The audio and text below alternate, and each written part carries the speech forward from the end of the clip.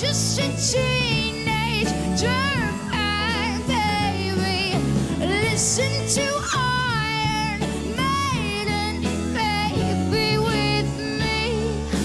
No.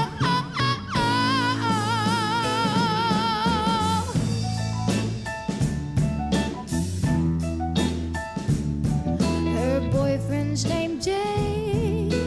He brings a gun to school and he'd simply kick my ass if he knew the truth. He lives on my block and he drives a night ride, but he doesn't know who I am, and he doesn't give a damn about me. I'm just a teenage dirtbag, baby. I'm just a teenage dirtbag, baby. Listen to Iron Maiden, baby, with me. No.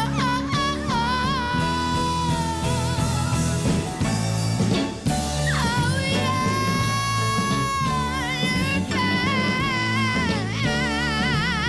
She doesn't know what she's missing. Oh, yeah.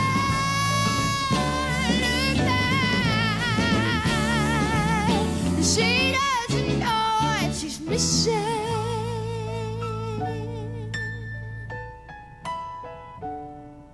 And I feel like mold. It's prom night and I am lonely. Lo and behold, she's walking over to me. This must be fate. My lips starts to shake. How does she know who I am? And why does she give a damn about me? Say, come on, come on, come on. I got some tickets to Iron Maiden, baby. Come with me Friday. Don't say maybe. I'm just a teenage dirtbag, baby, like you. No, I'm just a teenage dirtbag, baby, like you.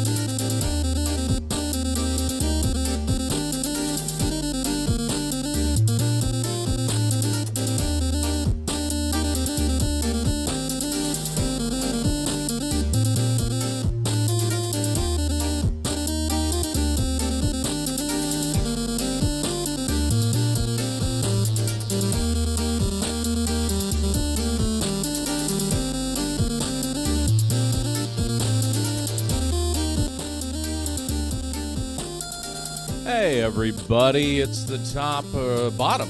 It's the bottom of the hour. Holy shit, we're starting the day at the bottom of the hour. All things are going to go crazy. Or they'll run perfectly smooth. Either way, you probably won't know because I play it cool like that. Welcome. Get yourself some snacks. Get something to drink. Get all comfy, cozy. And share out the link with your friends and folk who aren't already in the stream because Who the Heck Are You will begin in about 2.5 minutes.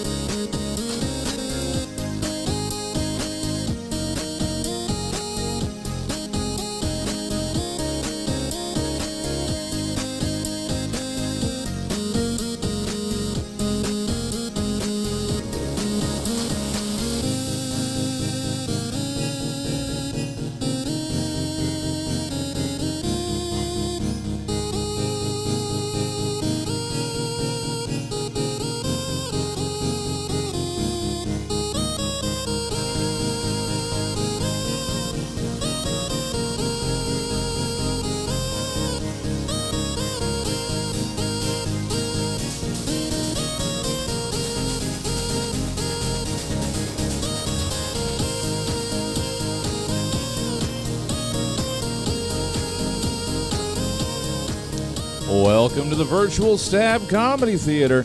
It's time for Who the Heck Are You? Please welcome to your screen, Who the Heck Are You? Hi, everybody. I am Who the Heck Are You? No, my name is Cameron Schmid. I am the host of Who the Heck Are You? A game show where 3 contestants take turns collaboratively trying to figure out who they are, but only one person can win. It's a fun show. We'll explain how things go as we get to them. But first, we will talk about who we have here today. On the leftmost side of the screen, we have Eric James Barger the First. That's the name that you've got on the Twitch overlay. Hello, Eric. How are you doing? I am doing great, Cameron. As I told you, I just took some antacid tablets to deal with that spicy chicken sandwich I ate before this, and I'm feeling like $1,000,000. Can I get a ingredient by ingredient breakdown of the spicy chicken sandwich? So we got spicy chicken. First off, bread. Sauce of some sort. And weren't sure about. I didn't make this sandwich. Okay. And vegetables. And some nasty pickles that they put on top of the bun that soaked like their nasty juice into the bun. That's a bad move. It's a bad move. Boo, you guys, boo. Boo, you guys. Well, I'm sorry about your chicken sandwich problem, but I hope your antacids get the job done. You are an improviser and comedian living in LA. How are you feeling about your chances on this game show today? Let's see. I've watched my girlfriend succeed. So I am really, I don't know about my chances, but I'm really feeling that fire to keep the win alive and bring pride to my home. Yeah, you watched your girlfriend set the record for most points scored in a game. I know. So you have some homebound competition. Thanks for being here, Eric. Good to see you. Been a while. Like I think most people this last year anyway. Moving on next to someone who I am just meeting today in this chat, Maddie Nishimi. Maddie, how are you doing? I'm good. I'm live. I'm breathing. I'm here. Hey, congratulations. Yeah. Proud of you. That's as good as we can really ask for right now. And I when I knew that I was going to be doing this extra show during Stab's Quarantine-aversary event, which I will talk about later, I put a call out to people who have done shows for Stab in the past year to come and be on this special episode, and you said you're available, so that's why you're here. Could you tell me a bit about what you do as a comedian and performer, and how you've worked with Stab in the past? Yeah, I have a show for Stab that we do sometimes. It's Comedy in the Apocalypse. It's just a stand-up showcase, but it's fun, and I get to invite funny people, so I like it. Other than that, just odd shows here and there. It's not easy to catch me places. I'm not current. Yeah, you're you gotta really look. Moving through the shadows.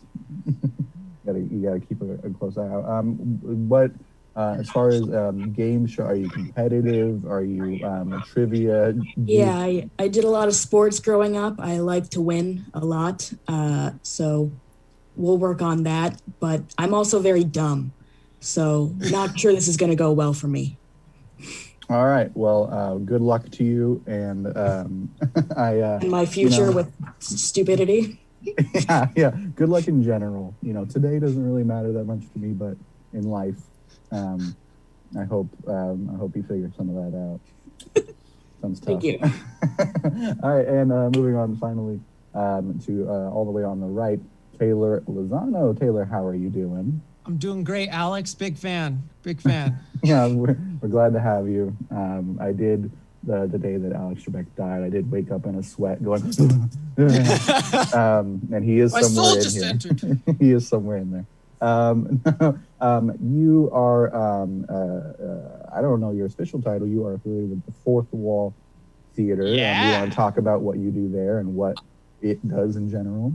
I'm the artistic director of the Fourth Wall Theater in Sacramento, and we're associated with a developmental disability service organization where part of our projects are putting on plays and getting people within the program integrated into community theater. And we're kind of on hiatus right now, but we're doing a lot of stream ideas and stuff like that. We're still kind of trying to keep ourselves on the radar, and we have a YouTube page we've been prolifically working on for the last year.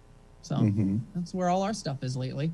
Yeah, I've been glad to connect with the Fourth Wall over the last year, and we have a project with me involved brewing that maybe we'll talk about later.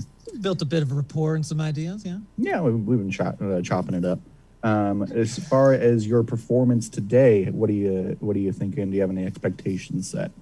I think that my expectations are exceedingly high with very low outcome of positivity. Yeah, no, I'm so confident in myself, and I have a huge feeling it's all gonna blow up in my face.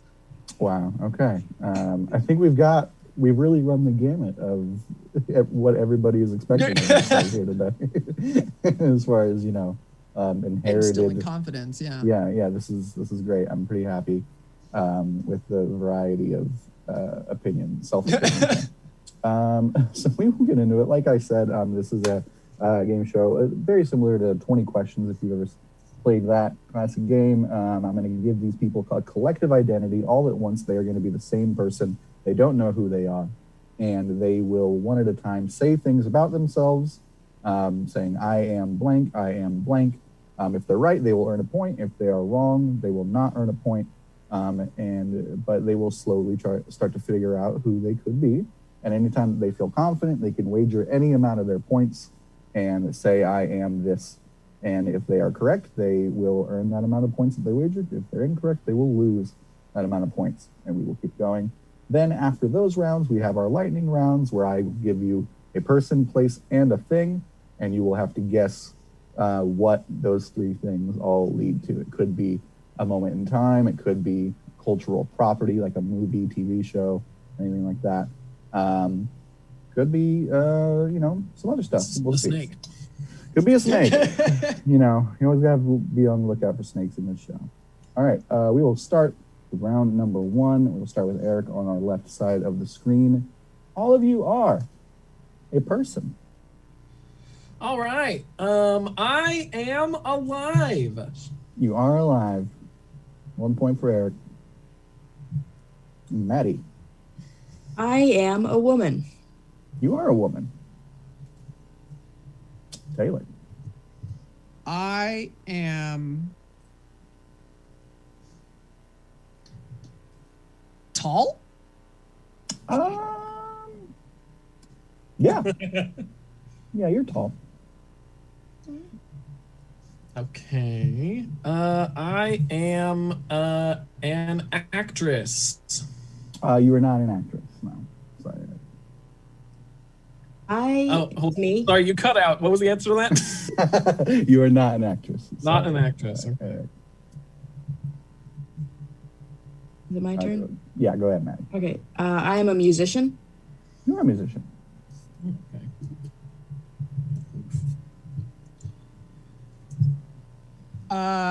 I am a country musician. You are not a country musician, Taylor. Sorry. Back to you, Eric. I am a singer.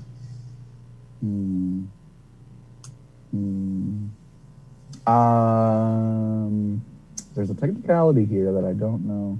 If I Can I rephrase? Sure. One rephrase. I'm most famous for my singing. No point there. Yeah. Okay. No point there. Maddie. I am blonde. You are not blonde.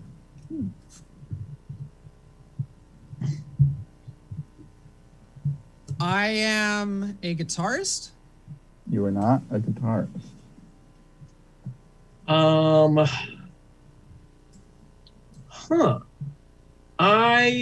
Okay. Well, I am heterosexual. Let me go down the personal life here. This is the first longer Wikipedia consult I've had to do. A mainstay of this show.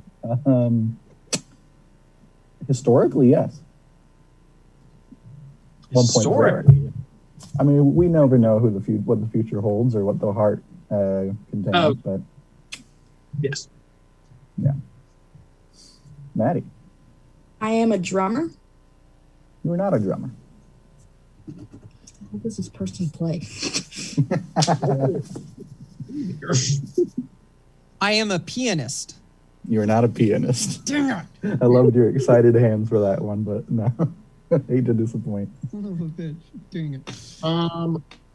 I play a wind instrument. You do not play a wind instrument. Well, I'm not going to be like sax when I can eliminate trumpets. No, I know. I get you. I'm thinking of all of the famous tall wind playing instruments. Yeah, I'm just going to go. We all obviously know. All right, Maddie, go ahead. I play a stringed instrument. You do not play a stringed instrument. Oh. All righty. Go ahead, Taylor. I am. I was married to a famous musician. No, you have never been married. Okay. I am a rapper. You are a rapper, Eric. Oh, shit. All right, Maddie.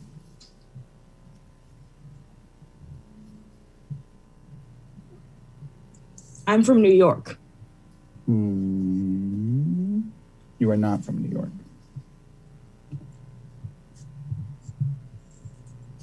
Taylor. I am younger than 30. I believe, yeah, you are younger than 30. 1 point for Taylor. And just so everybody knows, Eric with 3 points, Maddie and Taylor both with 2 at this point. All right. I have a song that made a lot of people go, ugh. I don't know about a lot of people, but I'll give you a point. Okay. I think I know. Can I wager? Yeah, absolutely. You have 2 points. I'm going to wager all my points and say Megan Thee Stallion. You are Megan Thee Stallion. Congratulations, Maddie. Girl. Who is that?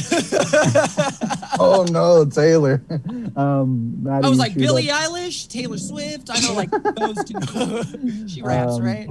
Megan Thee Stallion is a rapper from Houston, Texas. She is tall. She's about 5'10". She's known for Savage, Body, and of course Wet Ass Pussy, which did make Okay. That's what I don't know. did make, I don't know about a lot of people, but did make people like Ben Shapiro go ugh, and then read the lyrics on his alt-right talk show, and then immediately get remixed. Wet ass peepered. That's what he said. Yeah, so Megan Thee Stallion, who in the news just won Grammy Best New Artist. Congratulations to Megan. All right, points at this moment. Eric with 4, Maddie with 4, Taylor with 2 as we head into our first lightning round. And remember, there is connective tissue between all of these rounds. This time it'll be incredibly obvious what the connective tissue is. All right, so have your paper and pen ready to go. Your person is the Baha Men, the place, the Grammys, and your thing, the year 2001. And I'll let you know I'm looking for a cultural property here. Baha Men, the Grammys, 2001. Cultural property. Write down what you think this is and how many points you're willing to wager. Give you about 10 more seconds.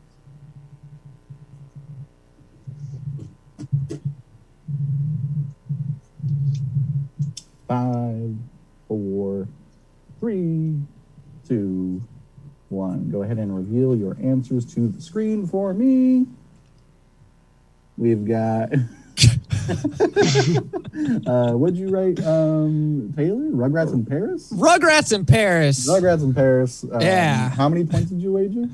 I'm going to say 2. All of them. Well, Going all in, man. how many points did you wager, Maddie, on your guess? I'm gonna say 0. I was 1 2001, so that's what I know about 2001. All right, and Eric, you wagered 2 points on Who Let the Dogs Out, which is the correct answer. In the year 2001, Baha Men won the best dance song for Who Let the Dogs Out against some like much more accredited and respected competitors, but the Grammys just going to Grammy. Well, the party was nice. The party was pumping. In fairness, that's the number that played when Spike ran through the cities of Paris chasing Fifi, their new French dog. So, Taylor, I'm going to give you your points back for that deep. I kind of believe that might be true. No, I 100% remember deep that. into that Rugrats lore, you come to me. Okay. I remember that 100%. Good to know.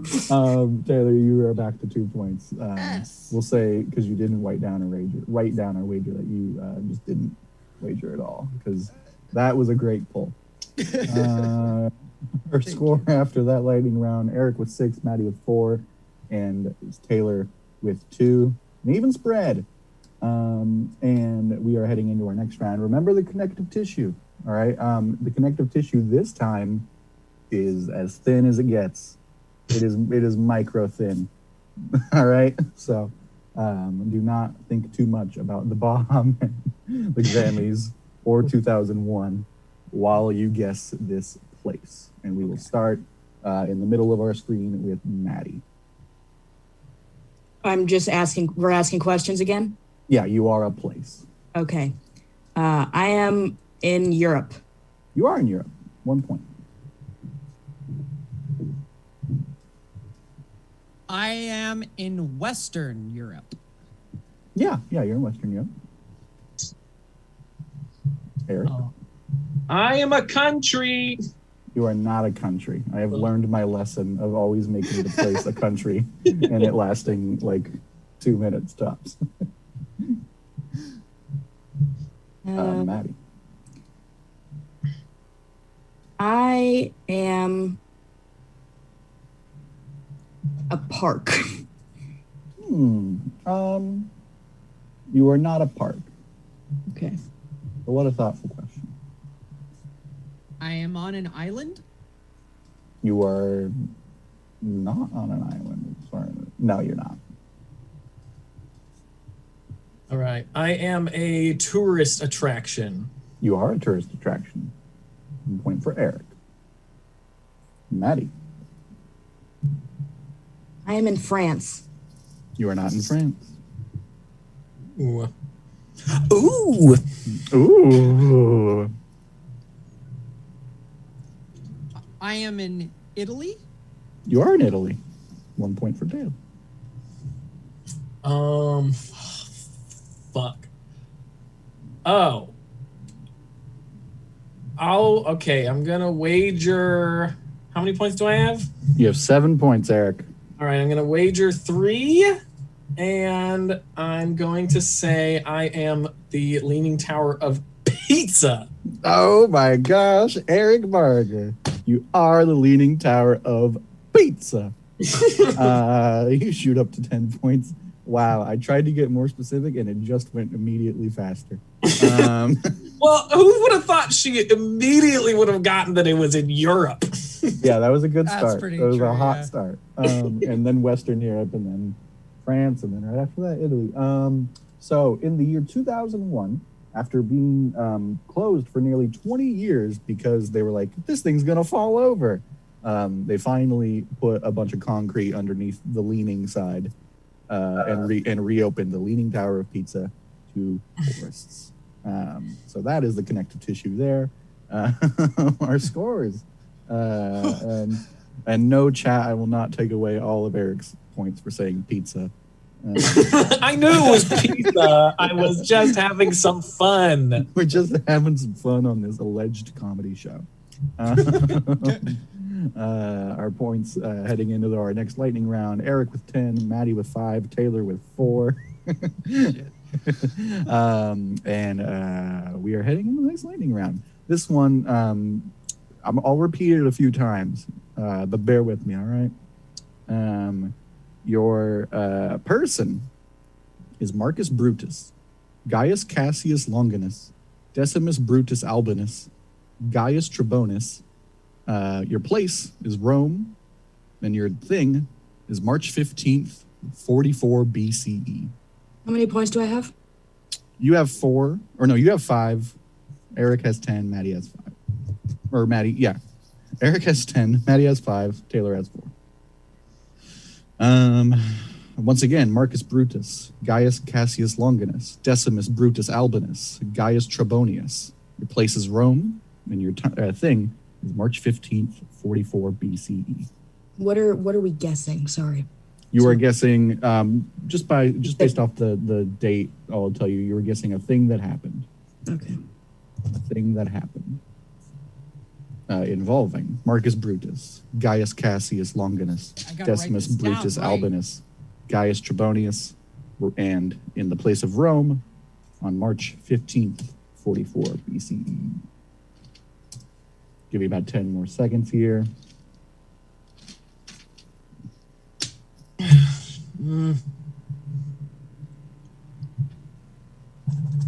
Five, 4, 3, 2, 1. Go ahead and show me those smart guesses. And Taylor wagered 4 points. Maddie wagered 5 points, and they both got it correct. Eric, sorry, you lose 2 points on the fall of Rome. It was the assassination of Julius Caesar. Maddie, you wagered 4. I already forgot. I wagered 5. I Wagered 5. Taylor wagered 4. Oh, we are back in a tight race here. Yes, the assassination of the salad dressing dude. Taking Latin finally came an advantage. Good job on that one. Fighting the good fight. Learning a language that no one ever uses anymore, and no one will ever need to again. Yeah, it was bad choice. Poor choice. Yeah. On March 15th, which was yesterday, by the way, in 44 BCE, Julius Caesar was stabbed 23 times by many of his former friends. Poor dude. Or not. He was, not Is that like very- gradual, do you think? Do you think it was like they were like, we're going to kill you, and then they did it? And I was they were like, I was reading about it, and like one person started and he fucking like blocked him, like judo, and like caught him by the wrist and was like, "What the fuck are you doing?" And then everyone else was like, "Get him!" And they It just was like a prison shanking more than it was. Gotcha. Yeah. Okay. One yeah. dude tried to like symbolically get him first, and Julius Caesar just like stopped Welcome to him. Oz. Yeah, it was a whole, banana guards on Adventure Time situation, just piling on him. Oh God. All right, our scores after that lightning round: Eric and Taylor both with 8. Maddie shooting up into the lead with 10. And thumbs down from Eric. He's not happy about it. We are, after this round, we'll be halfway through. We are moving on to our thing round. You all are a thing relating to our previous round. I'm not going to repeat it all again. You are all a thing, and Taylor, you will begin this time. Okay. I am edible. You are not edible. Dang. Well, you are edible in the way that you could put it in your mouth and swallow it, but you shouldn't. You're not supposed to. So All right. So I am get a point. I am a physical object. You are a physical object. Good job. I am smaller than a microwave. You are size independent. You can be any size, so no point there. I am sedimentary based. You are not. I am an object that has a specific use. No, you do not. Okay. I am somehow manipulated by a human person. Isn't everything? Yeah, I'll give you a point. I don't know how helpful that is, but you get a point for I mean, that. it's not a tree now. You've never seen carvings of people's names. You get rope swings. Maddie up to 11 points. Taylor, go ahead. I can be seasonally cultivated. I'm pretty sure you're season independent. Okay. No point there.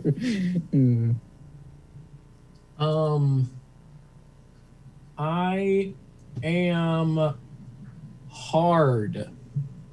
And also, I'm guessing that the object.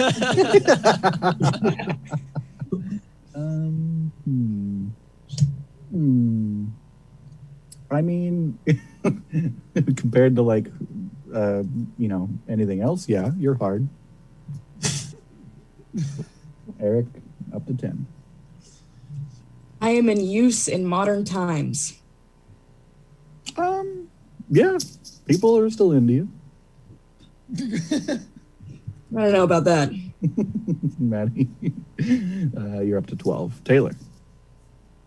I am located in North America. Yeah, you are.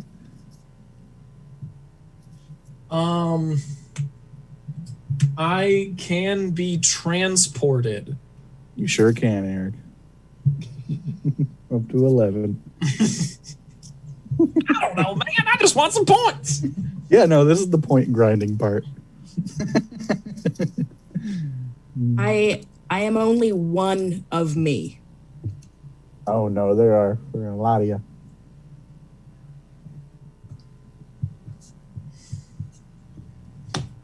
I am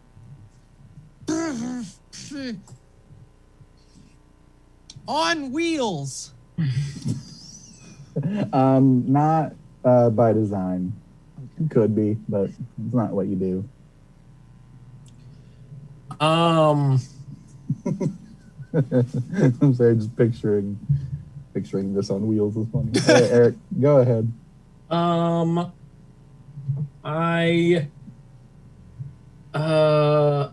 just say I am a form of transportation. You are not a form of transportation. Okay. I come in a specific color. Yeah, you do. Nice. Up to 13. Taylor. I am for commercial use. Not necessarily. Okay.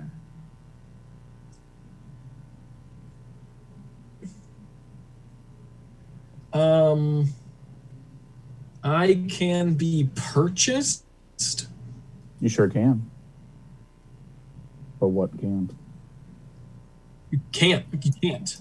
No, you can. You cannot purchase them. You can. Oh, okay. Okay, can be purchased.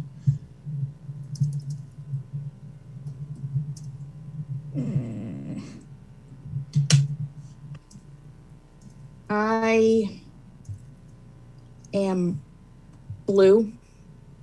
You are not. I am a toy. You are not. Okay. I am something electronic. You are not. I am made of wood. You are not. I am organic.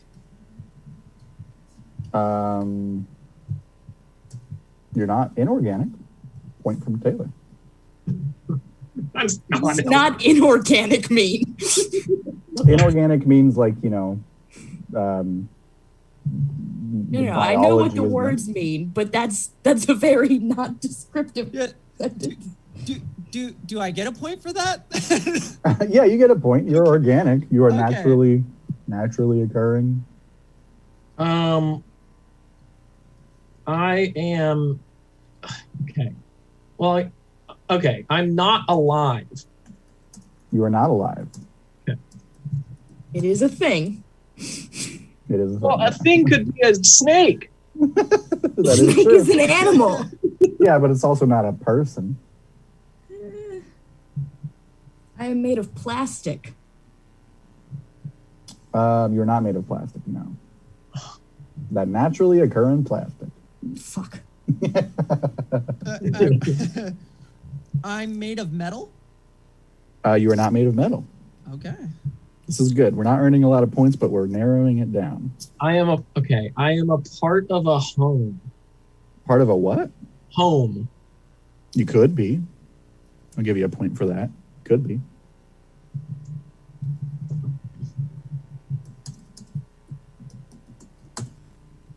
I come in liquid form.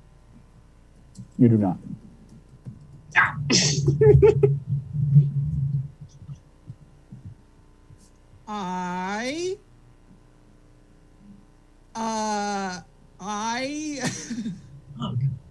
What is this, Cameron? You'll get there. Remember our connective tissue, by the way. What was the even thing? I can carry a child over long distances. No, Taylor, you cannot. Okay, can't carry a child.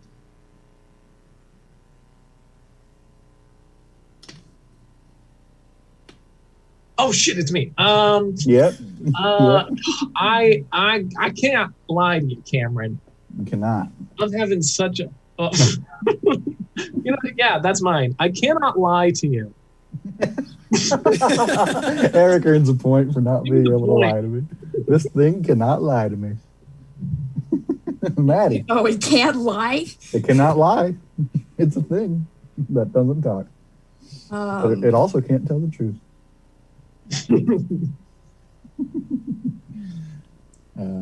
Dude, I can't even think of questions. This is so confusing. This is hard. About 3 minutes left before we just go into a final guest situation. Oh, fuck. So. I'm made of water. You are not made of water. These are the things we need to be saying, though. This will narrow it down.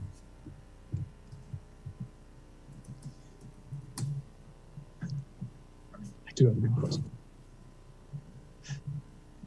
Not sediment based. You can't put it on wheels. It's season independent. It's hard. It's in North America. Transportable. I am something that has the features of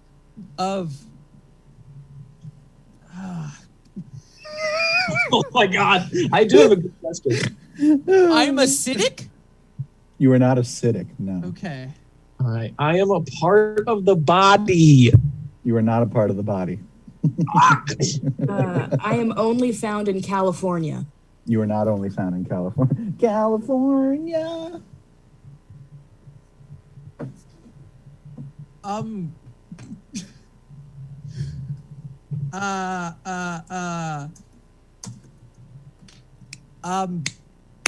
I can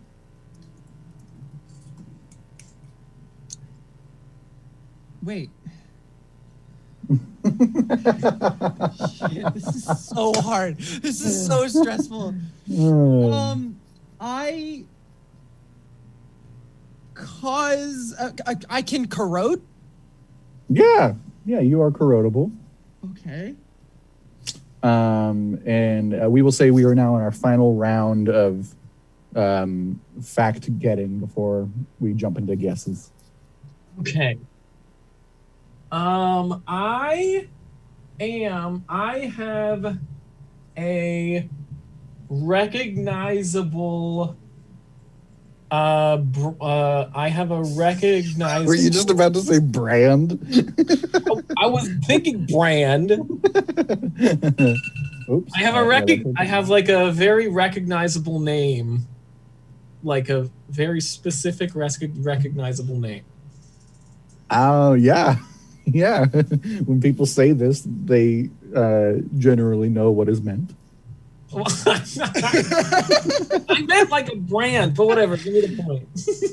Yeah, just take a point. Maddie, go ahead.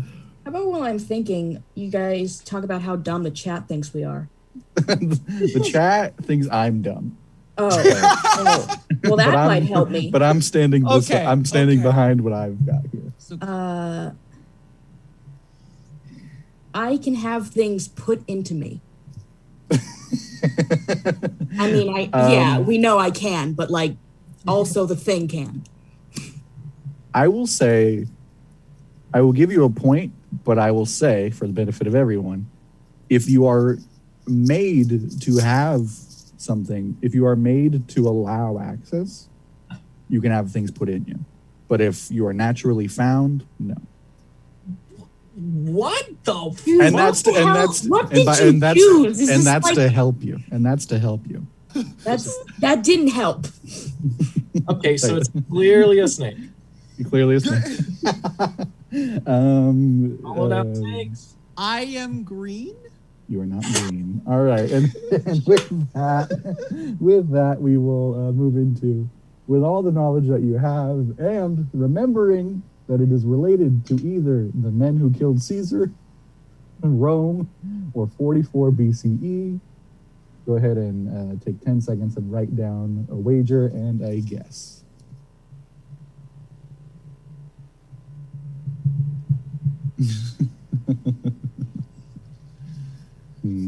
Fun. 5, 4, 3, 2, 1. Go ahead and reveal for me, everybody.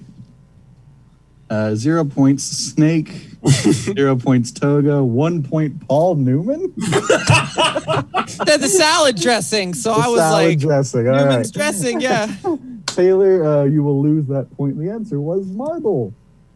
Marble? Marble. the Son of a material. bitch! I was gonna say that, and I was like, "That's stupid." That's Chat is mad at me because you said sedimentary base. sedimentary base. It is metamorphic because it is transformed limestone.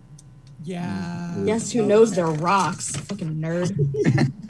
Also, it is hard. I said hard. I said it's hard. But in the terms of rocks, it's a little bit softer, which is why it's mainly used as. Yeah, because we know all about the definitions of rocks. I mean, metamorphic has I mean, don't it got some of that igneous stuff in it? I just took historical biology. I should know this. Just Cameron, doesn't it have some of that igneous stuff in it? Have some of that Igneous igneous is stuff a in it. totally different type of rock than metamorphic. No. It's like it's underground when it's made. Igneous rocks are just made out of lava. But metamorphic's like pushed together. Let's just make this the rock. I think show, I bucked myself more Just with types that of rock. statement, actually. Yeah. No, I was hoping that Rome might help spring some memory or some ideas here, but no.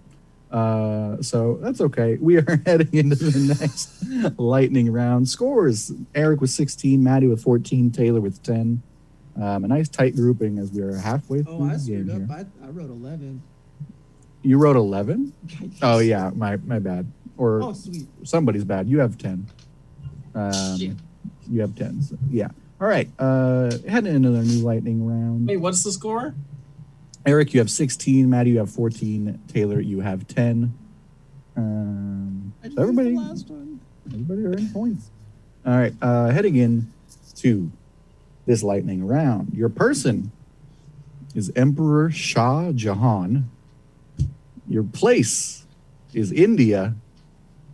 And your thing is 1653. And remember, this is related to marble. Emperor Shah Jahan, India, 1653, related to marble. Ugh.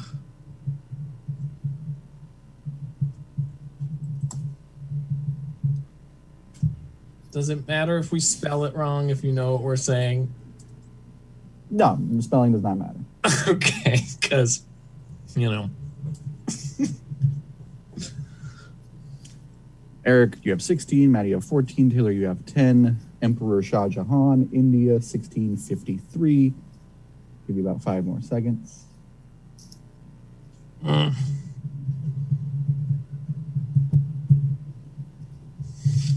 Go ahead and reveal your answers to the screen. We've got Taylor, I can't quite read yours. I meant to put spice trade, but I just got spice down. So I'm going to go with the hallucinogenic potpourri. Yeah. And how many points did you put? That is one. Just one. All right, you're going to lose just that one. point. All right. But Eric's going to earn 3 points, and Maddie's going to earn 7. Putting her into the lead. Taylor, you're down to 9. It was the Taj Mahal. The Taj Mahal, which is completely coated in marble, finished in 1653. The Emperor Shah Jahan made it as the resting place for his wife. I would love to visit the Taj Mahal someday. How about you guys? Pretty much. I hear Pretty like much. 30 feet away from it, it's like sad. Wait, really? Yeah, that it's like there's a lot of peddling and like not peddling. What's the term? Thievery or something, near it, and like because they know it's a touristy spot. When the guy who made it, he was like, "This place is so beautiful," and like the craftsman that made it, he made them cut off their thumbs when they were done. Oh, that's interesting. Yeah. They can cut off their own thumbs? I don't know if they had to cut them off themselves. That'd be some extra punishment. Everybody, go to the person on your right. Put out each other's stuff. Everybody's like this and like this with an X. Yeah. If you do it at the right time as you're swinging the cleaver, the knife will fly. What purpose does that serve? It was because they couldn't rebuild somebody else's Taj Mahal and make it as cool. That's Like, Okay. he's like this is I don't know, me. man. I just Only me. read fun facts on Snapple caps. That the Taj Mahal guy having all of the That was designers not cut on a off their Snapple thumbs cap. and I actually don't know why I know that. It's like Thanos taking off the hands of the dwarf. Yeah, Made him exactly. for all the dorks. Yeah, I didn't. That one right over me. Right over me. No idea. His name was Aetri, if you guys want to get more dorky. Whoa! Oh! I did not expect anybody in here to be a bigger marble dork than I was. All right. Well, Marvel dorks have 19 and 21. Taylor has 9. I'll identify as Rugrats dork. Rugrats dork. I'll take that. And Marble dork is hosting the show. But apparently not Marble dork enough for some people in the chat. As we head into our next round, we will start with Eric one more time. Eric, What? all of you are a person. All right. Well, I'll go with my classic Eric question. I'm alive. You are not alive. Fuck. And remember, this is related to either Emperor Shah Jahan, India, or 1653. Maddie, go ahead. I am a man. You are a man. I am, or what I was, You were. straight. Inconclusive. Inconclusive. From what I have read. All right. I was in a position of power. You sure were. I worked in a government. You did. I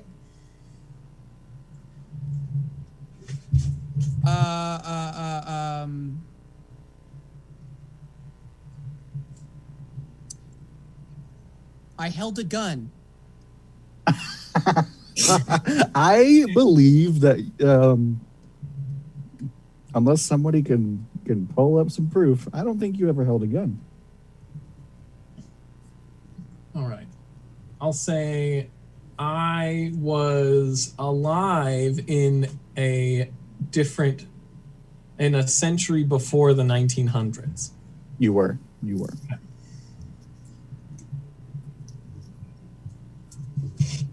I only know like 3 people left then because I don't study history. Mhm. I am American. You are not American. I am European. You were European. I am not remembered fondly. You are remembered fondly. Okay. Or at least favorably, I don't know. I am very short. How tall was blank? All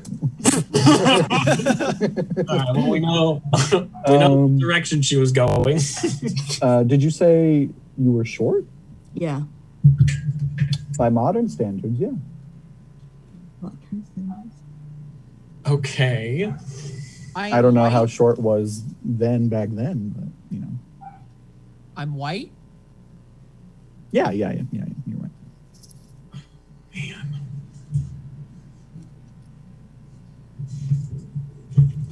Man.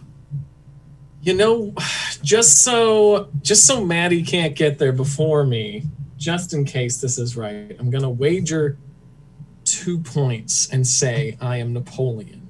You are not Napoleon. Pooh! Down to 19, Eric. Damn it.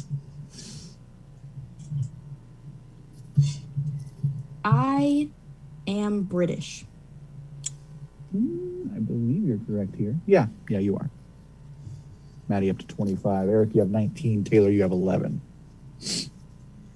I was prevalent during the Victorian era. When was the Victorian era? I believe 18th century. You were not alive during the Victorian era. So. Can we get the dates on that? Yeah, 1837 to 1901 is what I saw. So, based on some context clues, maybe we can guess that we are thinking before 1837.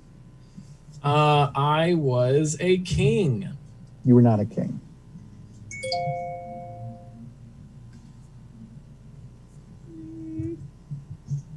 I am known for military conquest. You are not known for military conquest.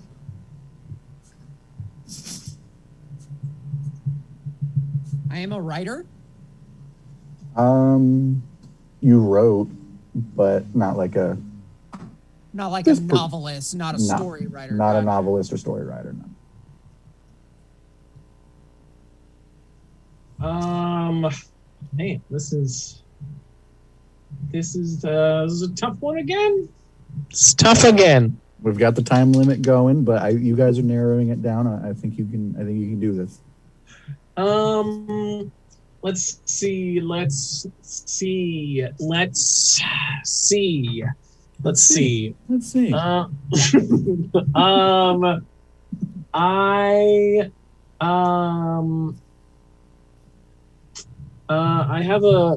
I have a portrait of me hanging in a museum.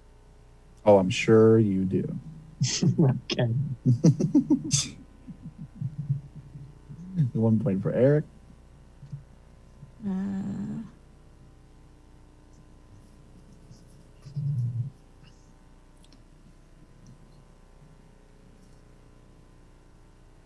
I existed in the 1700s. You did.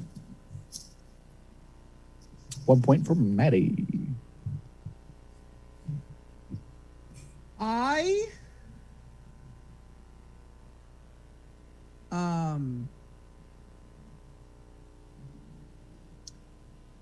I was part of a rebellion. No, that's not it. That's not what I'm saying. That's not what I'm saying. That's not that ain't what I'm saying. That's you not ate what it. I'm saying. You ate it. You ate it.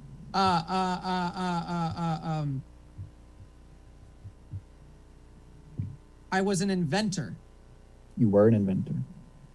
Or I will give it to you. Yeah, but I don't want you to like hone in on that. Gotcha. All right. I'll put inventor. Mm-hmm. Let's see. I had a beard. Let me just scroll through some pics here. I'm not seeing any. No beard. Come on. Just put up 3 points. I have a number in my name. Oh, okay. You do not. You do not have a number in your name. I wonder, who are you thinking of? Like Kings of the Eighth and like that. Yeah. No. I was an artist. No, you were not an artist. Okay.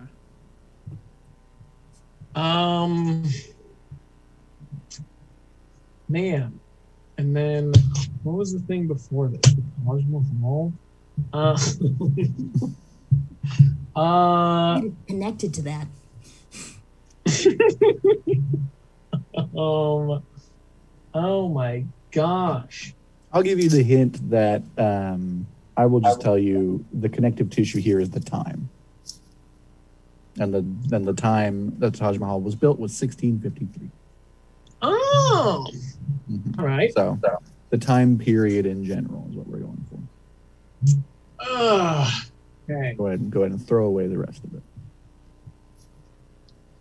All right. Let's see. I was generally peaceful. Yeah. I am a real person. You are a real person.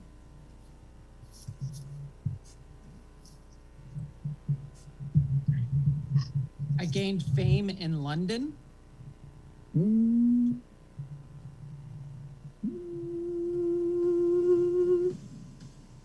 Where did you live? Yeah. Yeah, London. I have a C in my name. You sure do. Nailed it. Well, I'm supposed to know who it is from that. I don't.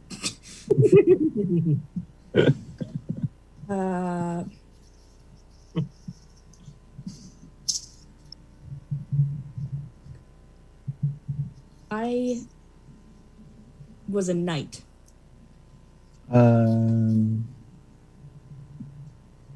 I will say that you were knighted. So, point.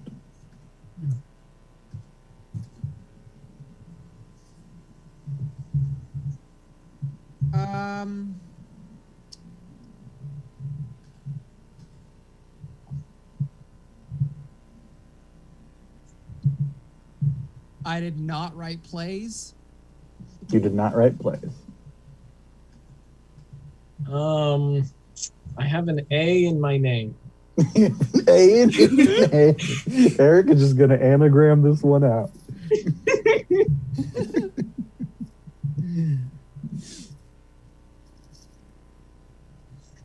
I have an E in my name. You sure do. You got that E. That's the strat, baby. Please don't unionize this game into an anagram solver. Or do. That's fun. We said a government associate, right? Like this person's associated with the government. Is that what we said? Yeah, you are associated with the government and you held a role in government at one point. Okay.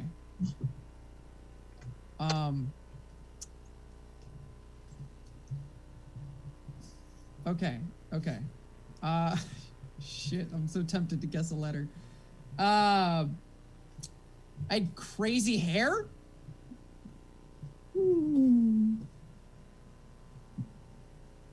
I mean, in some of these pictures, I'll give you a point. Crazy. All right. I explored different lands. I don't think you did. No, you were a dude who Recluse. chilled. You were, but you did not explore different lands, so no point.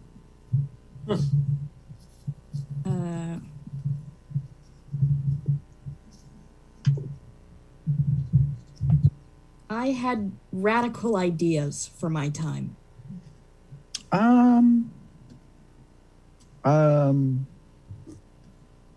I will give you a point, but I will also add that you were not considered like a radical. But you definitely changed the game, so I'll give you a point. And we are we'll do one more loop before we do some final guesses here. It seems like he did nothing. I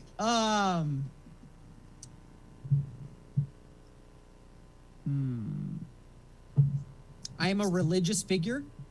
You are not.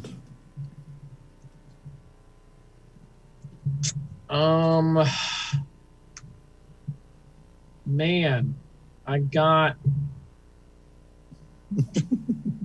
nothing to add to this. So you want another letter? You got A, C, E so far. Yeah, so I'm thinking so far that, maybe Pet Detective. I'll say, let's see. I made a famous, I had a famous treaty or like act or something like that. No, I don't think you did. Right. What did this guy do? Sounds like just a guy who got a job at the government and was like phoned. Yeah, it's what it was. He's like the clerk. Nobody knows who he is. Maddie, one This more was thing. Gary's at the Denny's in downtown London, 1656. Maddie, one more thing, and then we'll do our guesses.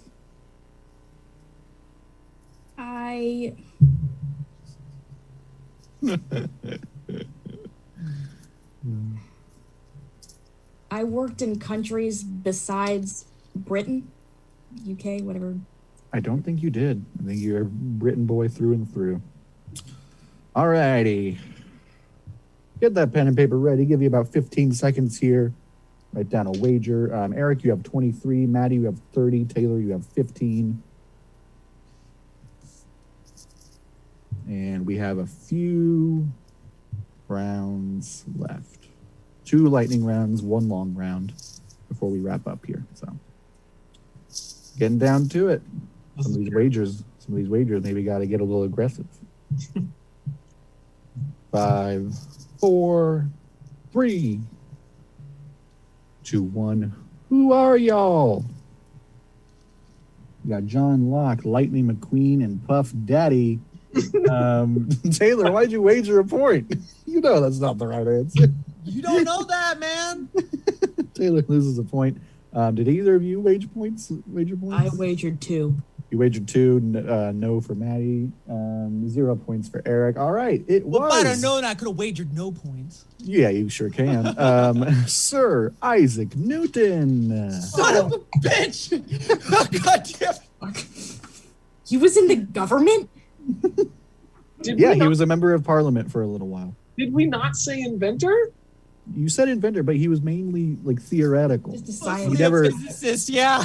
Yeah, he didn't really create anything tactile. He had like the apple But I wanted, on his head or whatever, right? I wanted you guys to think about science, and you were like, okay, inventor, moving on. The apple fell on his head and he was like, yo, I'm a genius. Yeah, Just pretty figured much. out gravity exists. Sir Isaac Newton, and we don't know if he was heterosexual or whatever. Nobody ever knew him to have any kind of relationship. Dude was just about the science. And he did have some crazy hair in some of these portraits. He looks like whatever the name is of the guitarist from Queen. I can't remember right now. And yes, chat, he does have a tasty snack named after him as well. Good old Fig Newtons. All right, moving on. The scores: Eric with 23, Maddie with 28, Taylor with 14. 2 lightning rounds and 1 regular round left. Our lightning round, related to Isaac Newton.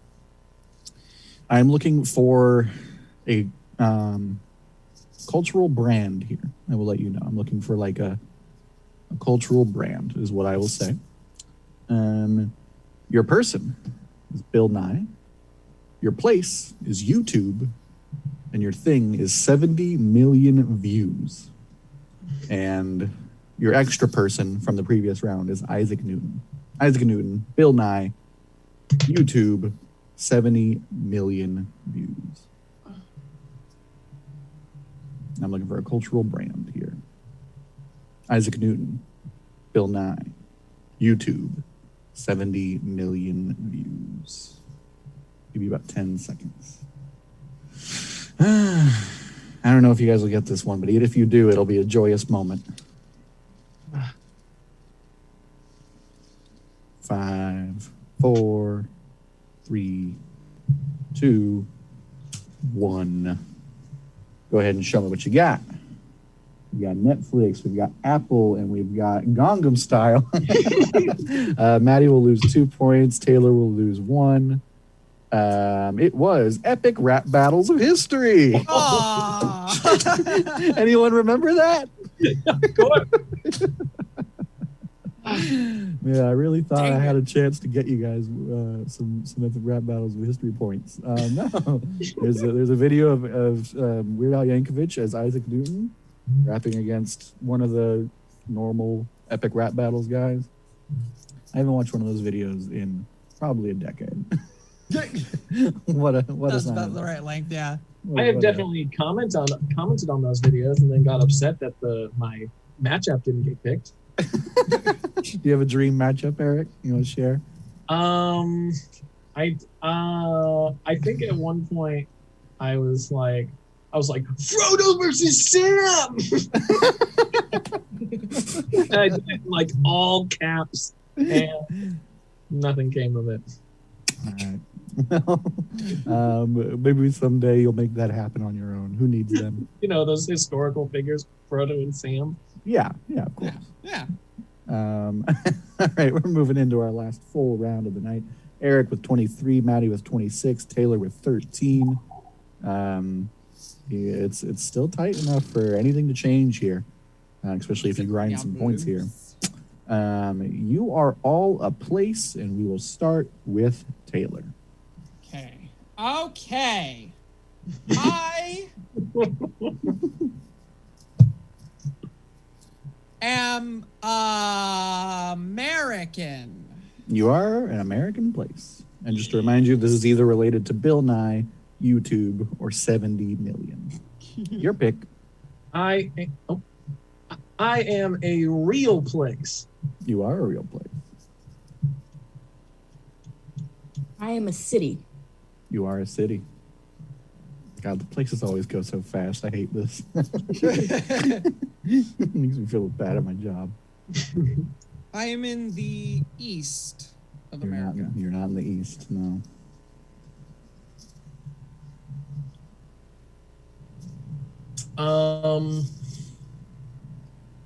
I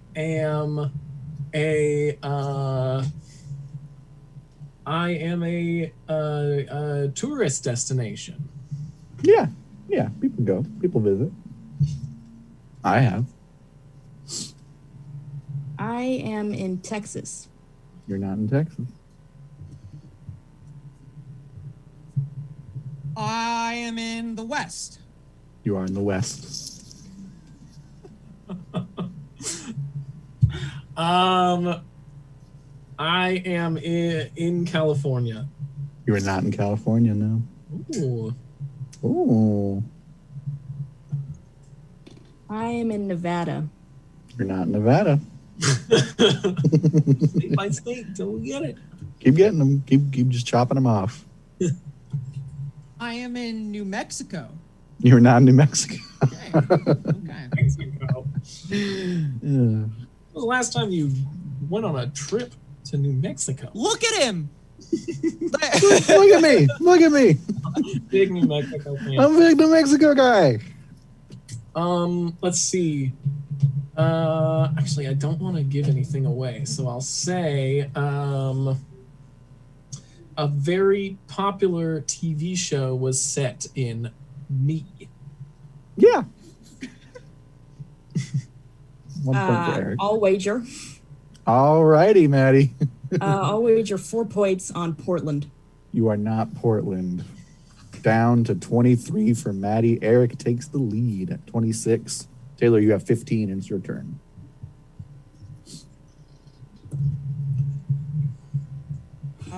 But I ain't in Nevada.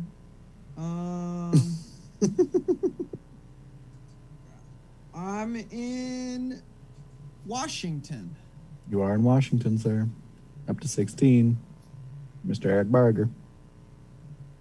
Oh man, do I go for it?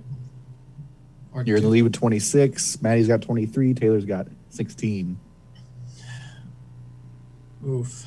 If I get it right, that's big. That's big money. You want that big money?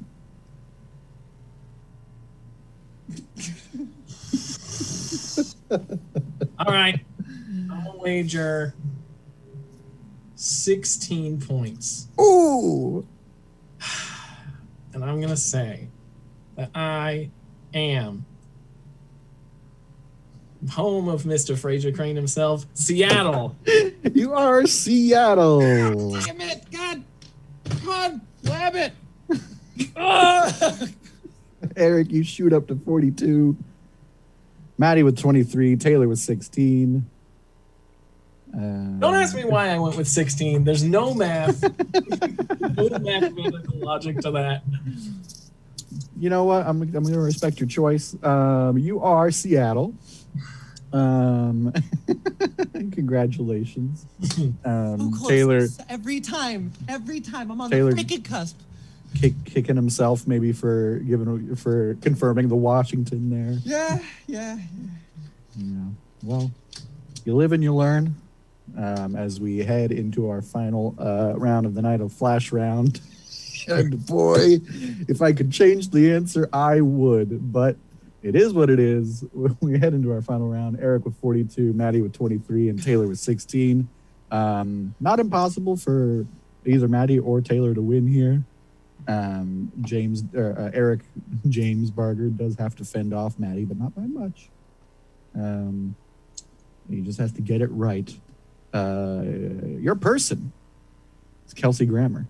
Your place is NBC, and your thing is 11 seasons.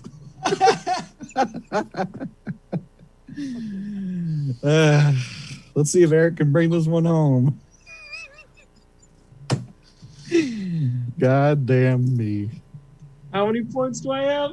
You have 42 points. Maddie, you have 23. Taylor, you have 16. Oh God. You've read me like a book, Eric. It was that or Sleepless in Seattle, and I should have done Sleepless in Seattle. Kelsey Grammer, NBC, 11 seasons. You're killing me, Cameron. I don't know if we could be friends after this, dude. Like, I didn't do this on purpose. If everybody's ready, well, actually, no. We'll keep with Jeopardy style for the final one. We'll start from the bottom and work our way up. Taylor, go ahead and if you got it, reveal your age, your answer, and your wage. it's the one real answer I've actually given this whole. Fucking Frasier. You double your points up to 32, which I believe is the highest losing score that we've had. Oh, thank you. So Thank good you. job. Maddie, or assuming that Maddie leapfrogs here. Maddie, go ahead and what do you got? 23 points for Frasier. You will jump up to 46. Currently leading Eric. Eric, go ahead and reveal your answer. 41 points for Frasier. You jump up to 83. And Eric Barger is our Frasier winner. Congratulations, Eric. Cameron, you successfully got a firm grip on my testicles and crushed them valiantly. That was. I was like, nothing's going to ruin Taylor's balls more than Frasier. Well, more than the surgery. But no, good job, man. I've done it. This is all I've wanted. Congrats. Yeah, this cumulatively is pretty high scoring. When it was Molly and Maya, they got up into the 100s. Oh, wow. But just because the exponential, they were just on fire. But Eric, 83, Maddie, 46, Taylor, 32. All of you did well, I'd say, today. And we'll start with Taylor. Taylor, what do you want to plug? What do you want people to go do besides continue to watch Stab's Quarantine-aversary event? Well, Fourth Wall Theater Company's always ready to, we're trying to get more stuff off the ground, so pound the pavement for that. And then I just released a concept album a short while ago on Spotify, Apple Music, YouTube, called Let's Be Human, associated with my full name, Taylor Wendell Lozano. So check it out on Spotify, and you can also follow me on Instagram under @TheHound, or the Almighty Hound. Yeah. It's on the screen. We've got it taken care of for you. Yes. Yeah, check out all that stuff. Thank you for being here, Taylor. Thank you, sir. Maddie, what do you want people to do besides continue to watch Quarantine-aversary? The only things I have to plug are my social media handles, which are currently on the screen. I'm doing one in-person show in Sacramento if you live there, and the details are on my Instagram. So cool.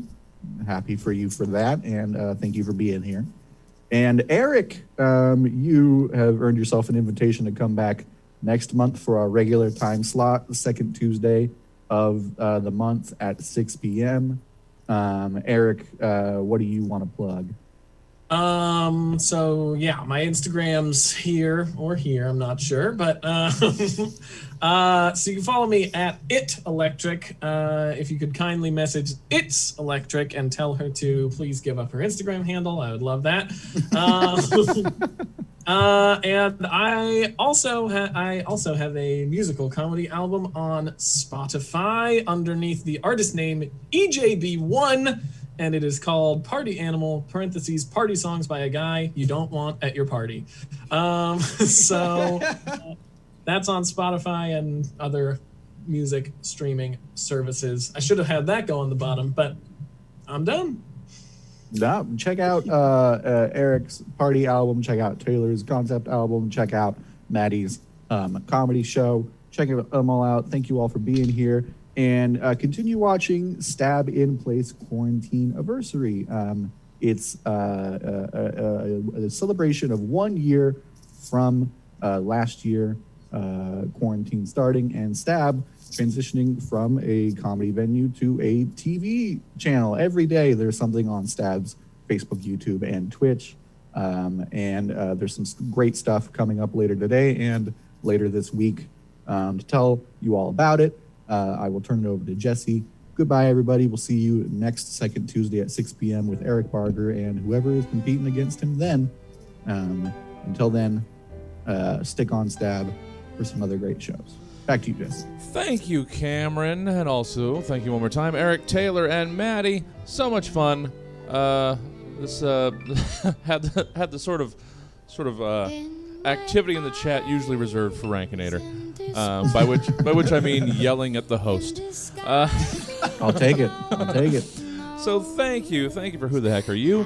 And yes, Tuesday, the celebration of Tuesdays here is just beginning. All 4 of our Tuesday trivia shows here grouped together in one day, in day 4 of Stab in Place, the Quarantine-aversary Stab-tacular. So, coming up next, we've got Trivia Killed the Radio Star with David Coleman and Folk, 7:30 SPORTSBALL, and 9 o'clock, the master of the feast, the Obscure Movie Trivia Show, the show that spawned the other 3, essentially. So, they brought the party, and everybody else brought whatever was on the checklist or the spreadsheet that you had to sign up for. You know what? Doesn't matter. So we're celebrating the Trivia Tuesday here on Tuesday in the Quarantine-aversary. So we've got about 12 and a half minutes to the next show. So I'm going to give you some of the videos that we've been using for interstitials. We still haven't repeated any yet, so if you've been watching all 4 days, you still haven't seen all the videos. We're showing some of Luke Soin's Epic Tiki Vlogs Are Stupid, some of Jack Brown's YouTube videos, some of the Zexy Banditos sketches. We're going to start with, I can't remember, I think it's Jack Brown. Yeah, we're going to start with the Jack Brown video, then a couple more, and then we're going to get to Trivia Killed the Radio Star in just a few. Thanks for hanging out with us. Thanks. We're almost halfway through. Halfway through. So hang out. I'll see you guys at the top of the hour.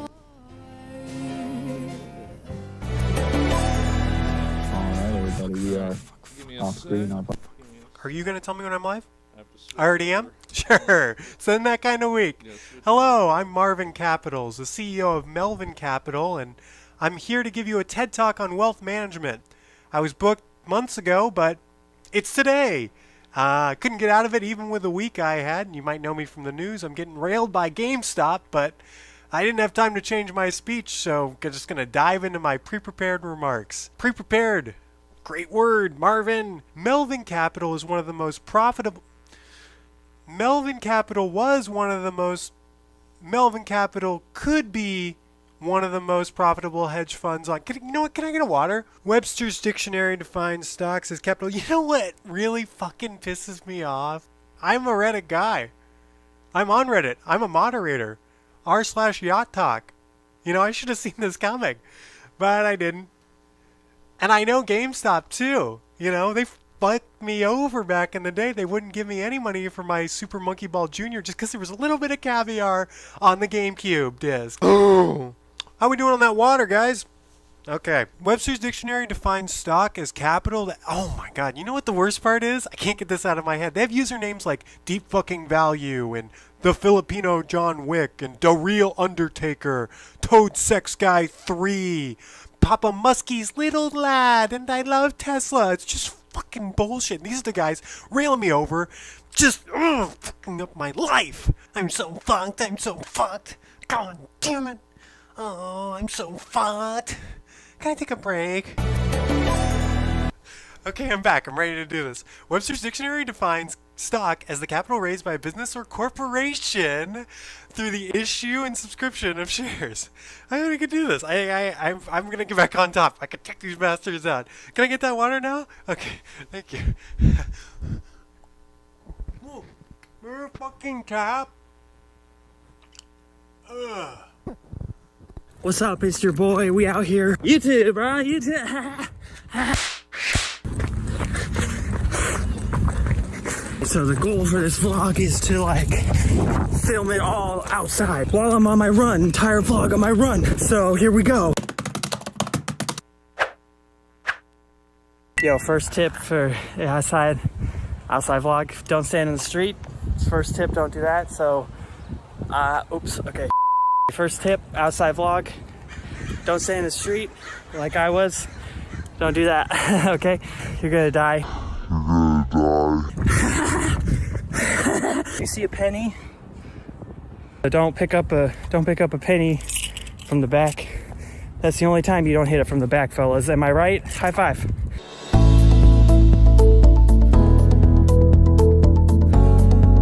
Sorry, keys. Sorry.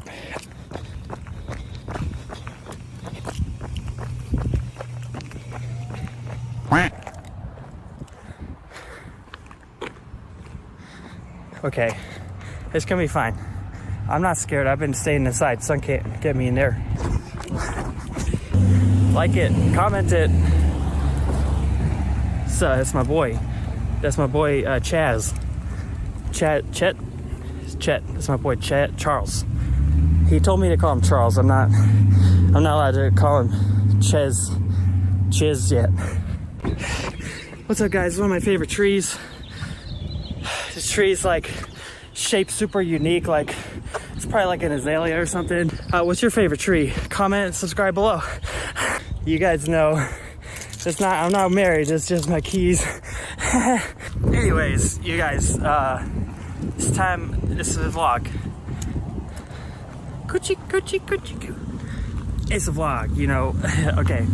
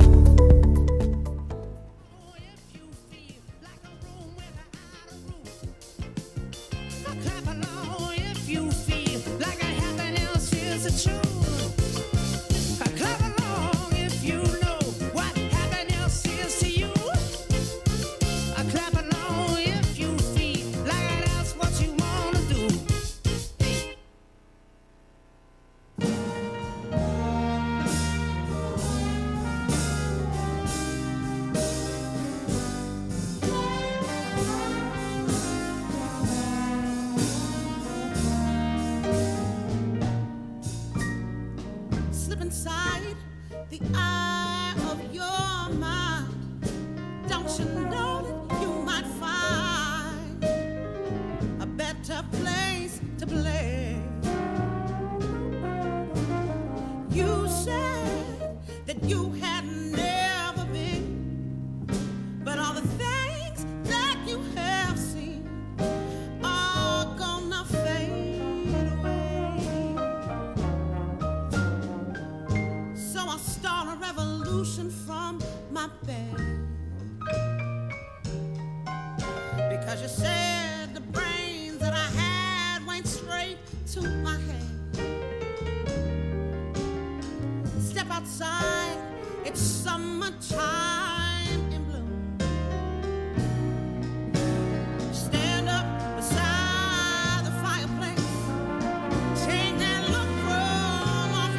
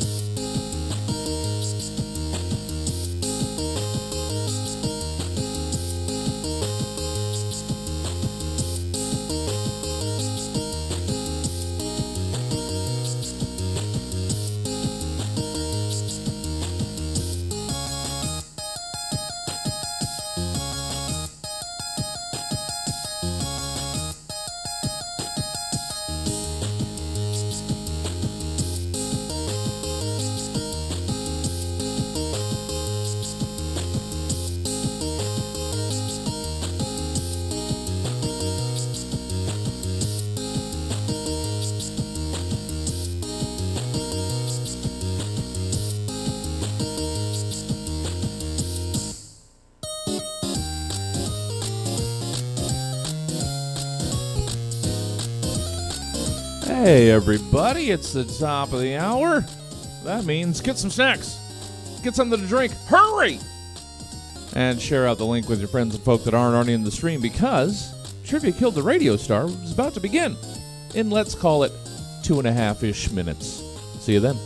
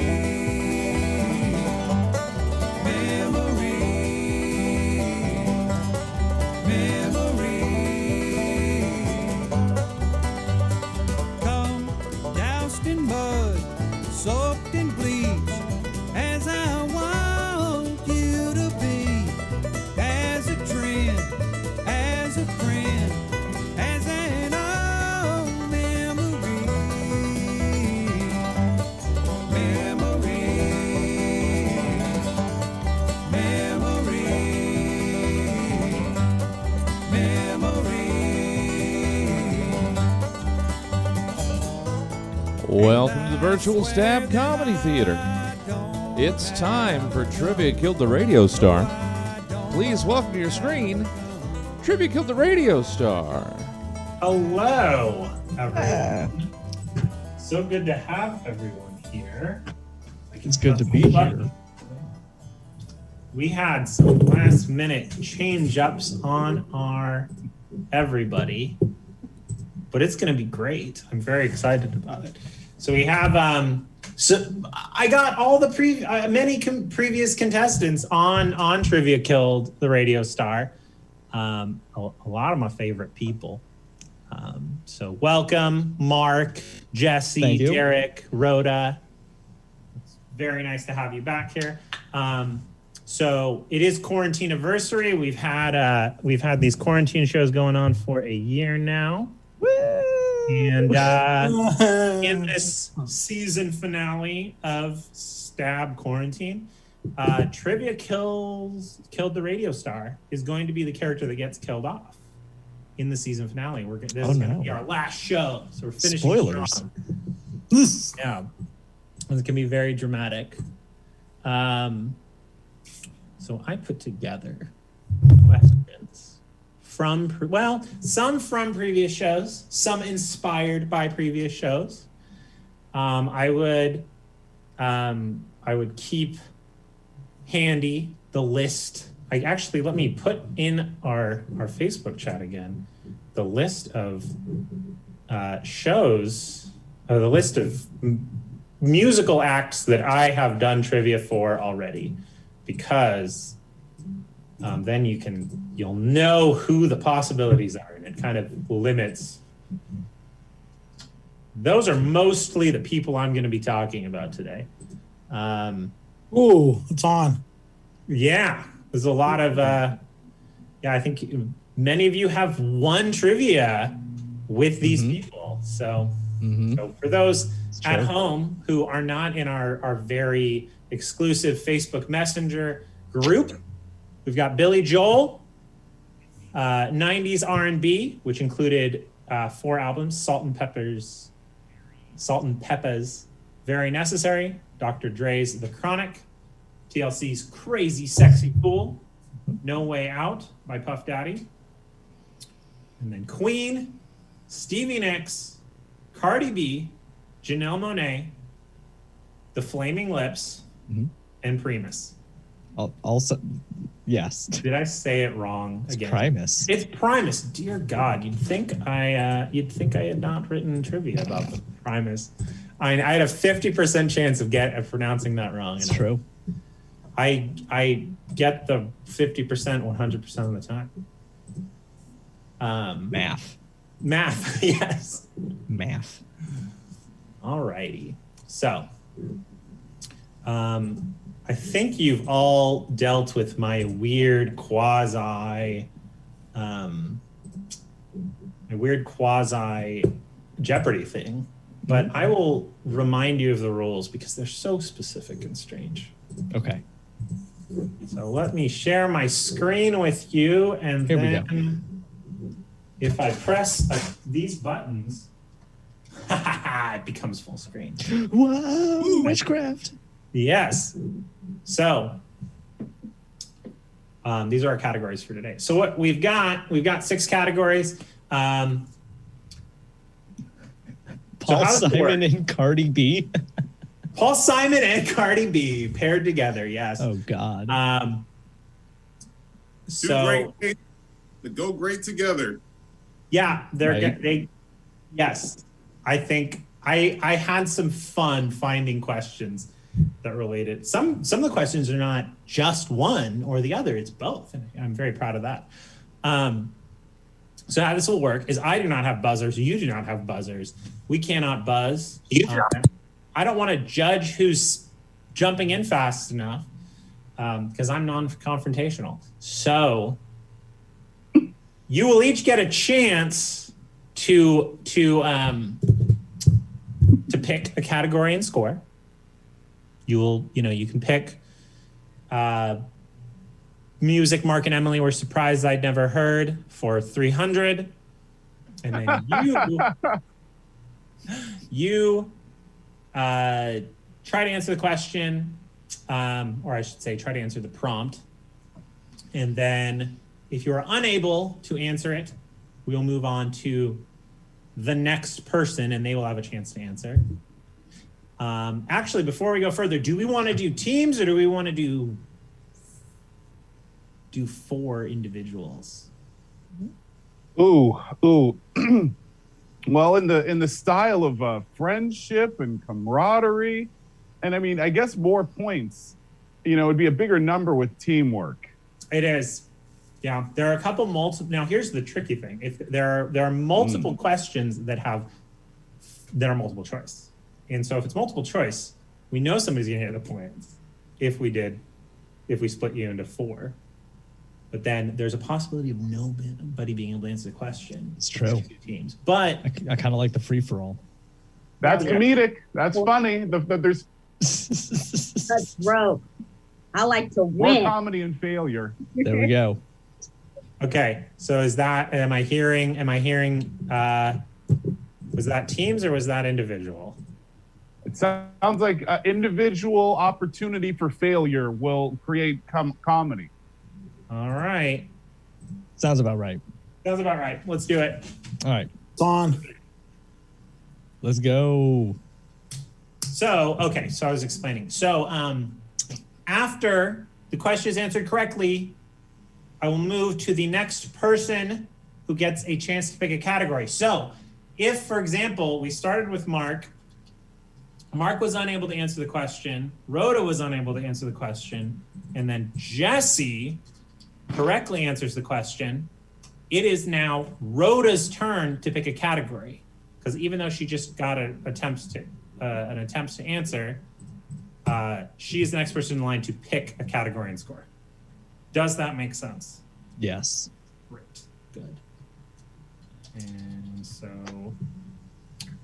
yeah, you can pick. You don't have to start with 100. In fact, most of the time, people jump right to 400 right away. And as far as questions go, what I've said before is, yes, it says Jeopardy on the screen in a couple places. I have the answers in the form of a question. If you do not answer in the form of a question, I will not penalize you.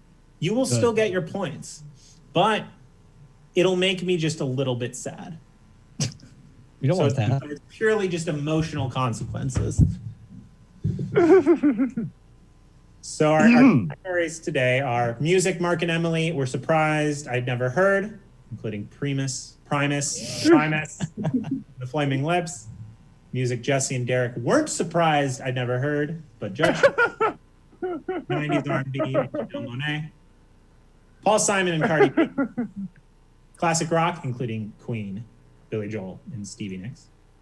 And then 7 Degrees of Separation, connecting people featured on this show. And Christmas, because we did a Christmas show, and I liked some of those questions, so I brought them back. Oh, shit. Oh. Wait, is that 7 Degrees of Separation featuring people like the artist, Queen? Yeah, so it's going to be featuring those people from the 90s R&B albums, Queen, Stevie Nicks, yeah, basically all the other artists. Well, not us, but the artists. Okay. Not you, but the I artists. was thinking like, so I have to get 7 Degrees to Jesse. Yeah, I was that's like, what I thought dang, too. David did his homework. Yeah. I guess you are also people, I could say artists featured on this show. Okay. Yeah, I think Although you're also artists, that also doesn't work. You're very artistic people. artists It might have been less about confusing. my shit. We'll move on. That would have been less confusing. You're right. It's all right. This is why they're canceling my show. Cancel right. David Coleman. That is awkward. All right. So, do we want to get? I'm trying to think if I missed anything. I feel like there's always something that shows up later on. When it shows up, I'll tell you. So let's begin. Mark, I right. listed you at the beginnings of my scoreboard. All right, let's take music I was surprised you'd never heard for 300. 300. This Primus album was given this title to reference the Beatles' White Album and Metallica's Black Album. What is the Brown Album? That is correct. Woo! It is the Brown Album. Woo! I love that album. All right, Rhoda. Mm-hmm.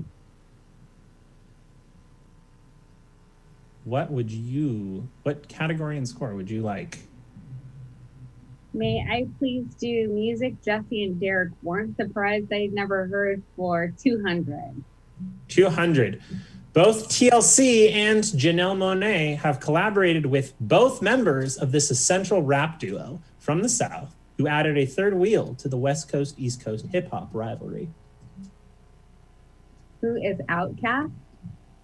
That is correct. Wow. Nice. Jesse, what would you like? Classic rock, Queen, Billy, Stevie for 400. All right. One trivia challenge I tried for Queen was a spelling segment I called Queen Bee. Please spell this word from Don't Stop Me Now. Fahrenheit. Your word is Fahrenheit.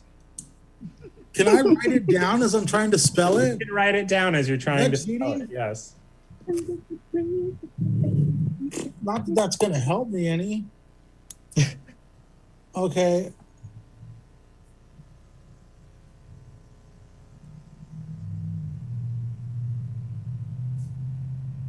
Hold on.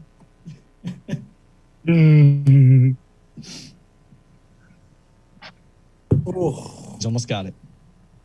I'm going to go F-A-R. I saw all you guys were looking already. F-A-R-E-N-H-E-I-T. ENHEGHT?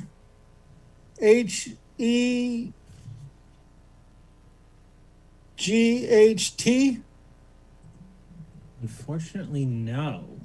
Was I Derek, close? You're fairly close. Derek, how do you spell Fahrenheit? Let me know if you need a definition. Hey. You need to use it in a sentence.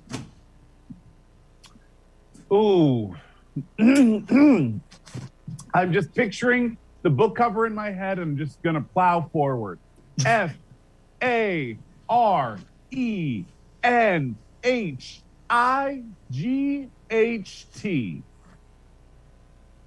Unfortunately, no. So this is why I didn't do spelling segments. This is why I didn't do it other than that one. It's 400. It is supposed to be 400. hard. It is supposed to be hard. Mark, can you spell Fahrenheit? Man, I really hope so. FARENHEIT.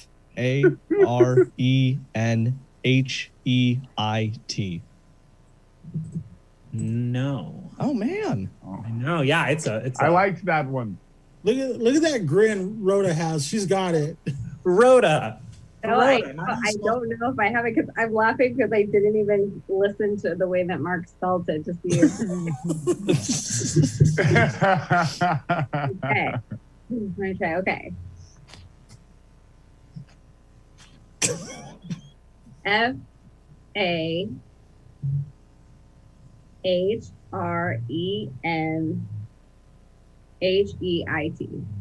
That is it. You are Hey. correct. There was an H I was missing. Yeah, so like, is it a G or yeah? I know it's something. Nice. So yeah. Thank God one of us could do it. Could you imagine if all of us were like, I had no idea. I mean, it wouldn't have been that bad. I wasn't. Well, when I did this for Queen, I was taking words from Queen songs. So like Khrushchev and Lady Godiva and like Moet et Chandon and all the. It was a mean segment.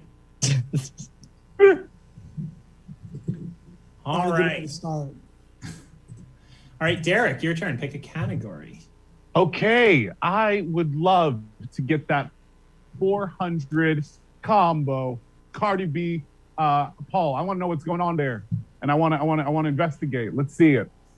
This Hollywood princess was married to Paul Simon, and he wrote the song Hearts and Bones about her.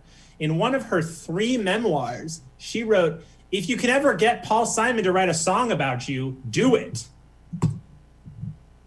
Wow, I am sure I should 100% know who this is. I feel like I'm not Carrie Fisher, but that's the person coming to my mind the most. Oh, okay, Drew Barrymore. How about no? She's way too young for. Never mind. But I said it. I said that. So and not a question. So let's see who's got an answer. So was that your Drew Barrymore? Yep, Drew Barrymore. Yeah, it came out of my mouth. Drew Barrymore? It was not Drew Barrymore. So we have Mark. Who do you think it is? Oh my God. The only person that comes to mind, I doubt it, but who is Farrah Fawcett? It is not Farrah Fawcett. No. I figured. I'm Rhoda. gonna go, Derek. I'm sorry, it's Princess Leia. Damn it! Carrie Fisher. Yes. That was what.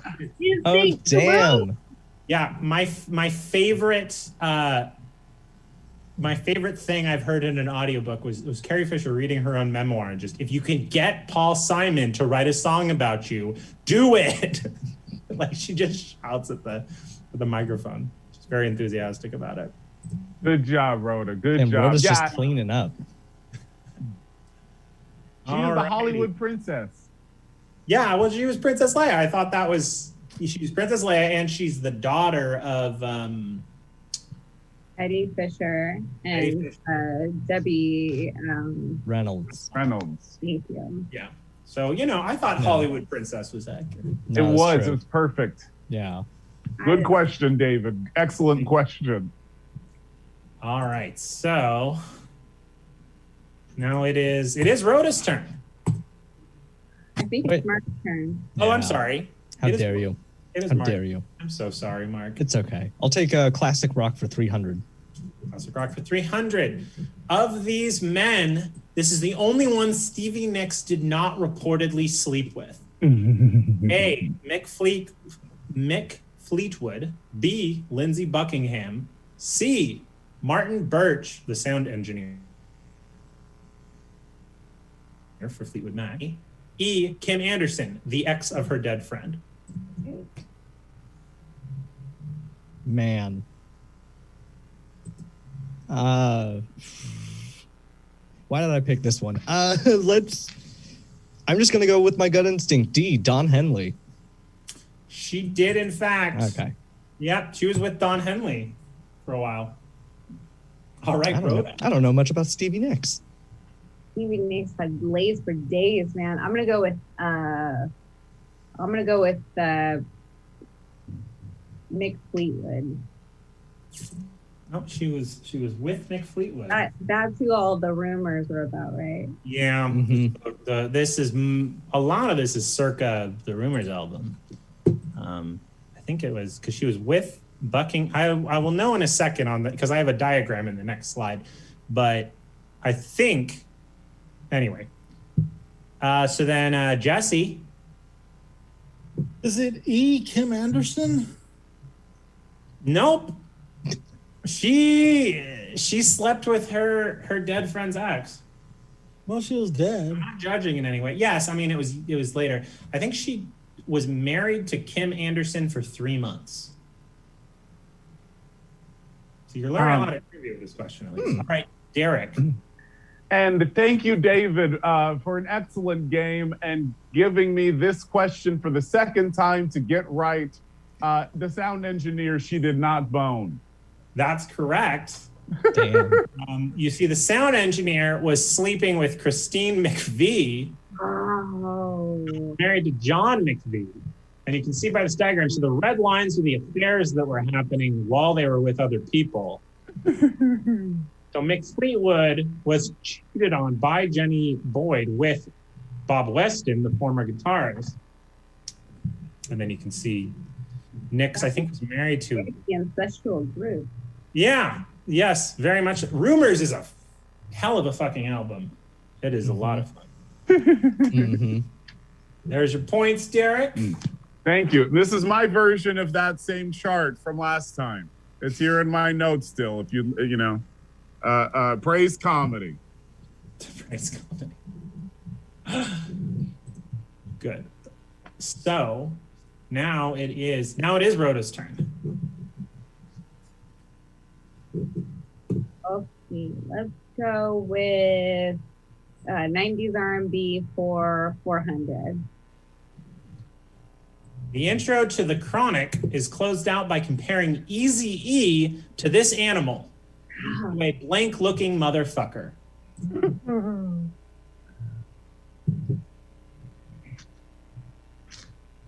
What is a goat? That is not a goat, but that's a really good guess. I like that. Yeah. Jesse. Hang on, I'm trying to hear it in my head. Penguin. Oh, yes. There's a penguin. You a penguin-looking mother. Is that a great? Right on the board. I liked that. I liked that one. All right, Jesse, it's your turn. What Christmas is about Christmas? Christmas is Christmas music. I had a Christmas show. I had some fun questions from that. I got 4 of them here for you today. You can have a little bit of Christmas in March. Let me go music. Jesse and Derek weren't surprised I'd never heard, but judged me a little for 300. 300, okay. Thanks, David. When writing trivia for The Chronic, I began playing it in my office. The album has its first use of the N-word this many words in.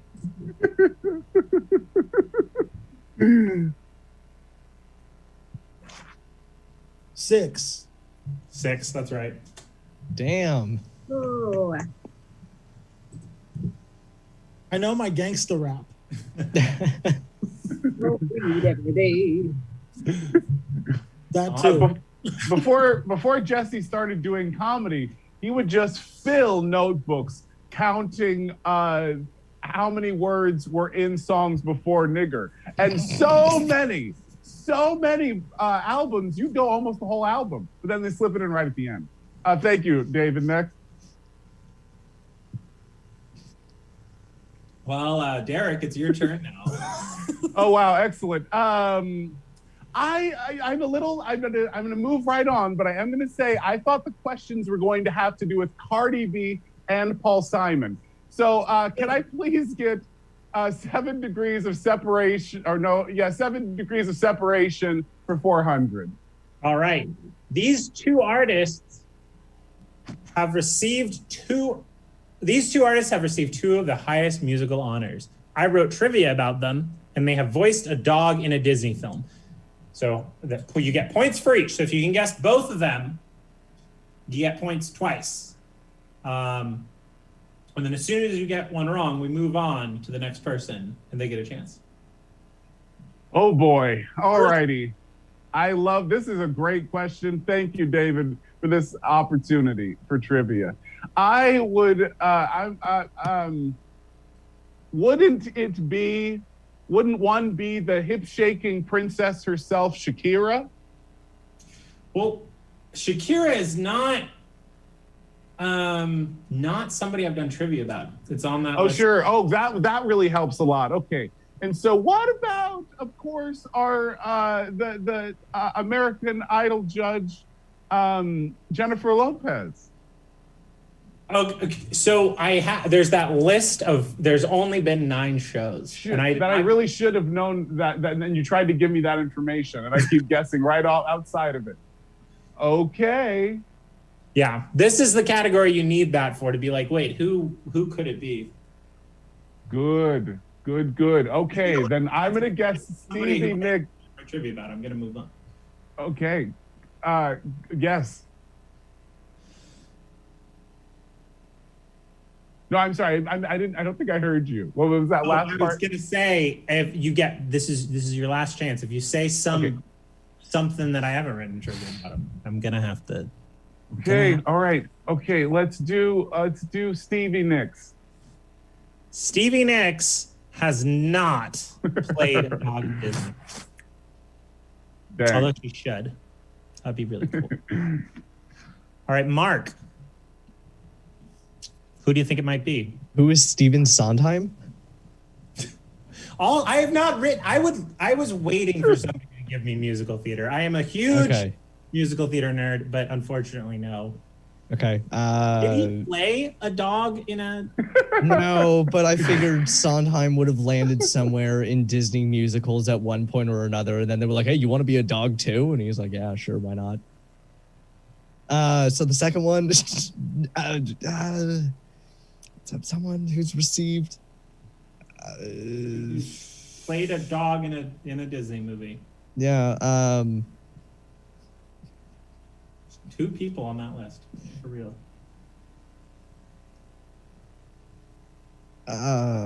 Yeah. Who is Freddie Mercury? Doesn't matter. I don't know. No, I don't think he was never a dog. He had lived a little longer. He probably would have settled for that, but no, he did not. That's a harder question. I watch too many Disney movies. That's what I'm learning right now. Rhoda, you have children. I have one child. Just one. Like that. Yeah. We don't talk about the other one that's not around. And they're on the list that you sent today? Mm-hmm. Okay. So I'm going to say Puff Daddy. Who is Puff Daddy? Or P. Diddy? Oh, okay. Nope. Damn. All right. Jesse, do you know? I'm going to say Janelle Monáe. Janelle Monáe is one of them. That is correct. She was in the recent semi-live action Lady and the Tramp. Oh. And Jesse, do you want to take a shot at the other one? Yeah. Oh,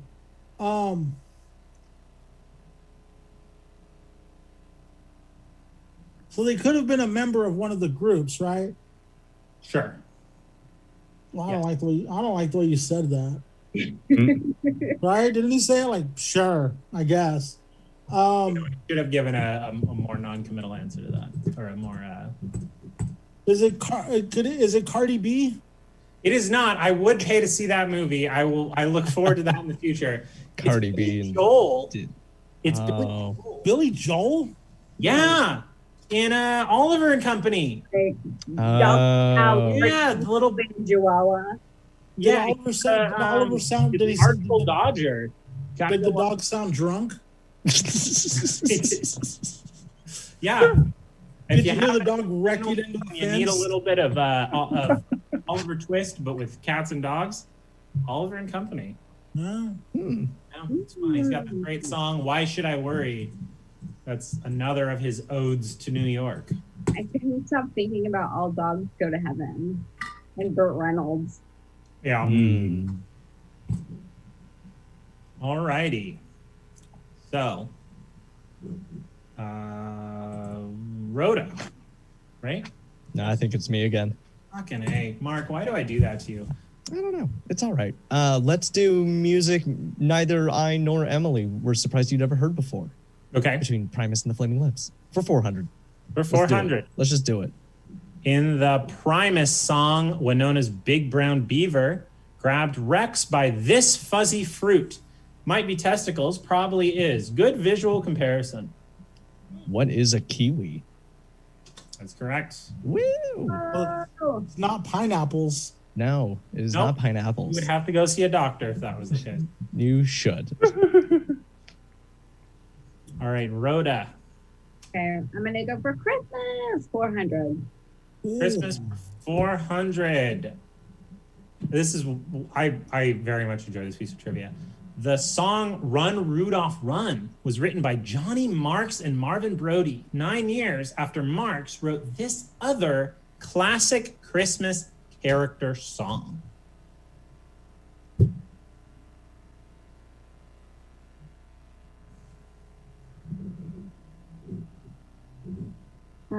What is Frosty the Snowman? Good guess. No, not Frosty the Snowman. Jesse, what do you think? What else would this guy have written if he wrote "Run Rudolph Run"? I thought the song was. Wait, are you doing a play on words? No, the "Run Run Rudolph." Oh, that's the song. Okay, I thought it was. All right, It's gotta make it to town. That one. Yeah. Oh, he switched where the runs are in the. The song "Run Run Rudolph" was written by Johnny Marks and Marvin Brody 9 years after Marks wrote. In my defense, that is the order of words in the song title. If you look it up, it is "Run Rudolph Run," even though he does not say those words in that order on the song. Do you happen to? I guess you couldn't tell us what year it was, could you? Sure, I'll look it up. And Rhoda said, "What did you say, Rhoda?" I said Frosty. Frosty. Frosty the Snowman. Oh, fucking got him, dude. Motherfucker put it on random top hats and come into life. Get the fuck out of here. Okay, "Run Rudolph Run" was released in 1959. This other song I'm talking about was, I believe, released in 1950.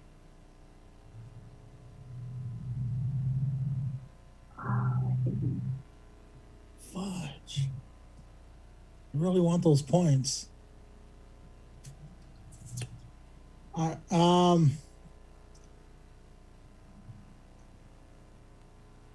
What the hell else is there?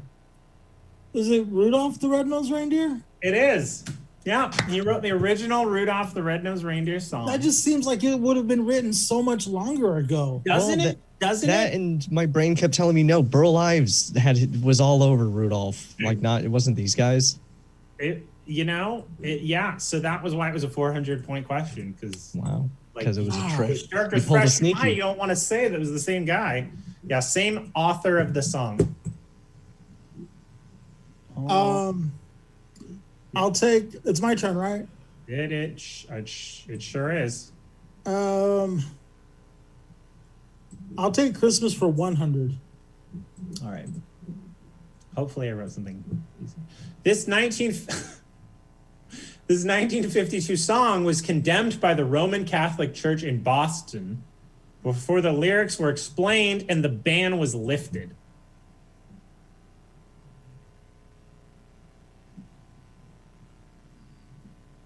If you get this right, I will give you 200 because this shouldn't have been a 100-point question. Yeah, I see. 1952. 1952, this song was condemned by the Roman Catholic Church in Boston. It says a lot more about the Roman Catholic Church in Boston than it says about the song.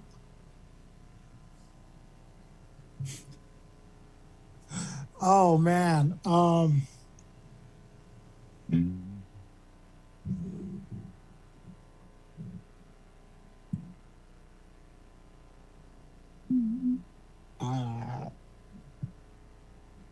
I can't even think of any Christmas songs right now. How about this? I'm going to reword it, and it's going to be 100 points again. But this 1952 song was condemned by the Roman Catholic Church in Boston for promoting infidelity before the lyrics were explained and the ban was lifted.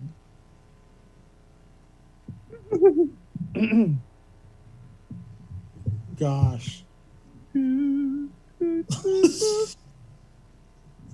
Don't. I don't know. I don't have a clue.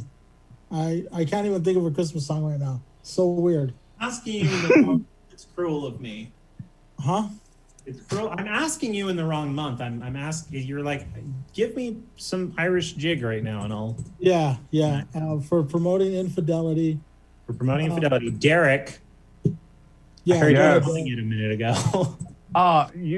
David, as my friend, I am terribly familiar with songs about infidelity. I feel this. Is this that sweet hit of "I Saw Mommy Kissing Santa Claus"? That is correct. Condemned by the Roman Catholic Church in Boston. I was gonna guess Christmas cooking Christmas nuts. So I'm glad you rephrased the question. I thought it was gonna be come all ye faithful. Come all you. Here's a kind of an anecdote. Since my kid came up, I make a Christmas playlist every year with like fun Motown Christmas songs and stuff. And my kid does not like "Mommy Kissing Santa Claus" by the Jackson 5 at all. And he always makes sure every year he calls it the Kiss song. He goes, "The Kiss song is not on this, right?" He no idea why. Anyway, sorry. Go ahead. Wow. Yeah, don't kiss Santa. That man's married. I would not. And imagine how many people he kissed. I love that implies that somebody had to go to some prominent church figure in Boston and say, "No, you don't get it. Santa is usually the father dressed up in a suit." They had to break it to this guy that Santa wasn't real. I would still be scared of Joe Jackson myself. Even if I was Joe Jackson, I would still be scared to kiss Joe Jackson's wife myself. I haven't thought about that being. That's a good point. And Michael's like, "I'm gonna tell my dad because you think it's dusty." Okay, Derek, it's your turn. Actually, you get to pick a thing now. Thank you so much, David. I would love to put another nail in Christmas for 200. All right. The Grinch has this food in his soul. Oh, I love it. And now I'm singing the whole song in my head. It's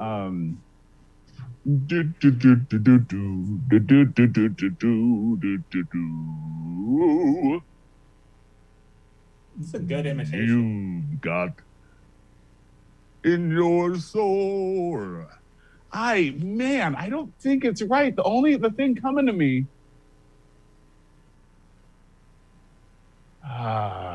Oh, damn it. Is it, David, is it sauerkraut in your soul? No, it is not. I think sauerkraut does get a name drop in the song, but that Somewhere in there. All right. Shout out to sauerkraut, everybody. All right. Mark. What is garlic? It is garlic, yes. There's garlic in his soul. Good job. And with that, Mark, it's your turn. Good thing. This goes to show you food is so much better now than it was back in the old days. Yeah. You know what I think? I think it's I'm a big fan of garlic, but then I tried. Okay, this act of kindness by my wife was she bought me a big jar of garlic, of pre-mashed garlic, and then I found out that some people pickle garlic. That stuff's gross. Like, I get the fresh kind and use 2 cloves, and then forget about it, and it grows on my on my shelf. That's how you need to eat garlic, right? Yeah. It's the aged, like the aged pickled in a jar stuff. Let's classic rock for 200. Let's do it. Classic rock for 200. Billy Joel. Oh God, no. Billy Joel spent so many of his lyrics convincing apprehensive women to sleep with him, to the point where I did a segment where I provided his logic for why they should fuck him, and contestants named the song. One example: you are a young Catholic girl, and I think you should sleep with me because you'll lose your virginity eventually anyway. What song is that? It could be any one of them. He spends a lot of time. I hate to say, there's only like 4 Billy Joel albums I really like. Let's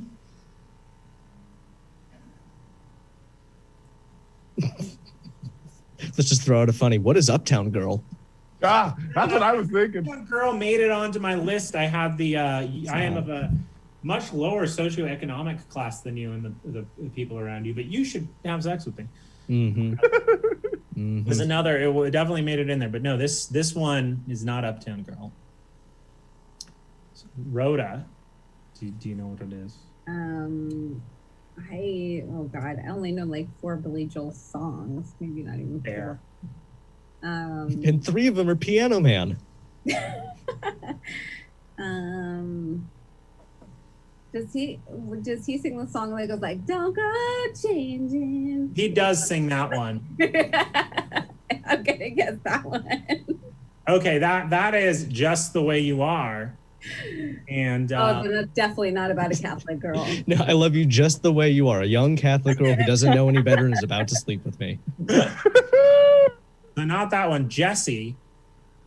What is Only the Good Die Young? Only the Good Die Young. Are you shitting me?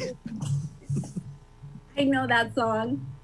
It's a good one. Oh, fun fact. The Catholic girls start out too late. Oh, Jesus Christ. I've never even thought about that. Fun fact. Jesse sang that to his girlfriend in high school.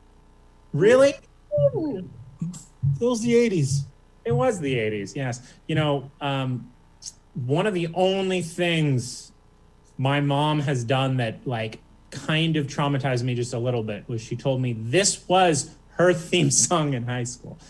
Well, it was because like your mama said the only thing I could give you was a reputation. Yeah, that's a great line. I will say that is a great line. Like, she never cared for me, but did she ever say a prayer? Did she ever say a prayer for me? That's a Damn. really good lyric. Wait, what was the song again? Only the Good Die Young. That's a great song. It's a very good song. Yeah. I don't know a lot of his music, but he's got some bangers. I'm like, yeah, I like that song. He really does. I also enjoy one of the first songs I heard of his that like knew it was his was You May Be Right, which is one where he's like, I crashed your party and then drove a motorcycle home drunk in the rain, and you said that makes me insane, but you might just be looking for a lunatic. Think about how nice that would be. It's like, I am highly erratic. Billy Joel walks so John Mayer could run.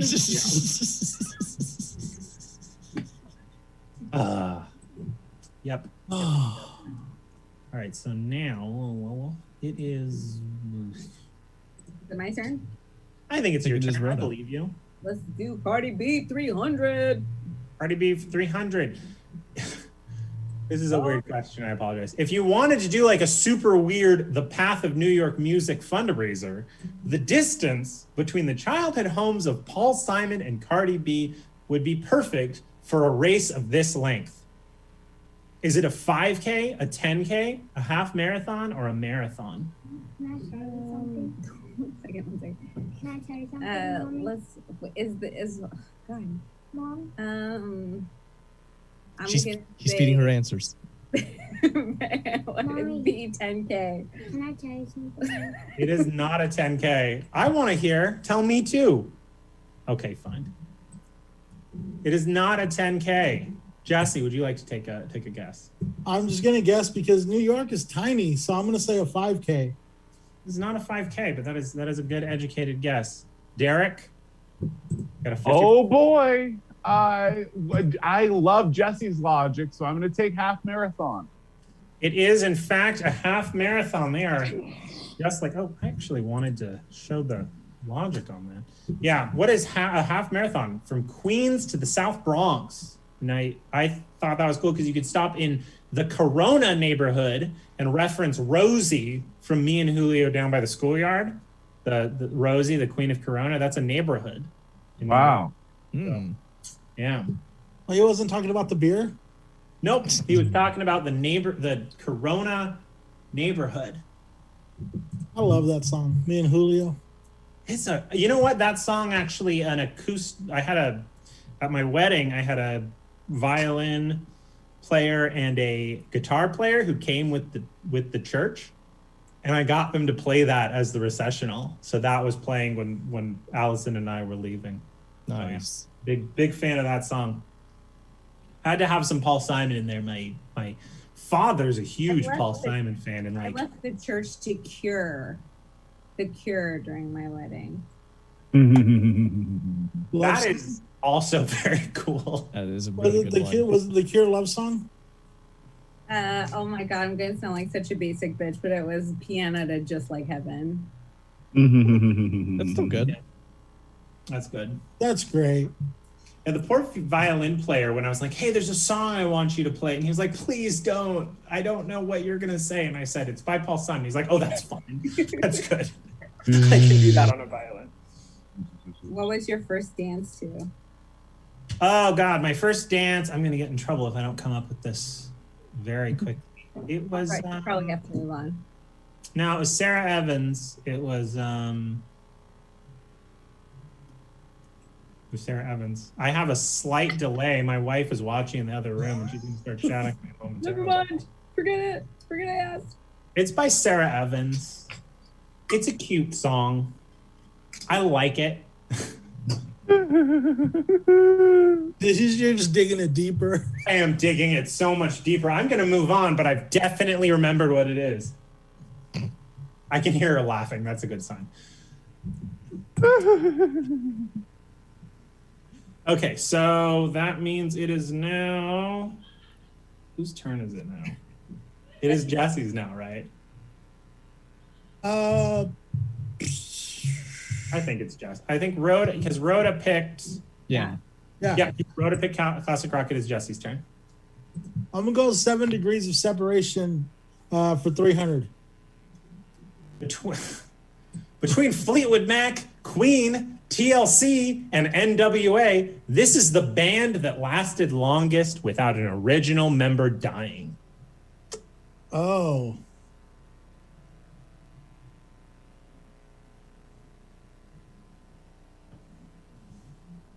It's a morbid question. Ooh, what's morbid is like I'm sitting here doing the math. Yeah.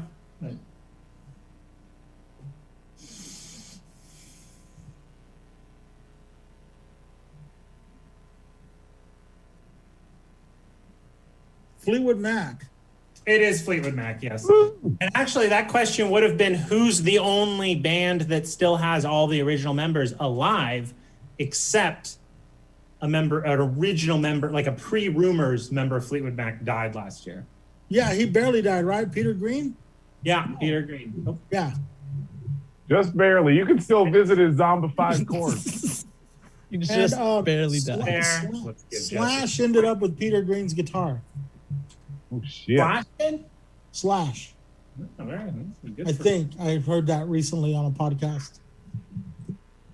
It's a good memento. Derek. Yes, thank you, David. Excellent talking to you. This has been a delight.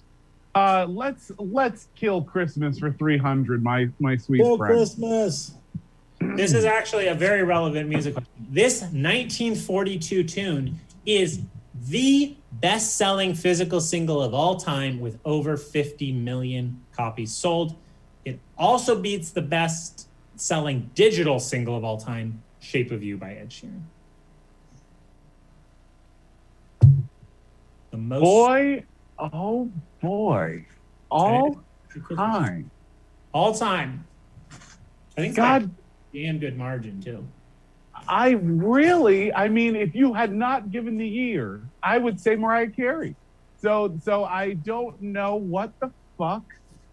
Okay, let me rein back my swears and really get my Christmas emotion going. Okay, all right. Thank you so much, and let's hear it for White Christmas. Is it White Christmas? It is White Christmas by Bing Crosby. You are correct. Dang, Bing's old. Damn. Oh. Yeah. Thank you, Whites. You guys really came out for that. Thank you. And you helped me get those points. That was on the episode of You Must Remember This. I don't know Wow. if you get that podcast. I'm gonna dig in. What is You Must Remember This?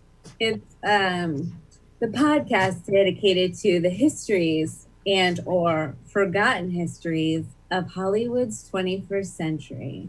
See, yeah, that should have been in there. You should have known that podcast needs to get around talking about Bing and his. All right, Mark. Let's do Primus and Flaming Lips for 200. Okay.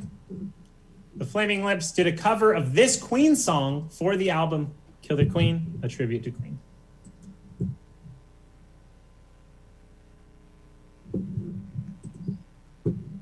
What is Bohemian Rhapsody?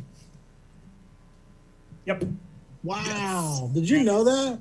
I was half sure. I was like, I feel like they would do one weird enough. Yeah, it is very Flaming Lips. Rhoda, what do you want? Let's do 7 Degrees of Separation for 200. Stevie Nicks' Edge of 17 was sampled and featured in a song titled after this phrase, used earlier by Snoop Dogg in Fuck With Dre Day.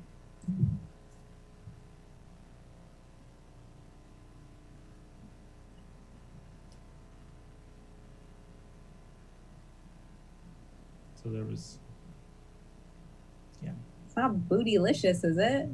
It is Bootylicious. Yeah. Oh, okay. I was like, I know that Bootylicious is the sample, but I didn't. Okay. Damn.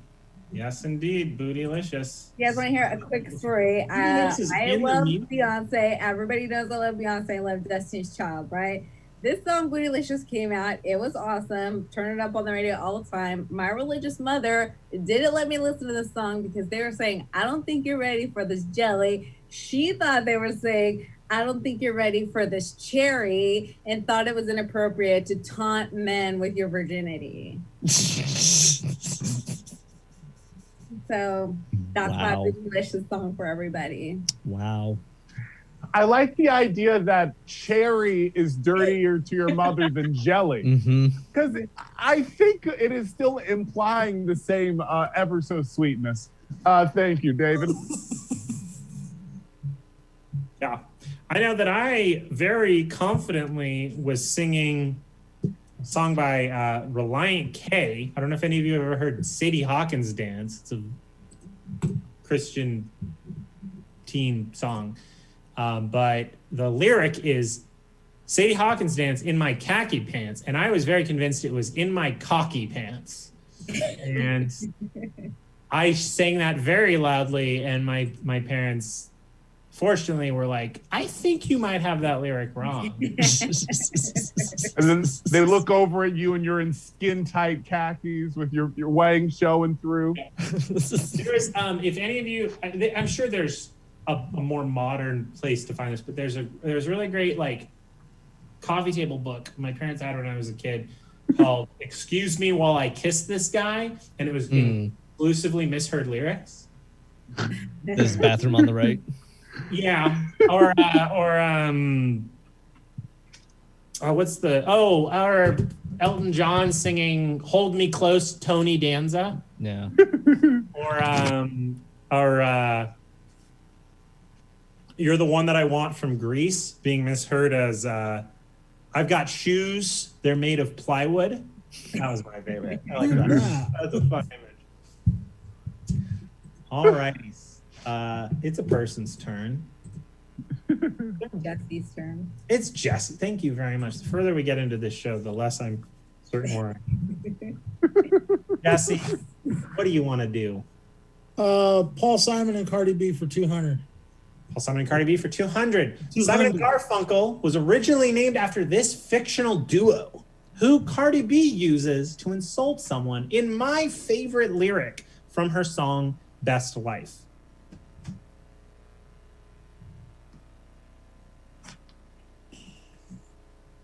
This is my favorite connection between the two. So Simon and Garfunkel had a different name at first? Mm-hmm. When they were in, I think, high school. Maybe just after high school. I think After most a fictional duo. of a fictional duo. Yep. Oh, so like Batman and Robin? Is that your official guess? Yeah. Not Batman and Robin. Good guess, but not Batman and Robin. Oh, all right. So let's see. So, Derek, who do you think that might be? Thank you for that. You said fictional duo. Oh boy, oh boy, oh boy. Is it that classic and beloved duo Tom and Jerry? It is Tom and Jerry, yes.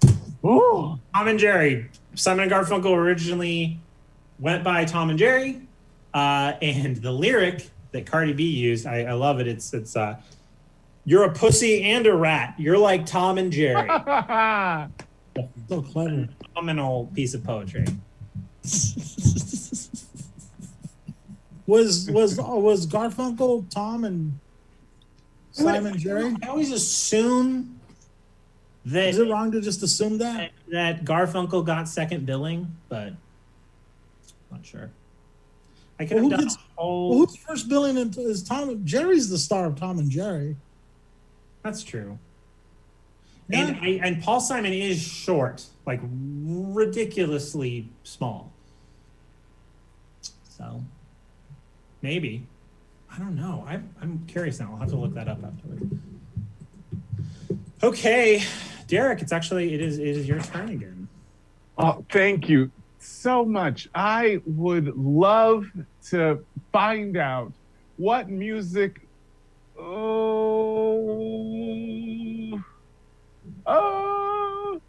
What music did Mark and Emily where they surprised you and never heard for 100? Before writing Primus trivia, the only song I had heard by them was this adult cartoon theme song. Oh, praise sweet baby Satan. And is it Metalocalypse? It is not Metalocalypse. What is it? South Park? It is South Park. They wrote the South Park theme song. And That makes sense. I am not saying this as a brag. I'm just stating it as a fact because I'm not sure how I feel about it. I have seen every episode of South Park. I feel like I didn't ask. Wait, do you not watch Robot Chicken? I've watched Robot Chicken, but it's not Primus. You corrected me. Yes, you corrected me. It's not technically Primus. Just the lead singer. Yeah, it's with the Fungi Ensemble. So it's my trivia has gotten better. All righty, Mark. Ooh, let's do classic rock for 100. Yeah, let's do classic rock for 100. Okay. Everything ends up on Broadway. This artist has somehow not yet had a Broadway play produced with exclusively their music. Billy Joel, Paul Simon, or Queen? Who is D? Queen. Queen has had a Broadway musical. Oh, God damn it. Yes. We Will Rock We Will You. Rock You. Oh, Yep. See, I didn't know. I know. It's just as soon as Mamma Mia was popular, they were like, who else are musicians? All music is made by an intelligent robot, and then the hero, honestly, the hero finds a guitar and leads a revolution. What's funny is this isn't even a complete there's a also Flaming Lips has a Broadway musical with just their music. So I had to pick which one not to include if I wanted to have 4 possible answers. All right, Rhoda, what do you think? Is it Fleetwood Mac? Fleetwood Mac, as of yet, has not had a Broadway musical of theirs. Billy Joel had Moving Out, and Paul Simon wrote new music for The Cape Man. Really, really high production value, not successful. Mark Antony, and if any of you are Grey's Anatomy fans, Sarah Ramirez, who played Callie in Grey's Anatomy, got her start in this Paul Simon musical. So I tried. Yeah, I tried. It takes place in Spanish Harlem, and I tried really hard to find a way to connect. I tried really hard to find a way to connect Cardi B to Paul Simon with The Cape Man, and couldn't find a way to do it without being racist. So I don't want to insult Paul Simon and be like, hey, you probably shouldn't have done something about Spanish Harlem, maybe. Simón. Simón. Pablo Simón. All right, let's see. I can't see the board, sorry. Did I give points? Yes. No. Yes. Yeah, you no. did. You did. Okay, good. All right. 90s R&B for 100. 90s R&B for 100. TLC wore this as an accessory to promote public health. Left Eye wore a condom in her eyeglasses. There we go. Here's another funny The more story. you know. One time I took a picture with a condom in my eye trying to work out a character, and then I showed it to Parker Newman, and he's a tiny little baby and didn't get the reference, and the only thing that he could think to say was, that looks like a really expensive condom. Because he didn't know that was a Left Eye reference, and it made me feel really old. Oh, Parker. OP tips. Jesse. I can see Parker putting some condoms back, going, "No, these are too expensive." Oh my God, I can see that. I don't know if I've ever spoken a word to Parker before. Yeah. For a really long time, you guys. I never knew we would be talking about Parker buying condoms tonight. He loves talking condoms. Just Yeah. bring up condoms with Parker, and you guys will be instant friends. Check them out on Fill in My Heart. Download and subscribe Fill in My Heart podcast. I was like, do these look expensive or are these generic? I've never seen it. Oh yeah, there are generic condoms. Okay. Yeah. Now, I know for a while, the most, when they were doing tests of the condoms that were failing the most in the late 90s or early 2000s. I mean, okay, I should preface this. This is a story I heard in church, so it may be completely false. But see my show, Stabernacle, on Sundays at 3, where I talk about church. But the statistic I heard was that the most likely to fail condoms were the ones being passed out at that time by Planned Parenthood. It was funny. The generic ones don't have an expiration date. Really? Just made that up. Oh, yeah, see? I was going to say, it doesn't mean they don't expire. Doesn't mean they don't I love the idea of scaring young Christians into abstinence by, the free condoms are shitty. So, I mean, if you're even going to try, you got to pay for a condom. And now we're back to Parker Newman not wanting to spend money for condoms. Back to you, David. Jesse, do you want to see whether I correctly connect Paul Simon and Cardi B, or do you want to see other connections? Which one do you want me to pick? David, you pick it. You pick it and I'll answer it. Talk about Paul Simon some more. I like that guy. All right. Oh, hey. Oh, there we go. This is my narcissistic one that references my comedy. I've often said on stage that I think Paul Simon may have swiped his nose like a credit card, like in WAP, during the events of this song, which is why he needed to get up and wash his face. Oh, God. This is so bad because, like, I've seen you do comedy a lot. Like, and now it's like I don't even pay attention to you because I can't remember this. You've told me that you can't listen to this song anymore without thinking about this. I know. Now this is making me look bad that I can't remember. It's okay. I forgot my first name. Hold on. Wait.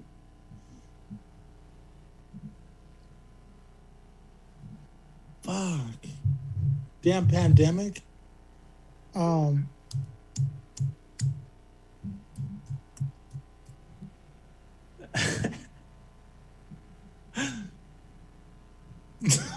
Jesse.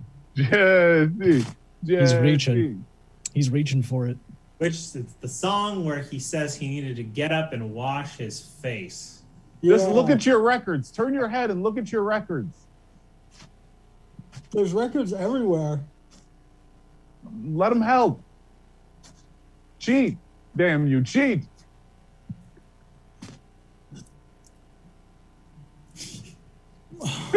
Like a rock. What is Like a Rock, Paul Simon? It is not Like a Rock. The boxer? It is not the boxer. I shouldn't have told you that. So Derek, what's Paul Simon needs to wash his face afterwards? Oh boy. In the middle of it. In this sequence of events with a woman. I think in the romance, and maybe you were trying to give us a hint with me and Julio. Is it me and Julio down by the schoolyard? It is not me and Julio down by the schoolyard. He was not going down on Julio. I There's anything wrong misinterpreted. with that. Right. Mark? What is Cecilia? It is Cecilia. Yes, it is Cecilia. Yeah. I thought he said Cecilio for a second. Yep, they had to get up and wash his face. When he came back to bed, someone had taken his place. Wait, I need to give somebody points for that. I'm going to give Mark the points for that. I'll take the points. All righty. Mark! Nope, Derek. Derek! Yeah. Yeah, that guy. Derek, would you like to pick this one? Please, for 107 degrees of separation. Both Stevie Nicks and the Flaming Lips have collaborated with this pop star. The Flaming Lips were her dead pets.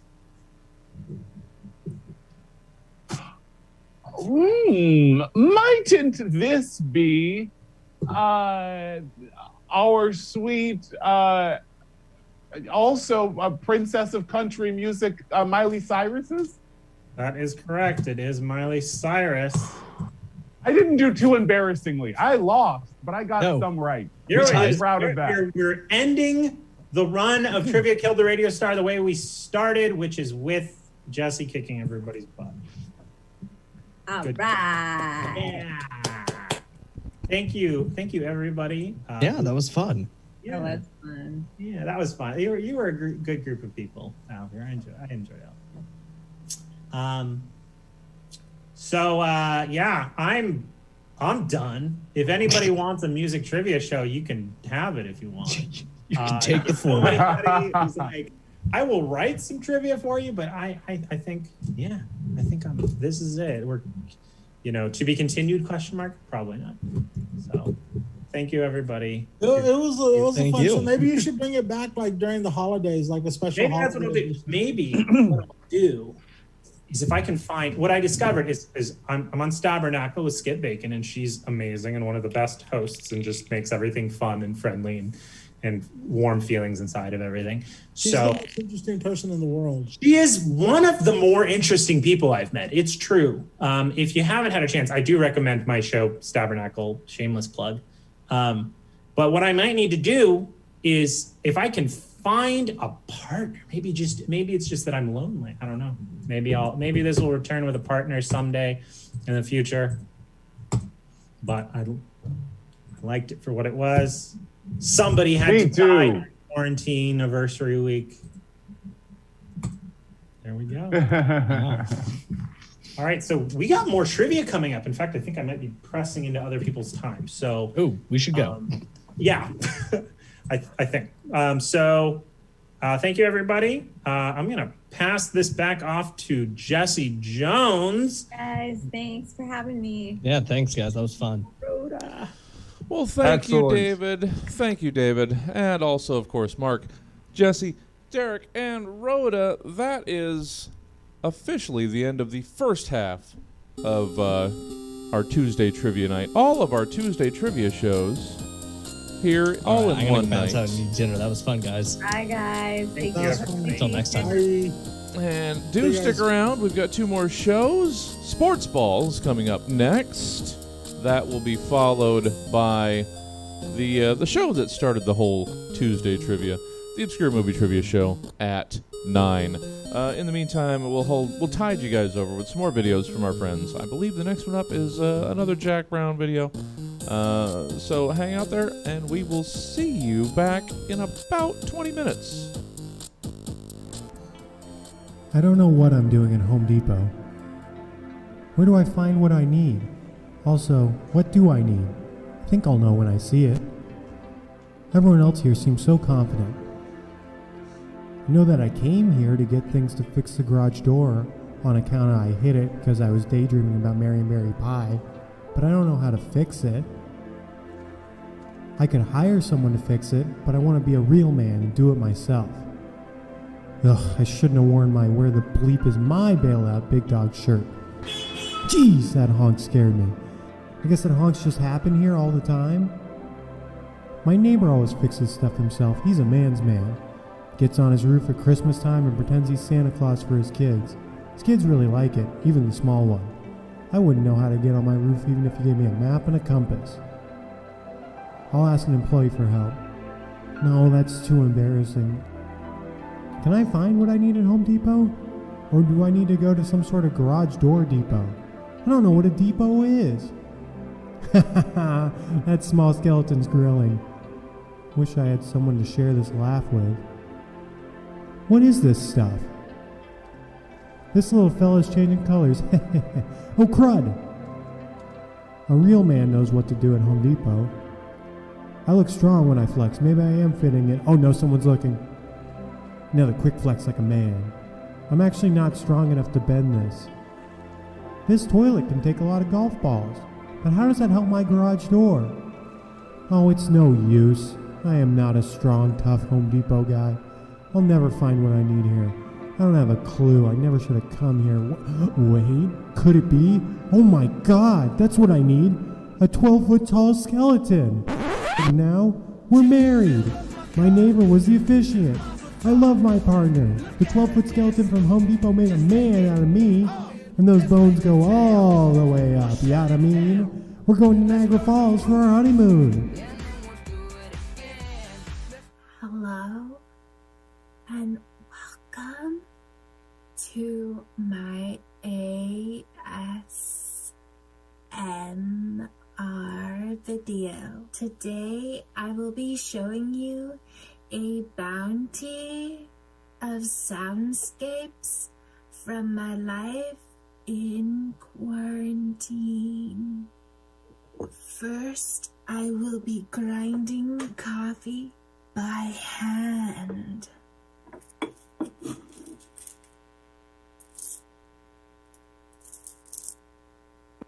Since I don't have a coffee grinder.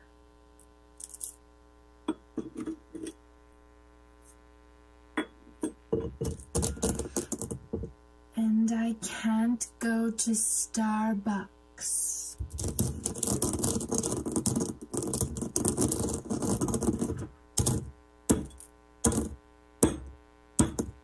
Now let's move on to food. Here is the crushing of Murachan ramen noodle. Because the grocery store was completely ransacked of nutritious food.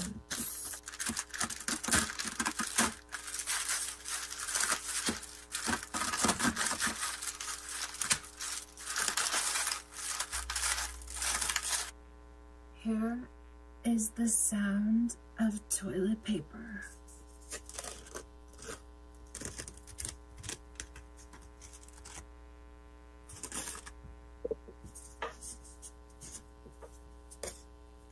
Unfortunately, I could not find more toilet paper, so I will need to use these wipes as substitute.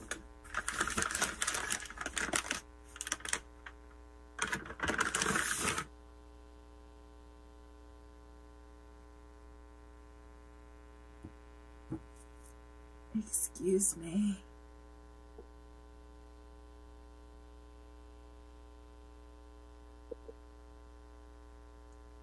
Now here is the sound of my thoughts, memories, and premonitions of life outside.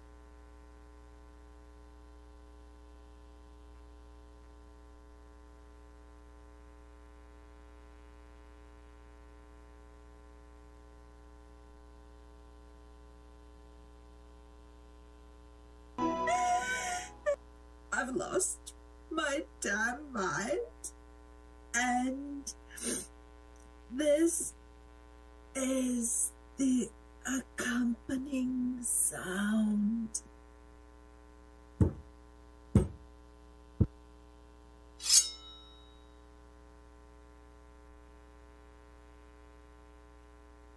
gonna reintroduce it. Yeah, and maybe just say like we're just trying to pick which one who gets who. I don't know. Like, I mean, I'm in love with them too. Yeah, look at her, dude. How could you not be? That's what I wish my ex-girlfriend was like. Fuck. I'm just kidding. I'm joking. Oh, no. Oh, yeah, you're getting...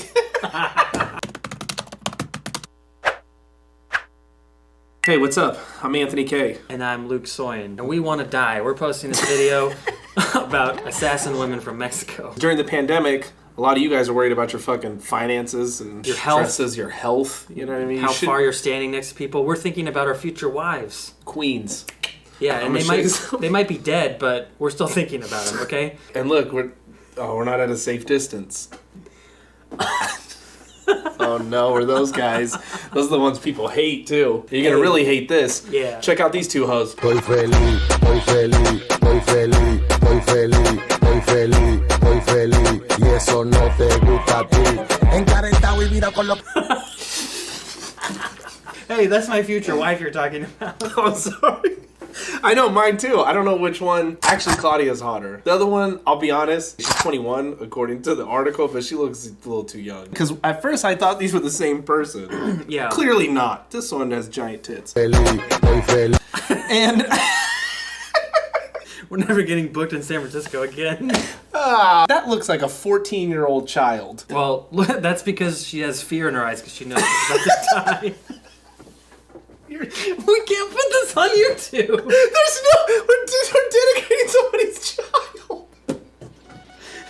They're gonna kill us.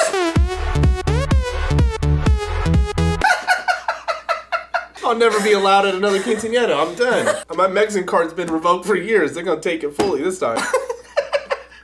This feels like something a Russian person would do, though, is make a video like this. I came over to Anthony's today, and we're walking outside in the farm, as you do. He brings up this story, and I'm like, wow, that sounds like my future wife. And he's like, no, that's my future wife. And there's two of them, but they're both dead. So we had to find out tragically. I did know about Maria dying because I watched on Live Leak, and it is permanently imprinted in my brain. I didn't know what Live Leak was until I came here today. You know what Live Leak was? You didn't grow up on like Rotten.com? I know about Tub Girl. So you just heard, Tub Girl? Oh, yeah, I remember stupid Tub Girl. Hey, children, go to tubgirl.com. That's the thing about COVID-19. It doesn't care about how rich you are, how famous you are. You'll watch a pretty lady drink from the fountain of youth.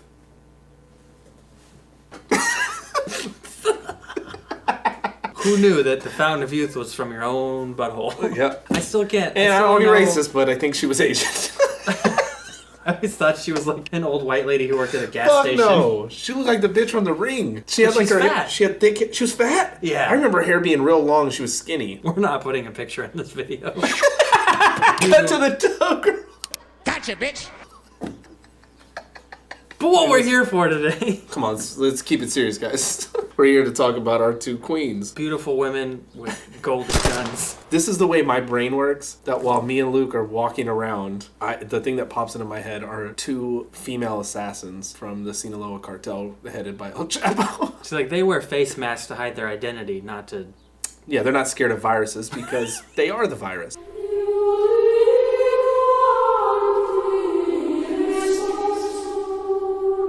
Yeah. They're murdering people. I'm not sure because this article I have is like... It's not a gold AK? It's just the one girl. Oh, that's the 21-year-old girl. Yeah. Fuck, man, the story gets deeper every time. They both have good butts. Wait a minute. The 21-year-old looks like that? Yeah. But that's the thing. We found a photo of her right before she died. She had blood coming out of her neck. No. Oh, no. Like she got hit by a vampire, but it was a bullet. Oh, yeah. But it was the ops. It's not funny that she's dead, but it's kind of funny. It's not funny she's dead. It's not cool. And she needed a good man in her life because she walked out of the house that day in a BB shirt. Listen, I'm nobody to claim to understand what fashion. shirt are you wearing right now? I'm wearing a one-of-a-kind accomplished shirt. That's what we could have been if one of us married them. We could have been accomplices to all the murder. Oh, I was ready, too. Until I read this article and found out she's gone forever. The algorithm's gonna smother this video. But this is what happens when you leave fucking comics quarantine. We start going psycho, okay? I don't want to be one of the fucking protesters that goes out and you know, stands there with the like, oh, fucking open up. But well, then you're going to get butt cheek videos about dead cartel assassins. That's what you're going to get until I get to get out and tell jokes. This is a terrible idea. Why? You go, hey, you know what we should joke about? That's a concept. That's how dark and deep you have to go to find humor because... What are we supposed to do? Go, guys, isn't the grocery store wacky? Yeah, it's been wacky. It's been wacky. The worst part is I joke about it. They would hate me. Why would they hate you? They'd hate me because I wouldn't want to go have their fun. Like my fun, they'd be like, what do you do for fun? Well, I like to hike and, like you know, for I play Xbox, you know, sometimes it meditates me because I like to be in the focus and shit. Like, what do you do? I dissolve people in ass. For your birthday, she like blindfolds you and brings you into a room, and then she takes the blindfold off, and there's one light bulb hanging down, and then under it is like a 45-year-old accountant, and she's like, "I brought you him," and you're like, "For what?" And she's like, "Cut his ears off." I don't know. Whatever. I don't know. It's fun. Have you ever kicked a man's teeth in? Come on, honey. Have you ever used an X-Acto knife to cut a nutsack open and see what's inside? Yeah, Mom, this is Claudia. She kills. Like, I kill on stage, she kills in the streets. Yeah, she kills in the streets. And in the abandoned warehouses. Yeah. I kill when there's a warehouse full of people. She kills when there's no one there. Yeah, I bring smiles. She doesn't like those. She says it's a sign of weakness, but it shows, you know. Sick bitch. Oh, she's perfect. Every time I look back down at her, I'm laughing about how psycho she is. And then I look down at her picture and I'm like, she's got like stripper shoes to get into her private plane. Well, guys, like, comment, subscribe below. Tell us who your favorite assassin lady from Mexico is. We're gonna go be sad and drink some beers about how sad we are that our wives are dead.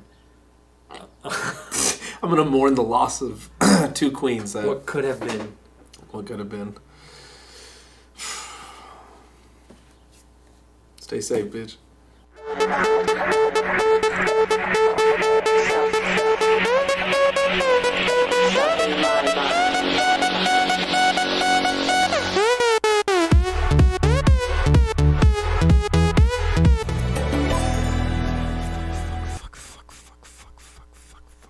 Are you going to tell me when I'm live? I already am? Sure. Send that kind of week. Hello, I'm Marvin Capitals, the CEO of Melvin Capital, and I'm here to give you a TED Talk on wealth management. I was booked months ago, but it's today. I couldn't get out of it even with the week I had. You might know me from the news. I'm getting railed by GameStop, but I didn't have time to change my speech, so I'm just going to dive into my pre-prepared remarks. Pre-prepared. Great word, Marvin. Melvin Capital is one of the most profitable... Melvin Capital was one of the most... Melvin Capital could be one of the most profitable hedge funds on... You know what? Can I get a water? Webster's Dictionary defines stocks as capital. You know what really fucking pisses me off? I'm a Reddit guy. I'm on Reddit. I'm a moderator. r/yacht talk. You know, I should have seen this coming, but I didn't. And I know GameStop too. You know, they fucked me over back in the day. They wouldn't give me any money for my Super Monkey Ball Jr. just because there was a little bit of caviar on the GameCube disc. Oh, how we doing on that water, guys? Okay. Webster's Dictionary defines stock as capital that... Oh my god, you know what the worst part is? I can't get this out of my head. They have usernames like Deep Fucking Value and The Filipino John Wick and The Real Undertaker, Toad Sex Guy 3, Papa Muskie's Little Lad, and I Love Tesla. It's just fucking bullshit. These are the guys railing me over, just fucking up my life. I'm so fucked. I'm so fucked. God damn it. Oh, I'm so fucked. Can I take a break? Okay, I'm back. I'm ready to do this. Webster's Dictionary defines stock as the capital raised by a business or corporation through the issue and subscription of shares. I think I can do this. I'm gonna get back on top. I can check these bastards out. Can I get that water now? Okay, thank you. Whoa, we're fucking tap. Ugh. Fuck.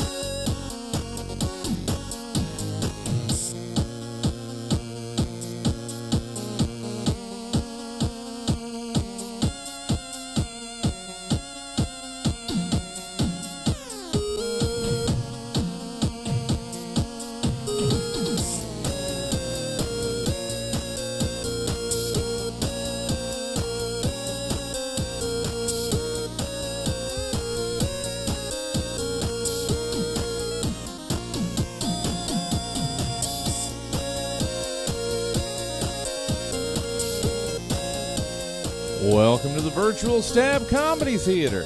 It's time for Sports Ball. Please welcome to your screen, Sports Ball. Hey everyone, welcome to Sports Ball. My name is Drew Absher. We are having a great time. This is going to be a very special episode of Sports Ball. You're asking yourself, what do you mean it's going to be a special episode? And the answer to that is, it's not special, it's just different. I don't know. Josh, your mic is off. You want to turn that bad boy on? Hell yeah. All right. We have some fun guests here. I got my buddies in the house. We got Sam Hochhalter, first-time Sports Ball guest. Sam, do you want to say hello? Hi, everybody. Sorry, I was watching the baby. It was way more interesting than what was happening. Yeah. Speaking of the baby, Josh Means is here. He's on daddy duty tonight. Oh, yeah. Mom's doing something way more important. So, yeah, good for her. If it's more important than a sports trivia podcast that 4 people listen to, she's probably doing something worth her while. Yeah. Oh, dude, that killed with him. He loved that. All right. Moving on, we have our friend, returning guest, Colin Waters here. Hello. How are you, buddy? Good as always. How are you? I'm good. I wanted to bring... Josh is, a regular guest on the podcast, but I'm excited to have Sam and Colin here because Sam and Colin, from what I know about their athletic backgrounds, Sam ran cross country and Colin was a wrestler. And I think that those are 2 sports that, I guess the proper word is probably they're underrepresented on this show. So, I wanted to bring you guys on for today's special Sports Ball. Today is Sports Ball March Madness. We are not going to be doing a regular Sports Ball episode. Instead, today we will be doing a March Madness bracket of the greatest athletes of all time. So I'm excited about this. We're going to do a little bit of housekeeping beforehand, but I just kind of wanted to explain what our goal is here. I'm not going to tell you how to define what makes someone a great athlete. Maybe you think it's their ability to play multiple sports. Maybe you think it's their ability to dominate their field. Maybe you think the best athlete is just the person who can run fastest and jump higher. That's completely up to you to decide. How this is going to work is I've made a bracket pretty much in order. Once you get past like 15, you kind of just start throwing names together. But this is my top 32 athletes of all time with some kind of fun ones thrown in there, I'll say. But how this is going to work is we're going to take a group vote. I will vote, but if I'm going to cause a tie, I'll abstain from voting. So, you guys are going to have the choice to break the tie amongst yourself, and I'll kind of just give my input there. I've told you guys before the show that you guys will be awarded 1 override for every round except the semifinals and the finals. So second to last round and the last round, you can't override. But if at any point you are making an argument and you think you are being outvoted, you have the ability to one time go, fuck you guys, this guy's moving on or this woman's moving on. And then the last thing, I just want to make sure everyone gets someone that they think should be in here. So I will ask you guys, is there somebody that you feel I may have forgotten on this list that you think should definitely be on there? You can throw out the name and I'll tell you. I'm not going to read you the whole list right now because it'll ruin the fun of the first round. But if there's somebody where you're like, look, if that guy's not on the list, I can't have this conversation with you. Let me know and we'll fit him in here.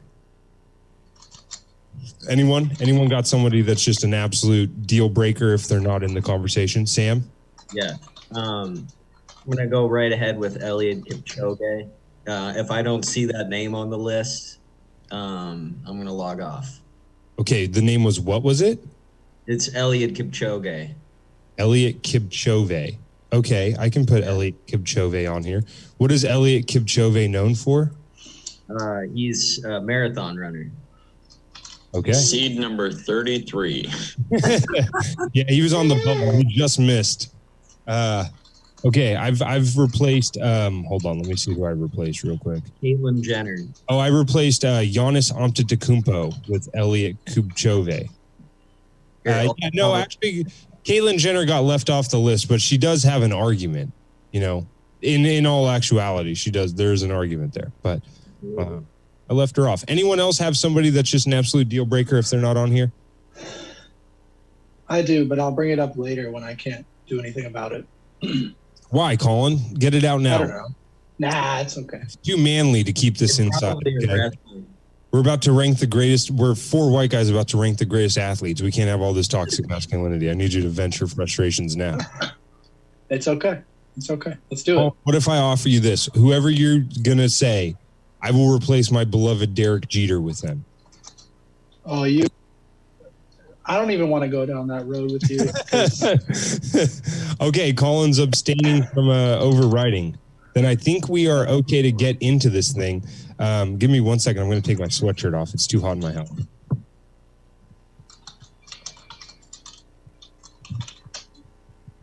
I think he just wanted to show us his body. There we go. Yeah. Now you guys got to see what peak athletic form looks like. We also, for all the people who love SPORTSBALL. Take off my sweater too, actually. Yeah, dude. Everyone take off. Everyone's wearing a sweater. I need everyone to be naked by the time this thing's over. Let's play strip SPORTSBALL. All right, the baby's sweater's coming off. For everyone who listens to SPORTSBALL, we got some new noises. This one in particular is pretty fun. Did that play? Did you guys hear that? Oh no, here we go. That's a Mike Breen bang. I don't know if I'm gonna be putting on this headset again. Does everyone remember what that's from? No. Oh, that was from when the Cincinnati Reds announcer said the forbidden F word, the homophobic slur. He said it on air, and then in his apology, he said, I don't know if I'm gonna be putting on this headset again. That's a fun one. I think what Miles Weber said just a couple days ago. Wait, what happened with him? You didn't see with Miles Weber? No. Oh shit! I said Miles Weber. What's Oh, you're talking Myers Leonard. Yeah. Dude, I was like, what happened to the local comedian Miles Weber? I just did a show with Miles. That's why their names are pretty fucking similar. I was like, this is a sports podcast, but I'm willing to do Sacramento comedy gossip on it. I'm about to get a comedian canceled for some shit he didn't say. Yeah. Okay. All right. I think we are good to go here. Let's play SPORTSBALL March Madness. Okay.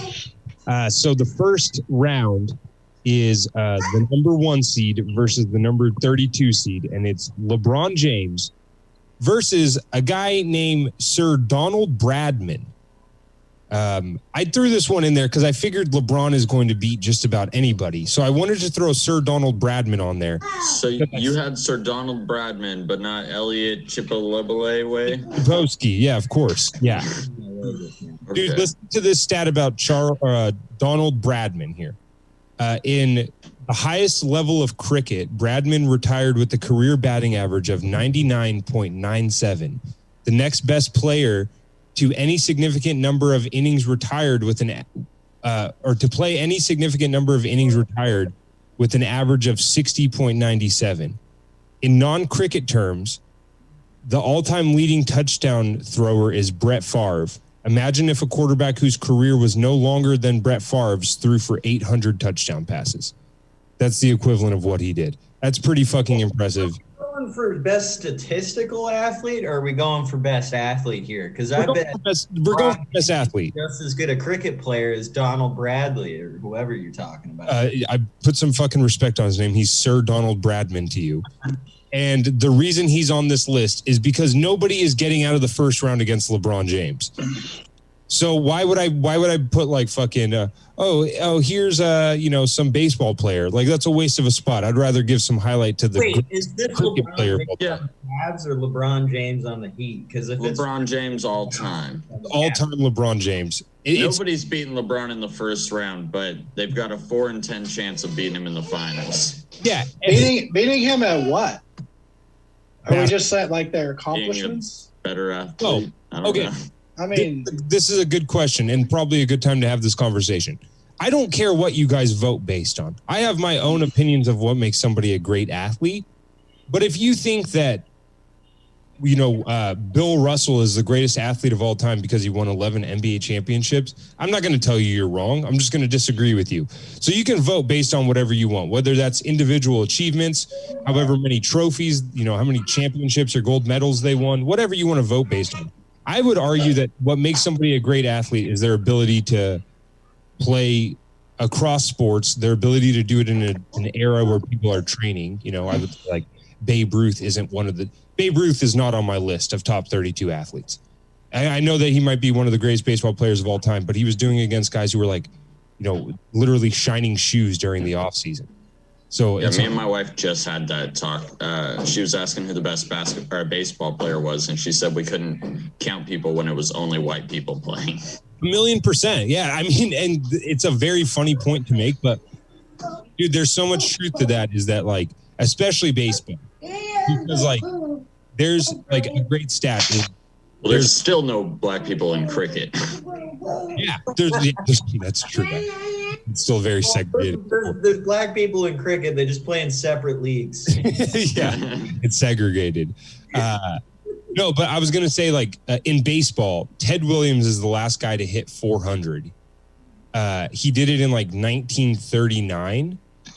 And it hasn't happened since. But before that, it happened 17 times.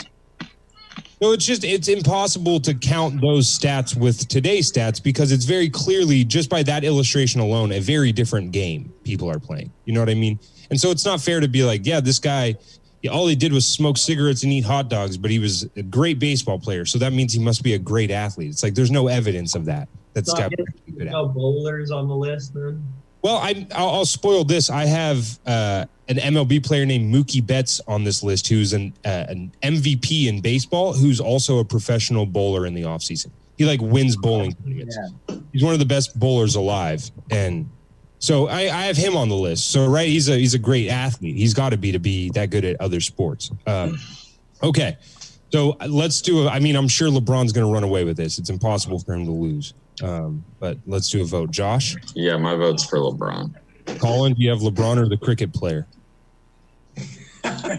Jesus Christ. You may as well put your own name here. Of course it's LeBron James. All right, Sam, you don't even need to vote. We got LeBron James moving to the next round. Okay, I think this one's going to be a lot of fun here. The 17 seed is Vince Carter, or the 16 seed, the one they called the Great One, Wayne Gretzky. Wayne Gretzky? Yeah. That's Wayne Gretzky never jumped over a dude in the Olympics, so. Colin, I'm guessing Josh is voting Vince Carter here. Colin? I don't know. This is not even. This is insulting to Wayne Gretzky. Easily beats Vince Carter. Are you kidding me? The greatest hockey player of all time. Okay. Yeah, but is the greatest hockey player of all time better than the greatest dunker of all time? Better than the most.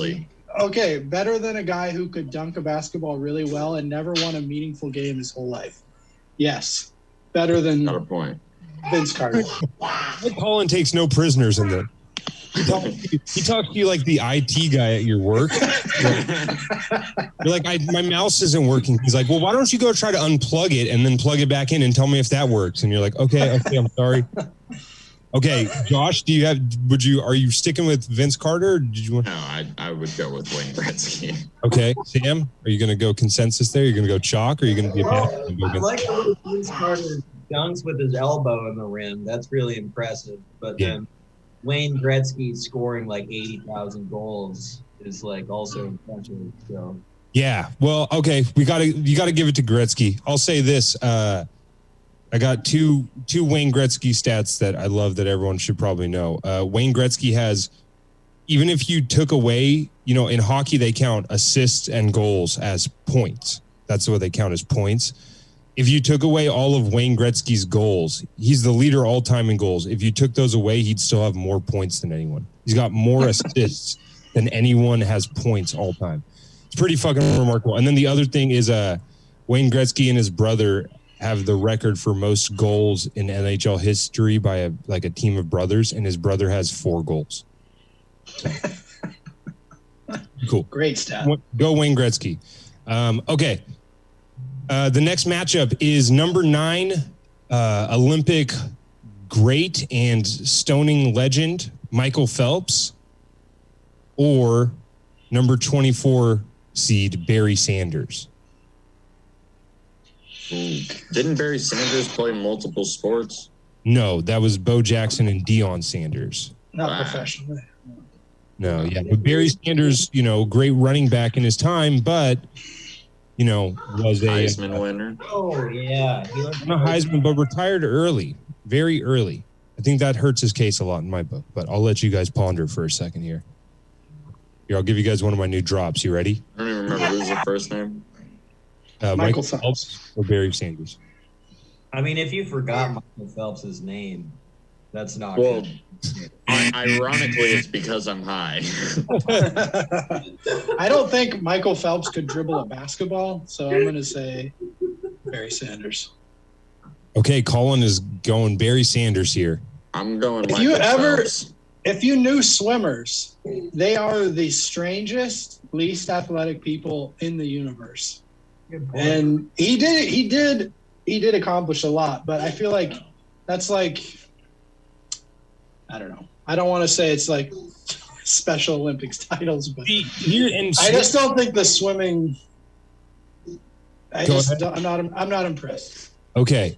I think swimming falls into a very interesting category of sports where it's a lot like golf for me, where overall you do not need to be athletic to do it, of course, but to be the best in the world takes an insane level of athleticism and strength and flexibility that, like, I mean, Michael Phelps is what, like 8% body fat?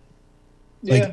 That's the thing, though. To be good at swimming, you just need a body that's freakishly built for swimming. That's the only determinant of someone being good at swimming. Like, Sure.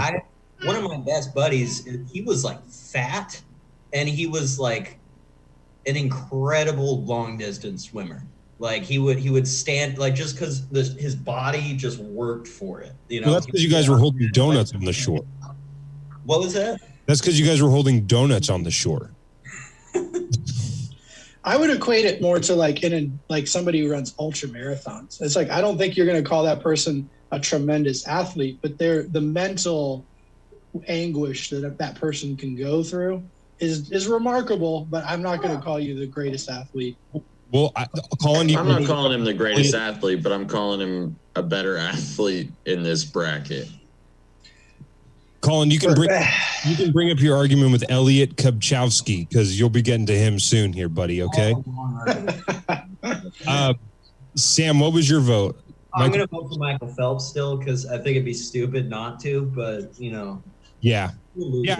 I think Colin, I think you're outnumbered here. I think Barry Sanders definitely has an argument, and I think that Colin, you and I are thinking on the right path. I think we're thinking similarly that, like, it doesn't take a lot to be just a guy who can swim in a straight line twice, but Michael Phelps is so head and shoulders better than everybody, no pun intended, that it's hard to deny him. And in fact, I'm actually realizing now I left Lance Armstrong off this list, but he's another guy where you could probably argue that is just like he was just dominating everybody, on steroids or on EPO, of course, but that's neither here nor there. It's one of those sports that athletic people don't play because they weren't good at anything else. They're like, oh, I just have to work really hard and I can do better than other people. Yeah, right. Yeah. Well, there's always that argument too of like, I think that if Giannis Antetokounmpo tried swimming, he probably would be the best swimmer of all time. He would dominate. The guy's 7'3" and fast. Has every fast twitch muscle you could possibly have. It's impossible for that guy not to be great. But I think that's why this is kind of an interesting debate here, which means moving on. This is we got. What'd you say? This is a comedy show, right? Not really. We're just arguing. It's a law school show. Sam, it's comedy that you're on the show, so you've done your part. Boom. Okay. All right. This next one. 25, Roger Federer versus number 8, a guy who I think might slip under the radar of some people here, Jim Brown. If you don't know about Jim Brown, I'll give you a brief synopsis of him. He was a football player, I believe, in the 70s, but he went to the university. So in high school, he got 13 different varsity letters for 5 different sports. And then he went to the University of Syracuse on a lacrosse scholarship and was the best football player and the best lacrosse player in the nation all at one time. And then he went on to be a Hall of Fame football player in the NFL. A lot of people, if you just Google greatest athlete of all time, Jim Brown comes up a lot. So that's something to keep in mind there. Anyone have any thoughts on Roger Federer? I'd like to hear a tennis take. I played tennis in high school only because I got cut from basketball and my mom bribed me to play a sport.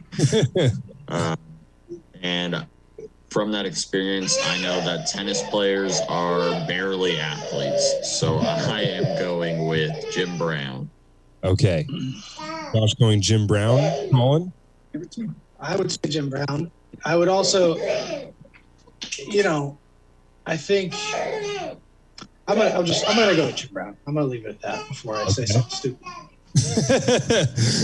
Colin had a homophobic slur about tennis players on his tongue. He's like, put that one back. He's like, I don't like how their calves are so skinny. We're like, okay, Colin, just ran 15. Okay. Sam, you got a vote here? Yeah, I'm gonna go with Jim Brown. Jim Brown. After a long thought there. Yeah. Okay. We're going Jim Brown. I like that. I think that Jim Brown is somebody more people should know. Okay. This one's going to be fun. I already know where Colin's going on this one automatically. Number 5 in my power rankings here, I have MMA legend John Jones. Ugh. And 28, I got Joe Montana. Jesus Christ. Jesus. Yeah, I think this one's...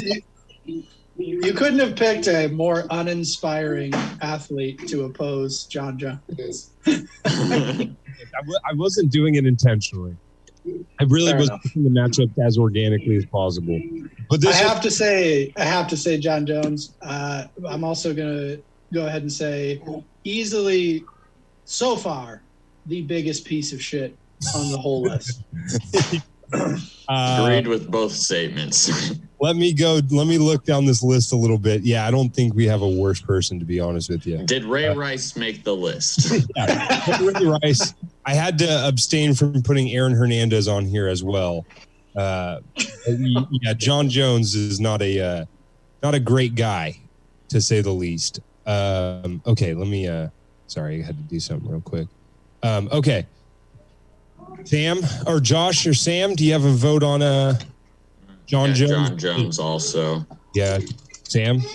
I don't know who John Jones is. He's probably, one of the most athletic MMA fighters of all time. The guy is.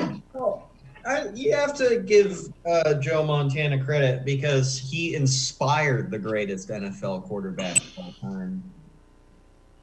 Yeah. Tom Brady, of course. So I'm going to go with Joe Montana on this one. Yeah, when I think peak athleticism, Tom Brady always jumps right to mind. Yeah. I couldn't think of 2 better examples of people who benefited from the talent of other people to become world champions, for sure.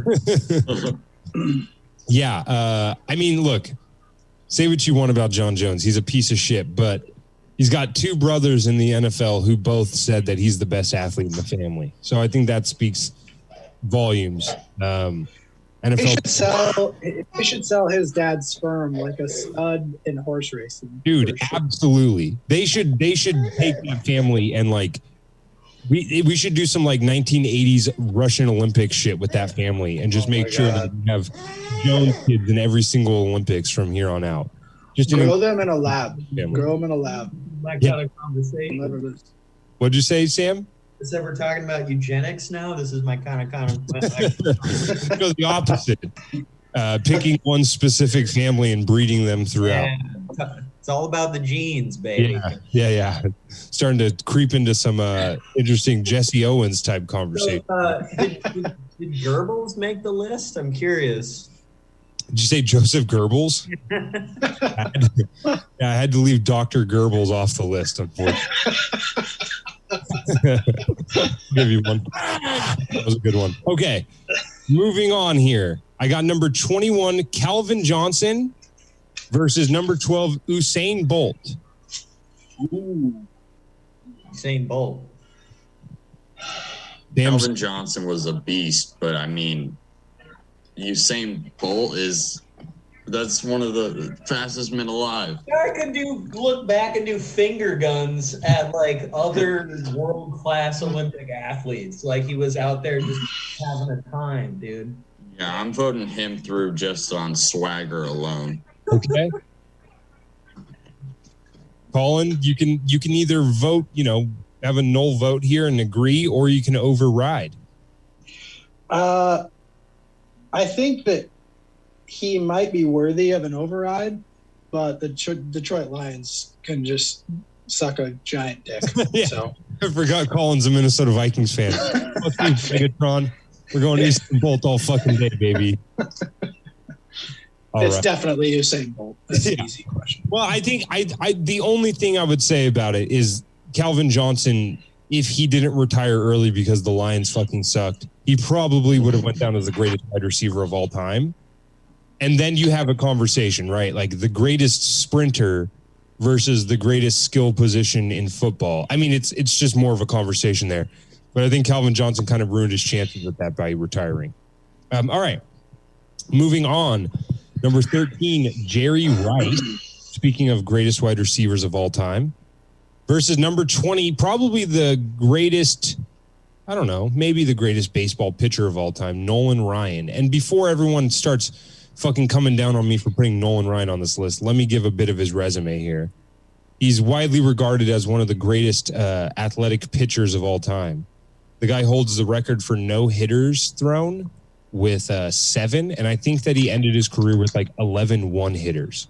And he was 41 years old when he threw his last no-hitter. So pretty remarkable there. But hey, you guys get to pick. We'll start with Sam on this one. Sam, what do you think? The greatest wide receiver of all time, or a guy you probably haven't heard of that I just poetically waxed about? That's a tough one, dude. But I am recalling specifically a memory of Jerry Rice running up a mountain every day. Like part of his routine is to sprint up a mountain. And like he does it quick. He does like 6-minute miles. And he's also really good at catching balls. So, I mean, that or an old guy who was really good at throwing no hitters. Okay, all right. It's sounds like we're starting to get into baseball players aren't real athletes territory. And Josh, coming to you. What do you think? Jerry Rice, Nolan Ryan? I think you left out the most important stat of Nolan Ryan, the one poster you have in your room of him. I don't even know who. I haven't heard him, but you seem so heavily into promoting him that I feel like you've got him hanging up somewhere. No, I actually am not a Nolan Ryan fan. He played for the Texas Rangers, and he was but dude, the guy was just an incredibly dirt. I think the guy one time threw both games of a back-to-back doubleheader. Like the guy was just like a monster amongst men. Like it's just hard to argue with. But hey, look, if you've never heard of him, that says a lot about his athleticism, you know? Yeah, so I'm going to go with the guy that I know can catch footballs and dance with the stars. I'm going Jerry Rice. All right. Colin? I think there's something to be said for pitchers in general, staring down. I mean, that's a tough job. But this isn't close to me, I think, is Jerry Rice. And I think that he was a guy, he wasn't super fast, but he always got open. I think that is that speaks to a guy who's super athletic.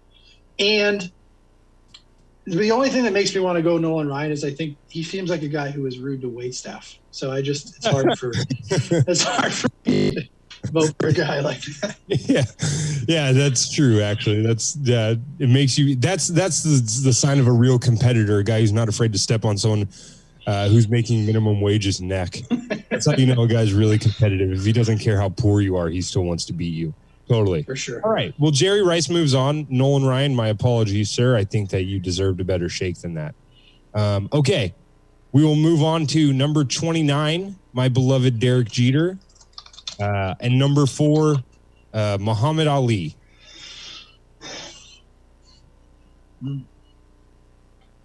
Derek Jeter and Muhammad Ali? Yeah. This is okay. So while you guys think about this, I'll explain what the biggest dilemma with this for me is the fucking age argument. Is Muhammad Ali's a great athlete, but he was just beating up guys named like Rocky O'Connell, who also had a job at like Goldman Sachs as the guy who scrubbed the mailroom floor. You know what I mean? Like it was just like regular dudes who were also boxers who were boxing back then. You know what I mean? Oh my, that has got to be one of the worst takes of dude, Sonny Liston, like the guy, I mean, yes, sure. Yeah, Sonny Liston. But if you look at that Olympic run, most of those guys he was beating in like the Olympics. Who cares about the Olympics? No boxing fan cares about the fucking Olympics. I mean, I think there's something to be said for like the people he was fighting over the course of his career, but he fought some of the best people of all time. Yeah. And I mean, fucking didn't he Foreman, dude? Foreman. I mean, that's no. I'm not. I'm not taking anything away from Muhammad Ali as a boxer. I'm not saying Muhammad Ali as a boxer was shit. I'm just saying that when it comes to the conversation about athleticism, it's kind of hard because all we can compare him to are guys who were not training the way boxers train. It's like Wilt Chamberlain dropping 50 on all those white centers that were like 6'8". Yes, exactly. It is Wilt Chamberlain's, and by the way, Wilt Chamberlain's coming up, so it's a worthy conversation to have. But like when you look at Wilt Chamberlain's numbers and his rookie year, he averaged 27 rebounds. You're like, okay, he was playing something else. This wasn't basketball the way we know it. To be able to do that is incredible. And not that Muhammad Ali was like, some undefeated, guy who went like 190-0, that his numbers just looked ridiculous. He obviously, lost some fights towards the end of his career, but I don't know, just wanted to table that I think that the era argument is pronounced with Ali. I think that's all I'm saying. But hey, I'll leave it up to vote here. I think the era. Go ahead. The era argument is just a little bit lower than the legacy argument for me. Okay. I'm everything he's done for sports in general. I'm going Muhammad Ali. Okay. Colin, I think you're so Muhammad Ali stood up for like a generation of people against a shitty war, and Derek Jeter gave gift bags to the whores he was banging. So I think Derek Jeter's cooler. So they're both charitable people. Right. So Muhammad Ali, while I think a lot of his fights were against people that aren't very impressive, he fought some of the best people of all time. It's an easy decision. Okay, if you're going to say that Derek Jeter isn't charitable, then why'd he buy the Miami Marlins? That's as big as a charity case as you can get right there. Because, why does anybody buy a professional sports team? It doesn't matter how good they are. He's going to make billions of dollars. Let me argue for Derek Jeter. I know I'm delusionally obsessed with him, okay? Somebody said, hey, you could just squeeze every dime out of all these idiots in Miami and make $1 billion. He's like, okay, cool, let's do it. Yeah. We saw your Derek Jeter tattoo when you took your sweatshirt off earlier. I just have his belly button in the center of my chest. His face in the center of my whatever. You guys know what I meant. All right. Sam, your vote doesn't matter unless you want to override and run Derek Jeter out there. Well, because the scientist in me wants to vote for Muhammad Ali, like the rational person, but then the comedian in me really wanted to go for Derek Jeter. So I'm going to go ahead and override this one. Override Derek Jeter over Muhammad Ali on this one. I feel like Drew paid you for this. There goes your fucking long distance runner, you asshole. He's out of the competition now. Oh, dude, that guy had no chance anyway. All right, Derek Jeter moves on. Hell yeah, Sam. Okay, Sam is out of his veto here. That's fucking embarrassing. We're getting to Sam's Elliot Kubchowski here, as he's the number 30 seed versus the number 3 seed, Bo Jackson. Oh man, I don't know. It's close. Well, I gotta make the case for Elliot Kipchoge first because you don't know who he is. Please don't. Yeah, I'll be right back. Even to break the 2-hour barrier in the marathon, the world record holder of the marathon, the previous Olympic champion in the marathon, the last 7 of his 8 major marathons winner, also world finalist in. Yeah, I don't know what any of this means. Okay, I just feel like you said marathon 8 times. Well, so hold on. So I don't know if I'm gonna be putting on the headset again. How many times did he shit his weird little shorts while running? That's what I want to know. You're not appreciating the depth of his skill. So the guy could run a 3:49 mile. That was his PR in the mile, all the way up to a sub 2-hour marathon. Now, those are 2 very different events, the mile versus a marathon. He had that level of skill across running. That would be like Usain Bolt being able to run a 350 mile. That's the same like. It's like somebody being able to play baseball and football at the same time. An all-star in both. I was going to say, Sam, you might have, against 15 people on this list, you might have a genuine argument here. There's no way you beat Bo Jackson. Yeah. Bo Jackson, It's important. 15 people is a stretch, but what? There's an important similarity in those 2 things too, and that's that no one cares about either of them. Yeah, Sam. I'm sorry, Sam. Sam, that's actually really impressive. I didn't even know who that was, but that's actually I had no idea who that was. Did he win? Did he finish in the Olympics? Like, was he a world record holder in the Olympics and shit?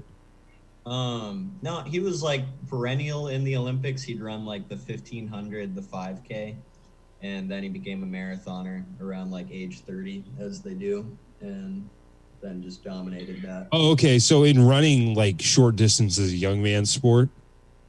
Yeah. Oh, interesting. Okay. That's kind of interesting. Yeah, well, good. That's pretty cool, actually. But yeah, I'm sorry. Bo Jackson just has got to move on. Well, it's not men of culture, so. Yeah.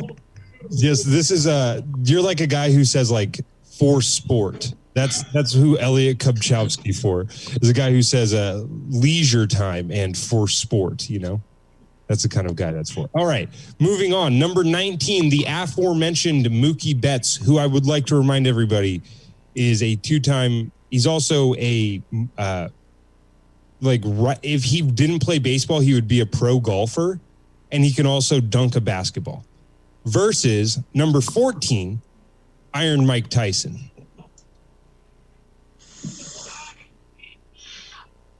Does owning a tiger require athleticism? I'm going to say no. Okay. I didn't know all of that about Mookie Betts. That's because most of it's weirdly personal information that only Drew knows. Yeah, I mean, the dunking a basketball thing isn't like groundbreaking. Okay, I will tell you how much respect I have for Mookie Betts. He is the only, I'm a diehard Yankees fan. He's the only Red Sox player my entire lifetime that I've had respect for. That's how fucking talented this guy is. He's 5'10" and is one of the best baseball players in the world. If you're going to say somebody's can dunk as an impressive feat, you need to also list that they're 5'10". Yeah. Dude, he can like throw down like windmill dunks. He's insane. He's crazy. He's also bald, and he's like 29 years old, which makes it even a little bit more impressive to me. Because he's bald. Because he's bald. I don't know why. Or you got Iron Mike Tyson, who was ending people's lives when he was 19 years old. Yeah, this is a tough one. This is a tough one. I'm gonna hit the button here. One of your fun facts about Mookie Betts was that he's also a pro bowler, which is hilarious because he's the first athlete to ever go into pro bowling. So that's not impressive at all. Yeah. Yeah, he's a very interesting. There was like a video that came out of him during this offseason of him like running routes at the Rams facility, and he like puts the moves on a guy and like breaks a dude's ankles running routes playing football. The guy's a remarkable athlete, but hey, yeah, you don't have to listen. Did he tip the ball boy for playing defense against him for the video or what? Yeah, okay, Colin. So what? I'm a mark for good PR from athletes. Big fucking deal. This is Mike Tyson, dude. He's one of the scariest people to ever live. If we vote against him, he'll find us and kill all of us. I honestly had that same thought. He's one of the baddest maybe I'd go for Mookie, but I live in fear for the rest of my life. I'm going This Mike guy was Tyson. beating up adults as a 14-year-old kid. Yeah. He is one of the baddest people alive. Like the scariest athlete of all time. You have to be an athlete to beat up an adult man at 14. You have to be a freak athlete. Without a Mike Tyson would go bowling with Mookie Betts. Yeah. Okay. All right. So it sounds like Josh and Colin are leaning towards Mike Tyson here. You're going to override this. I know you are. Oh, yeah. I'm overriding this motherfucker. It doesn't matter what Sam says. It doesn't matter what you think, Sam. I got Mookie Betts. If I'm being honest, the only reason I'm really overriding this one is because Mookie has to face Bo Jackson next round. And it's like, I'll get this thing out of the way. You know, I'd rather use it than lose it, you know? Okay. All right. This next one here, we'll start with Sam as far as voting goes. I've got number 11, Deion Primetime Sanders. And this one is specifically for Colin. I threw this one in here. A man by the name of Alexander Carolyn. Colin, do you not like this guy? Can I sub? I'm not even going to try. This is going to be embarrassing. You're all just going to hurt my feelings. Hold on. Okay. Sell him. Okay. I want this one. You know, I want to sell Karelin. He's a fucking juiced up Russian asshole who he won some heavyweight Olympic gold, but he lost to the fattest idiot of all time, Rulon Gardner, who was an American, but it was the most boring Olympic gold of all time. I hate that choice. There was 1,000 other wrestlers you could have picked that would have been worthy of that. Okay. spot. Do you want me to tell you what I read about this dude that made me go like, yeah, he should be on there? I just read that he went undefeated for 13 years. And I was like, okay, that's pretty fucking impressive. As a fucking Greco-Roman wrestler, that's insane. So I was like, oh yeah, I'll put him on there. I thought I'd appease Colin, but I didn't know you were going to be so disgusted by my take. Well, you picked a Russian. What did you think? Come on. Jesus. I don't know. He's an impressive. There was, okay, how about the best college wrestler of all time, Cael Sanders, from America, only undefeated to 198-0 in his collegiate career. Unbelievable athlete, won Olympic gold. There is Carlton Hazelrig. He's the only athlete ever. He started wrestling in middle school. He won 6 NCAA titles. Nobody's ever done that before because it's not physically possible. They let him wrestle in other tournaments because his school dropped wrestling. And then the Pittsburgh Steelers were like, hey, do you want to play the NFL? And he's like, sure. And he played in the NFL. He's like a tremendous athlete. Wow. For sure. Yeah, see, this is why I wanted to have you on here, you and Sam. I knew that you guys would have somebody who was just like dominant in wrestling and running, that you're like, dude, this guy has to be on the list. That's why he should have been the one. Should have been one of the two. Way more deserving than Carella, for sure. But I appreciate the effort. Do you think, though, that either one beats Deion Sanders, a guy who played baseball and football professionally? I get a vote? No, you don't. No. Enough of you two. I'm trying to make sure Colin doesn't kill himself after hearing me say Alexander Carolyn tonight, okay? As an athlete, no, for sure no. But I admire the accomplishments of a wrestler more, for sure. Okay, so Deion Sanders. Sam, what's your vote for? I'll vote for the fat guy. Okay. He's actually jacked as fuck. You don't want to fuck. Oh, Rulon Gardner. You can vote for the fat American who beat him, sure.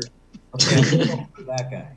He went on Biggest Loser, that fucking TV show, The Biggest Loser, and like halfway through he's like, yeah, I don't need this, and he quit, and then he gained all the weight back. Okay, I'm voting for that guy now. Yeah, that guy moves on. All right, we're gonna push Deion Sanders through. Moving along here, I got number 27 Bill Russell versus number 6 Serena Williams. Ooh. I know I made that joke about tennis players earlier, but I was honestly joking. The Williams sisters are fucking incredible. Insane.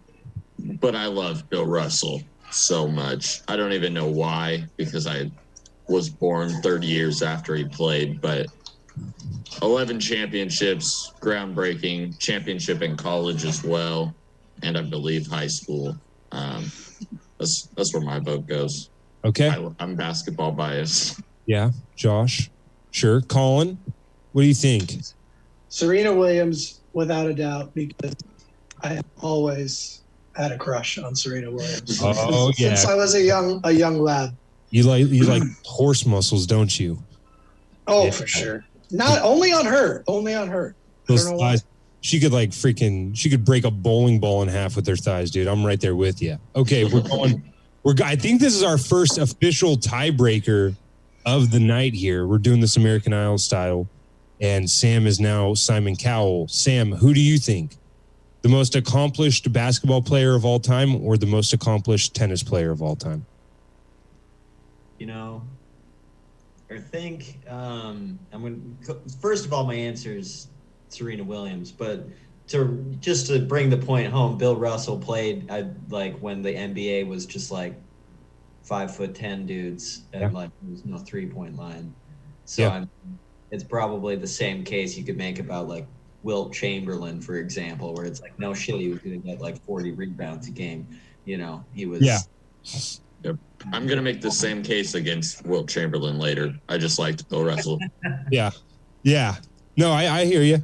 No, I agree. It's to me, it's clearly Serena Williams, but it's one of those where you're like, you'd be an idiot to not at least go like, well, Bill Russell's great, but you know what I mean? If you're just like Serena Williams, no doubt, you look stupid, you know? All right. Moving on here. A fun one. Number 7, Michael Jordan versus number 26, Patrick Mahomes. Jordan. Josh goes Jordan right away. Gut instinct. I'm going to go Michael Jordan right away so we can just move on past this one. Yeah, Colin, I think you're probably going to agree there. I do agree, but I'm going to say Patrick Mahomes because Michael Jordan is legit a piece of shit. So Yeah. just for fun. I would like to say, yeah, you know what? That's fair. Michael Jordan. Michael Jordan is a piece of shit. I was going to say we were making solid arguments for Mike Tyson earlier, who is also. Hey. We don't like to talk about Tyson's stuff. He was exploited as a child. Anyway, all right, moving on here. I got number 23, Tim Tebow, and number 10. Easy. Number 10, Simone Biles. Oh man, not even close. Jesus Christ. Uh-oh. Colin? Simone Biles. Okay, she's a legend. Yes. Yeah. 100%. Oh, Tim Tebow is such a dork, man. What a fucking dork. Yeah. I'll say this. This is the best thing I know about Simone Biles. Simone Biles has gotten 2 moves banned from the Olympics. Not because, yeah, that's badass. Not because they're too dangerous, but because she's the only person in the world who can do them. And so it wouldn't be fair to the competition if they were legal because she would be the only one who could complete them. That is like when they banned dunking from in the NCAA, so Kareem couldn't dunk every time. Anytime you're changing the rules, you are at a different level. I think that's insane. There is a good argument to be made for Tebow, and that is that he remains celibate throughout his time as the #1 quarterback in the country in terms of popularity at the University of Florida. That man he might not be #1 in football, but he is absolutely #1 in celibacy. Well, he wouldn't have been able to do that if he had to meet with Larry Nassar all the time.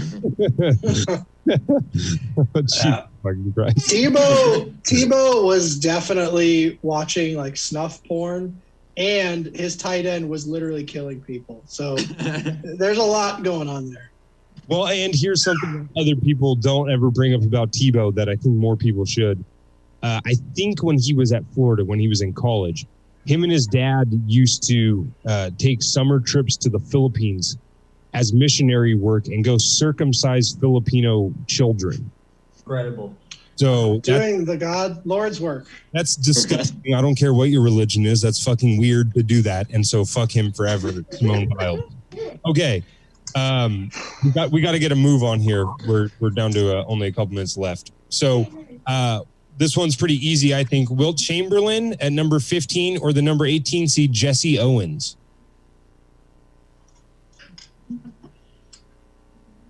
I know the names really well. I just know Wilt Chamberlain played basketball, and I don't even know what Jesse Owens did. Jesse Owens was the guy who took gold in the 1936 Berlin Olympics. Oh, right. Walk out. Yeah, right. That one. Well, I'm going to go with Jesse Owens. Yeah. USA. Jesse Owens. USA.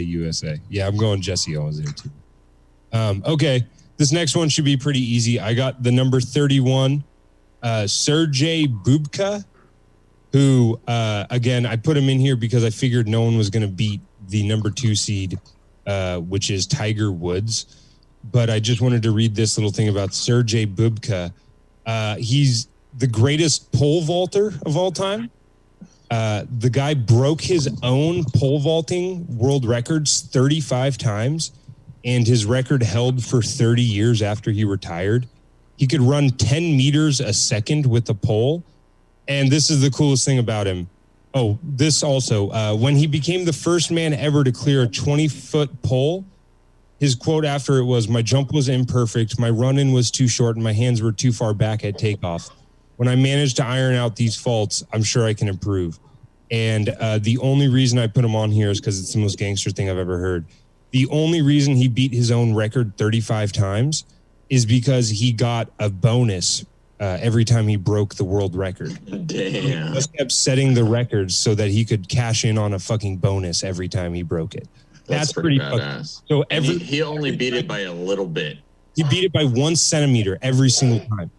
That's incredible. That's fucking gangster, dude. To That be is like, pretty I can jump badass. higher, but I'm going to pace myself so I can make more money. That's fucking G shit. And I appreciate Sergey Bubka for it. Pole vaulter versus pole smasher. Tiger Woods is not a good driver, except on the golf course. Man with a DUIs under his belt, Tiger Woods. Yeah, but I'm gonna go with Tiger Woods on this one. I love the stats you just threw out for Babushka, whatever his name was. But I'm going with Tiger Woods all day. Yeah, I think it's a no-brainer. Sam? I'm gonna Colin? go ahead. Sorry. No, go ahead. Well, so first of all, I think you missed out on a good opportunity here on Mondo Duplantis, who is a current pole vaulting phenom at the age of 17, set the world record. But that aside, I'm going to go with Sergey because I think pole vaulting is a lot more difficult than it gets credit for.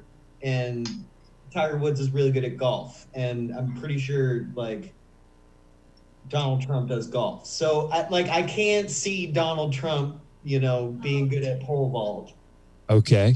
It's a weird Anybody who's ever pole vaulted once is more impressive than any golfer. So I'm going to go Sergey. Wow. This is honestly, Tiger Woods is so disappointing. He's so disappointing. He let the entire country down. Wow. Many times. I gotta say, I am absolutely stunned and appalled right now Tiger Woods was like a golfing phenom at the age of 7. The What guy are you guys, his ex-girlfriends? Yeah. Act like you guys were dating a Perkins waitress in 2009. Okay. Just because Tiger fucked your girlfriend. Okay. Sergey Bubka with an absolute disgusting upset. Okay. Back to the top of the brackets here.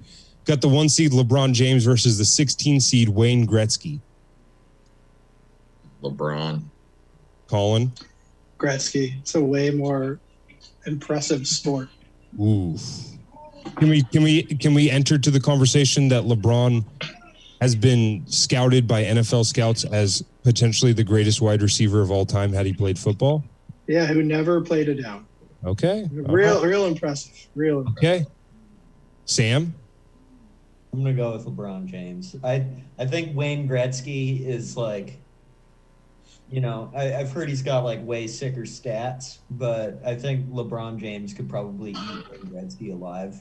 Like, I think he would beat him to death with a hockey stick, is what I think. Yeah.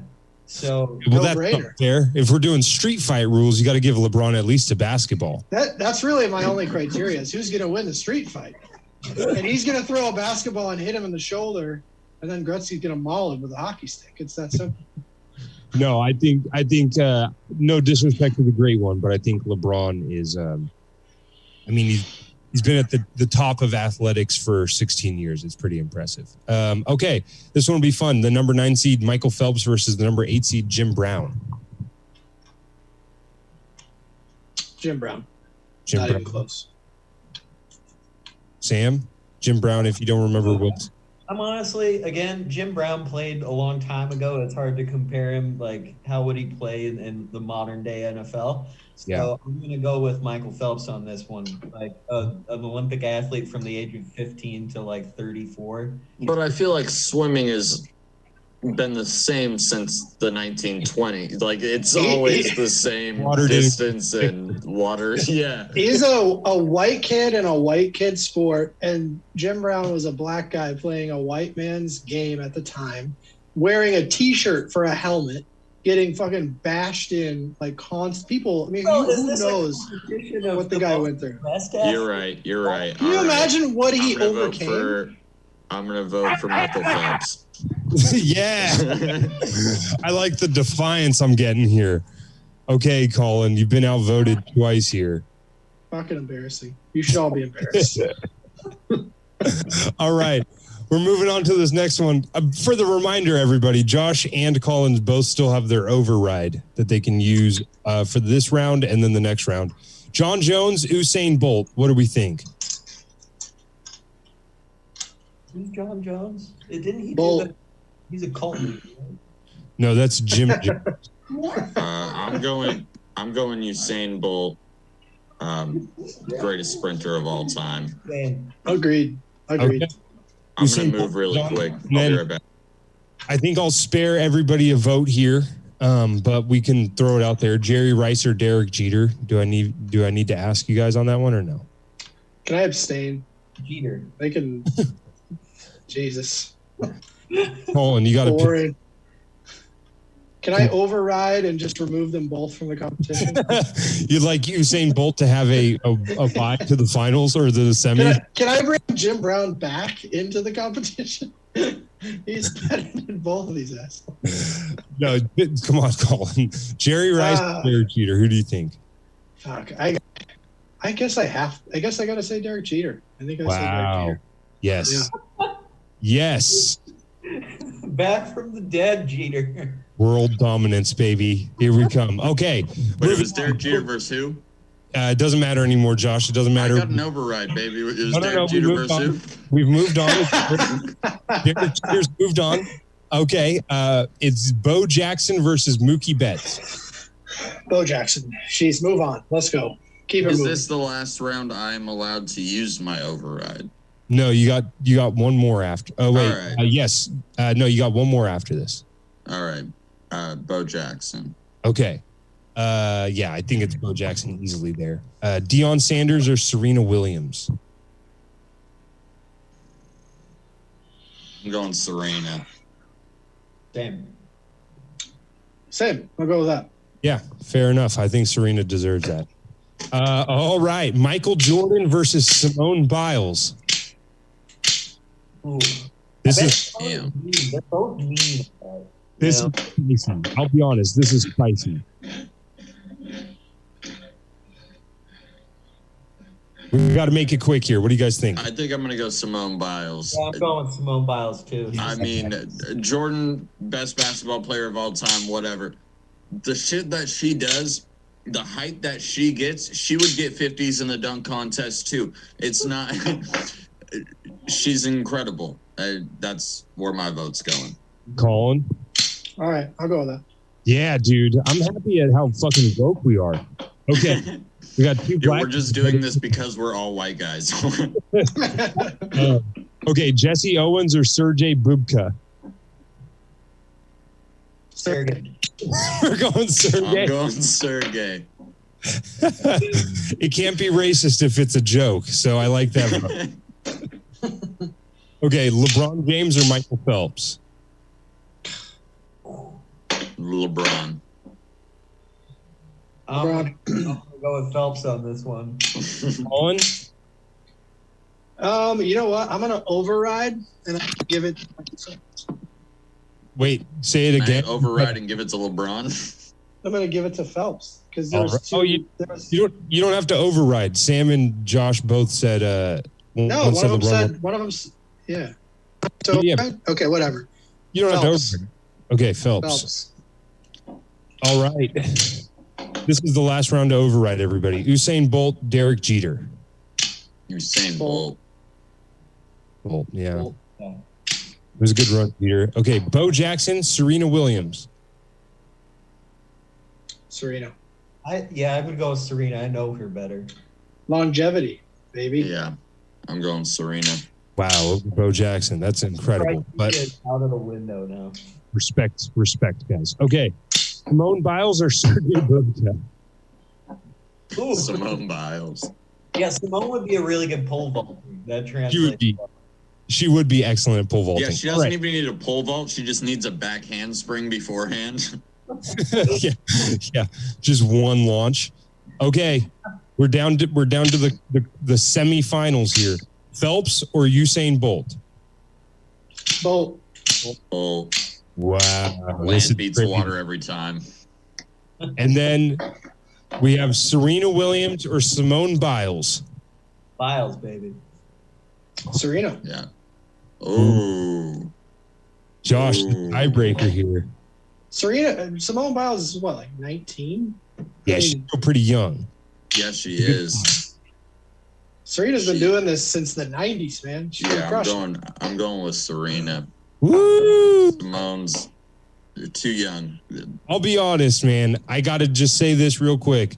With a LeBron James, Bo Jackson, Jerry Rice, Mike Tyson, Deion Sanders, Michael Jordan, I did not expect Usain Bolt versus Serena Williams in the final. Guys, what do you think? Usain Bolt, Serena Williams.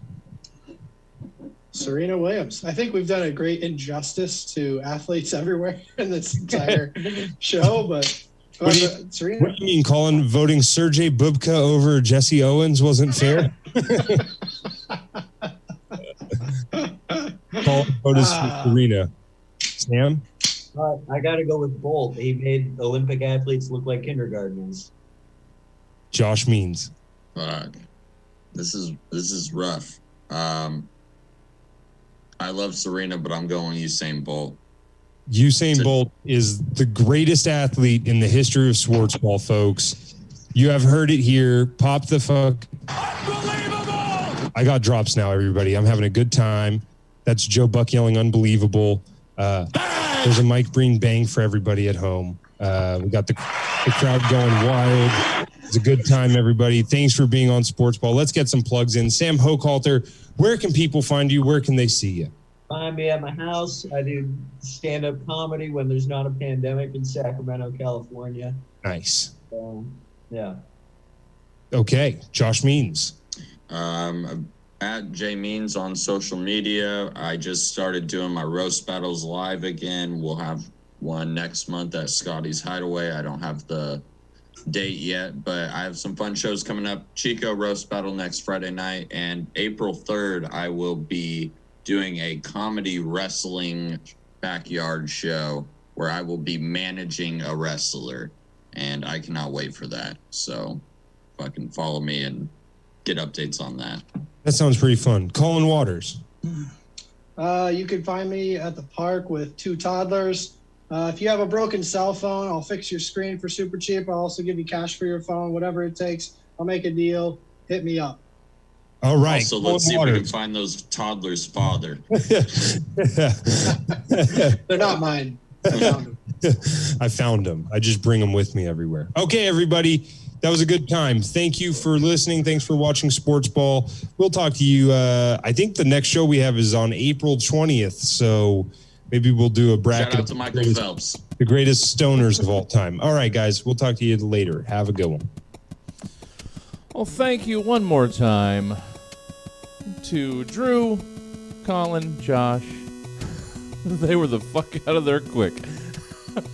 And Sam O'Calder. Thank you all. And that is 3/4 of our Tuesday trivia night. All of our Tuesday trivia shows all lumped into one day. Day 4 of the Stab and Place Quarantine-aversary Stab-tacular. Thank you all so much. Thanks for joining us. Thanks for hanging out with us. We've got one more show tonight. It's the show that started the Tuesday trivia night. It's the Obscure Movie Trivia Show. Trying to find which videos to play for this break. How about we start with... yeah, I like that one. Let's go with that one. And we will see you back here in about 20 minutes for the Obscure Movie Trivia Show. Let me get the thing queued up. Make sure I've got the right one. Yep, that's what I want. All right. See you guys in a few. John works for the IRS.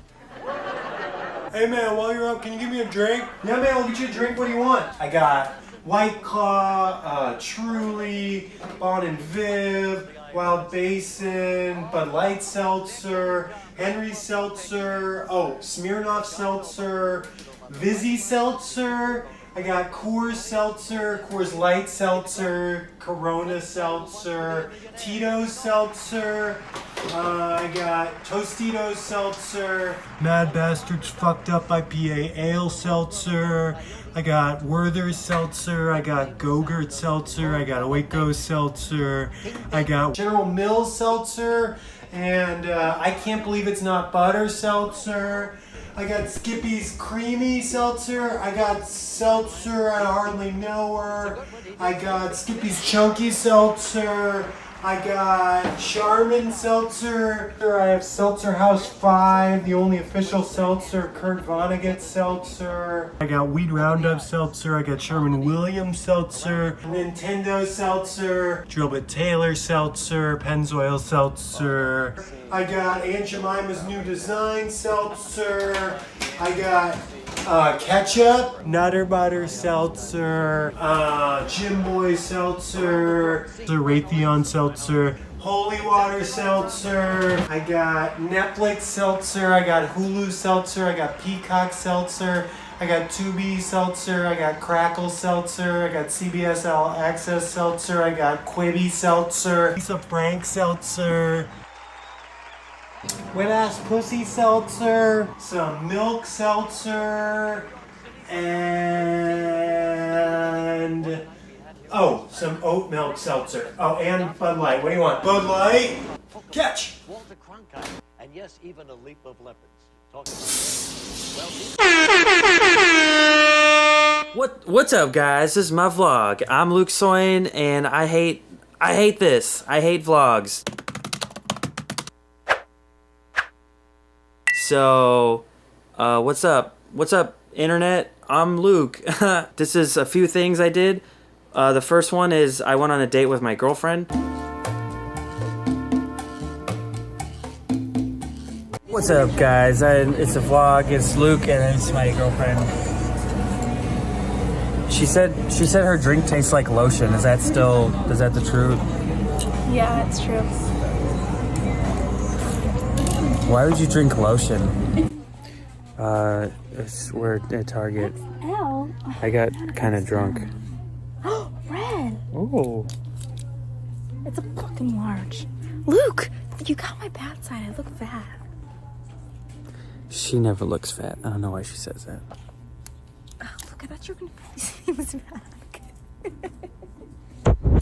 She likes to just take stuff and throw it on the ground as if no one works here, and then it's like their job to put it back.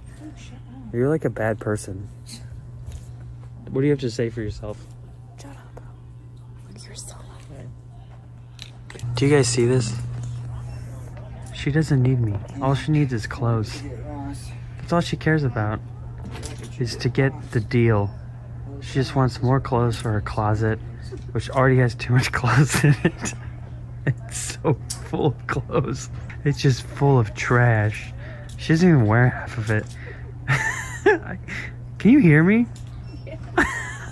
Well, surprise, surprise. We're in the closet. This is her closet. We're inside. The squeamy one. Kind of like vomit, but not really. He's laughing so hard. It's not a good angle. Because I was like, that's a bad color. And then you were like, because it's like vomit. And I was like, then I laughed. Oh my God, my left side is the good side. I just figured it out. So I hope you enjoyed that. That was my girlfriend and me on a date. That was fun, guys. Wow.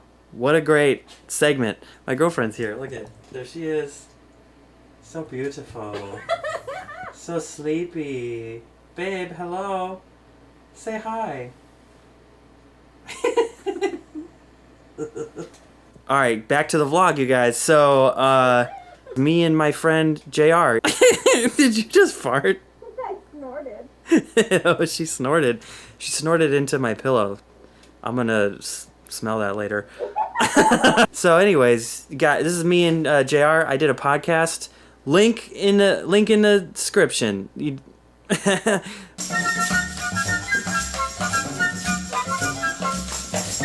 So I visited JR in his new house, which is a van. So I'm hanging out with my good friend JR de Guzman, and I feel like times are tough for him because he doesn't live in an apartment anymore. He lives in a van. I don't know if you guys can see. This is where he lives. And I mean, my storage unit is bigger than this, you know? I'm just really worried about him. I hope he's okay. The music in the background? Wait, shut up. So I don't know if you guys can see. I'm in the van now, and there's just a banana peel. So I don't know if this is JR's, or maybe he left the door open and like a homeless guy went in here. There's like pet hair. I don't even think he has a pet, but I don't know what this is all about. I'm just really worried about him. I'm just really worried about him. Oh fuck. He's I love this van, man. It's like, I've been here the whole time. You were a guest in my house, and it looks great. It's good to have banana peels because it's the aura. It smells like bananas. Yeah, when you just walk into a regular home and there's no scent, it's like a scented candle. Yeah. Also, you got a mailbox there. I see that. It's mail. It's a ripped up. I think I was late actually on some mail. I think I owed something, and I just ripped it up. So now how that works is I don't owe it anymore. If you like, when you need to start a fire with other homeless people, is that what you use as Tinder? That's how I meet the homeless people, is Tinder. I see if they have a profile, throw on there, I swipe, and that's how we get together. I don't know where he's going. I think he's going inside to cry about the van. I don't know for sure, but that's what I would do if I had to live in a van. I would probably cry about it. He just didn't want to do it in front of me, so I think that's why he went back out back in the house. So follow JR, send him a message, tell him that you love him and that everything's going to be okay. Just make sure that he knows that he's loved and that times are tough, but it'll get better. Things will. I know it's not. I know it's hard to believe, and it's probably not true. But I just want to say, yeah, go ahead. I hope things get better and you get out of that van soon. I love the van. I don't know why you've been saying that this whole day. I just hate to see you in this state, you know. I'm doing fine. He's in denial, you guys. He's in denial. All right, wow, that was a great segment again. I'm Luke Soyan. I fucking hate vlogs, but this is fun, and I hope you guys all love each other. And peanut butter is protein. Babe, say goodbye. Bye. Wait, look at the camera and say bye. No. Why not? Knock, knock, Jenny, open up. It's your husband, Corey. I brought groceries. Not until you prove that you're not sick. I don't have any germs. I followed all CDC guidelines while at the grocery store. Prove it. Show me your hands. They're clean. I wore gloves and I washed my hands. Show me. Show me how you washed your hands. Fine.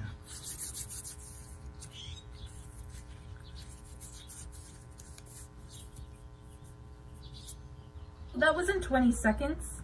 Jenny, please. I have to go to the bathroom, like, real bad. I'm not going to allow a sick, infested animal into my house. I don't have any germs. You don't know that. Pop quiz, did you touch your face? No. How did you pay? Apple Pay. Did you touch your keys? No. If you didn't touch the keys, how did you start the car? Keyless start. Okay, I think you might be okay. You're sick! Jenny, come on. Corey James Jellinger III. You have germs. You need to leave. Leave? Are you breaking up with me? No. I'm just exiling you from our home for the next 2 weeks. Come on, Jenny. I still have to go to the bathroom. Can you just let me in? Goodbye. No, wait. Look. I got your favorite snack, Cheez-Its. They were the last box at the grocery store. There was an old lady. She was eyeing them. I knocked her over just for you. I got these for you. I risked getting sick at the grocery store for you. Can you please just let me in? No. Come on, Jenny. Please, just let me in. Just let me in. I'll do anything. Anything? Anything. We don't have any more disinfectant spray, but I do have the Swiffer Wet Jet. Yes, that. Please, that. Okay. I'm ready. Let me in. Don't move. Not moving. Don't move.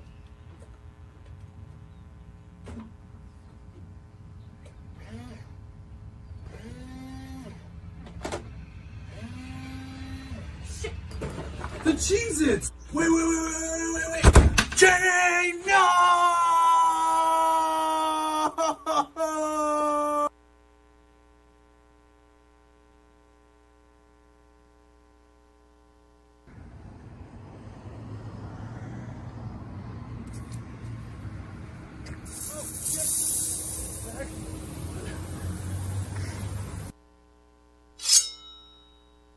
Hey, what up, everyone? It's your boy, Chad Hanks, and yeah, it's true. My parents got the coronavirus. They down in Australia. They're doing fine. They're not tripping. I'm not tripping. You know, so that's what it is. You know, much love. What up, everyone? It's your boy, Chad Hanks. Just here with another update. Yeah, it seemed like y'all loved my last update. Honestly, that's the biggest positive response I ever had to anything I ever done. Even more well received than me saying the N-word. So much respect, much love. And yeah, I'm on a 14-day self-quarantine because I came into contact with my parents. So I'm just going to keep y'all updated, keep it rolling, baby. And that's what they do. Oh, hey, what up? It's your boy, day 3. And let me tell you, I think everything going to be Irie, man. It's going to be Irie. I know some people tripping out there, but I got an email from my good friends at Lids that said they're taking it pretty seriously. And, you know, I trust those fuckers. They ain't never done me wrong. Oh, yeah. I trust them fuckers at Lids. What up, everyone? It's your boy, Chet Hanks. Day 4, self-quarantine. My parents are still doing fine. A lot of people are asking me, Chet, what can I do? You know, you gotta stay inside, self-quarantine too. They got that graph that want to go up and then go flat like that. You know that graph. You've seen it on social media, want to go up and flat like that. Ooh, oh, I kind of like the way that look a little bit.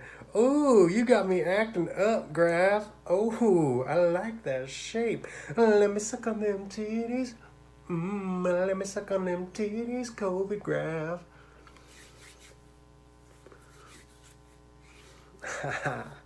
What's up, your boy Chet Hanks, day 6. Sorry I forgot to talk last day and just went ah like that for a while. But you know, my parents are fine. Things are going good. Yo, day 7, Chet Hanks here. Just want to take a break from giving updates on my parents to say that Mike Bloomberg is a pimp and a player for real. Day 8, Chet Hanks here. My parents are doing fine. Turns out Bloomberg dropped out and I can't get that Bloomberg shmoney anymore. So I want to say that Bloomberg's not a pimp. Your boy is an asymptomatic carrier. Oh, that's a sturdy Millie Rock. COVID can't stop me. What's up, y'all? Day 10 of self-quarantine. I need someone to quarantine and chill with. It's Chet Hanks here. My parents are doing fine, but you know, I got a lot of toilet paper. Somebody come over, you know. Man, I already watched all Love is Blind. That shit crazy, man. I feel like I'd do super well on that show if my voice wasn't so fucking distinct. You know, they know me in a second. They be like, that Chet Hanks, you know. It's like a blessing and a curse being this famous. Kind of like Jessica being 34. Even I picked up on that. Hey, y'all. Day 11. Chet Hanks here. It's your boy. My mom and dad have taken a turn for the worse and not doing too well. So,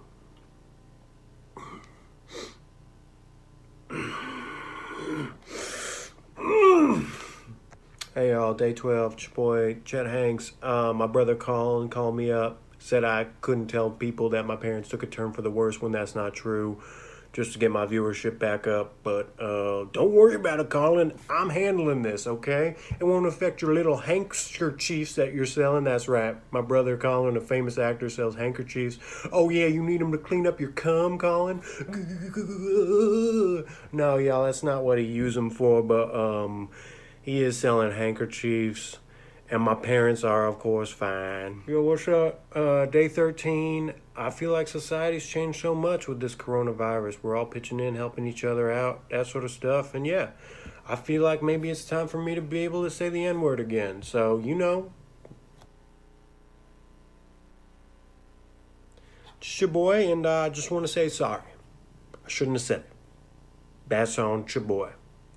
Day 16 of this 14-day self-quarantine, so I think that means I'm done. My parents are fine, they're back.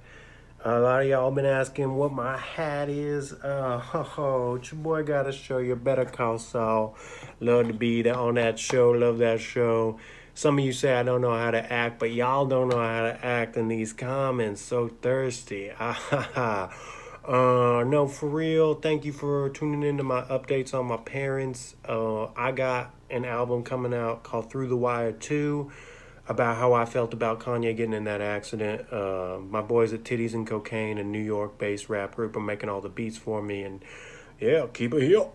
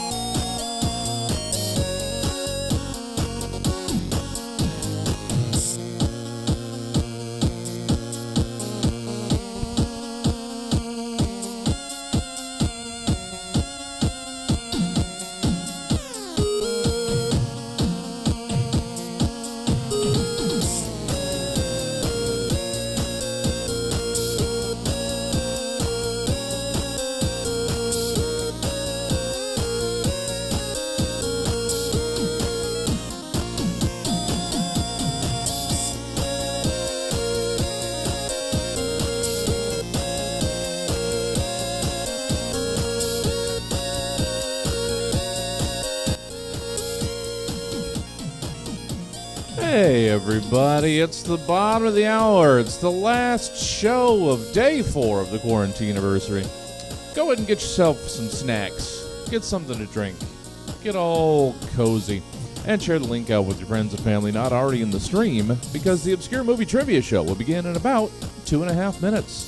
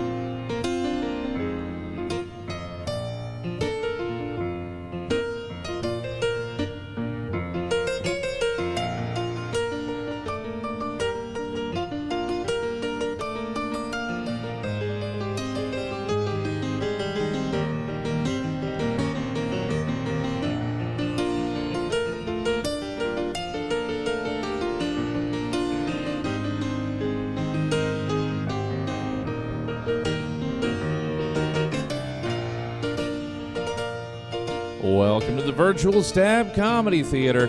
It's time for the Obscure Movie Trivia Show. Please welcome to your screen your host, Buddy. Hey guys, welcome to the show. I am so happy to have you guys here. Have you guys still filing in, of course, on all the streaming services? If you want to get a little more involved tonight, and maybe you're on YouTube or Facebook, head on over to twitch.tv/stabcomedy.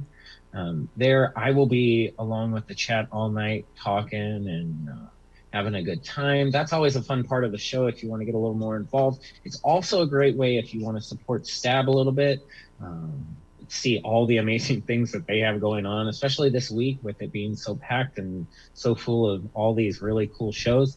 Right now is a great time to support. If you give a follow, that is free on Twitch. It's just like your subscribe on Facebook or YouTube. However, if you want to support a little further, you can give a subscribe. That is $5.99 a month. You could also gift out subscriptions if you are already subscribed. That is always helpful as well. That does a lot to help Stab keep going here, because this is a lot of work and it's been a lot of fun, and we owe a lot to Jesse, so you guys should support if you enjoy what you're seeing. And what you're seeing right now is the final show of Tuesday night in the Quarantine-Anniversary show. Tonight is the Obscure Movie Trivia Show, starting a little bit later than usual. Hopefully we get our same great crowd of chat people in so I can have a fun conversation. But tonight's Obscure Movie Trivia Show, like always, we pick a movie of the week. This week I've decided to pick a fun, stupid comedy, because I don't often get to talk about those enough. This week is Eurotrip. Of course, it hasn't aged perfectly well. Most comedies from the early 2000s are not going to age well because that was the peak of childish, homophobic, and disgusting comedy. However, there are some great dumb gems of comedy in those movies, and especially this one. I watch it quite often because it's one of those movies you can just turn your brain off and enjoy. However, I did not allow our guests tonight to do that because they had to remember some information from the movie so they can compete in movie trivia. Because that's how the show works. So let me introduce you to our amazing guests who are great friends of mine, and I love them dearly. Up first, he's wearing one of Stab's amazing sweatshirts, which you can buy if you want to support even further. That's Mr. Dan Smith. How you doing, Dan? I'm good, buddy. How are you tonight? I'm doing wonderful. I had a long day today, man. But I am so glad to be doing this tonight because this is one of the cool things that I get to do. And getting you and our other guests on tonight was really cool because you guys have both been on the show before. You guys are big fan favorites in here. So glad to see you back. Dan, I've been asking this question lately because it's probably the most intriguing thing to me since we are a year now into the pandemic. Yeah. What was the last movie that you saw in an actual theater? Holy shit. See, I don't go to many movies in the theater, so I think the last one I saw was the last Star Wars movie. Oh, okay. That is a great choice. That's wonderful. I actually like that movie, so I know there's a lot of complaints out there, but hey, if you're gonna go see a movie in theaters, it's got to be a Star Wars movie, right? I mean, as far as the first that first one was great, and I was expecting so much more from the other two, and they were good. Yeah. But I feel like they kind of fell apart a little bit. They weren't as bad as the prequels, though. So. I am a forever prequel apologist. I just think I grew up in that age where I enjoyed them, so I can't talk too badly about them. I wanted to be Darth Maul so bad as a kid, and also Obi-Wan because he had the slickest beard. Yeah, that's what you were. But Dan, exactly. Dan, thank you for being on. We'll see you in just a second when we start round one. But also joining us is another fan favorite, another favorite of mine personally as well, and a good friend, Joey G. Welcome back, man. Hey, man. I am so happy to be back.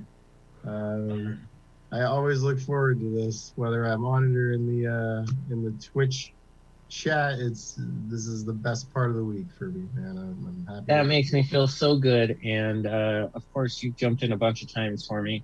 Last week, you jumped in for me. This week, you're jumping in. You are our utility guy here, and of course, you do finally have that victory under your belt that the crowd is so happy for you about.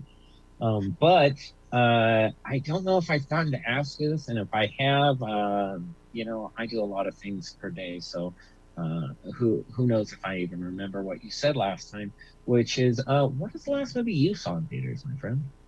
Yeah, I don't think you did ask me that before, but thinking about it, so I'm old and crotchety and I fear new things, so I always go to see movies at the Crest downtown when they're playing like the old stuff, so it was probably either I want to say like maybe like Back to the Future or Gremlins or something. I can't remember which is the last one because they all blend together now, but they play a lot of really great stuff from decades ago. That is actually really cool. Did you get to, they only got to do it for maybe a couple weeks, but during the summer, during COVID and everything, they got to do like a outdoors blow up, like drive-in theater type thing. Did you ever get to go to one of those? No, not. I've been to a drive-in, but not any of that stuff at the Crest. I would have liked to, but it didn't stay open long enough for me. But that would have been a fun time. But Crest is awesome. I think the last one I saw there was Die Hard because they used to play it every time around Christmas. Problem being now with the corporations, Disney owning Fox, I don't know if we will ever be able to get to see Die Hard in the theaters again because Disney does not distribute their movies like that. So hopefully I am wrong, but let's get into this first round, you guys. I am so thankful to have you both here. We are starting off with the movie Eurotrip, which is one of those early 2000s comedies that is just all about sex, drugs, and how cool it is to be in college, which going into college a few years later, I can promise you that it is not like that at all. It's just, all it is studying and reminding your roommates to wash their dishes and wear deodorant. That's all college is, you guys. That's all it is. But let's get started with question number 1. There's going to be 10 questions in this round, each worth a point for a correct answer. You don't lose anything for an incorrect answer. I'm going to ask the question, give you guys some time while I talk to the chat here, and then I'm going to have a countdown, 5, 4, 3, 2, 1.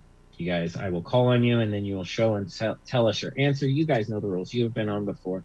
Let's just get into it. Question number 1 is, at what event does Fiona dump Scotty? And sad humanist with a bold statement in the chat saying that Eurotrip caused the student debt crisis. It caused some kind of crisis. I don't.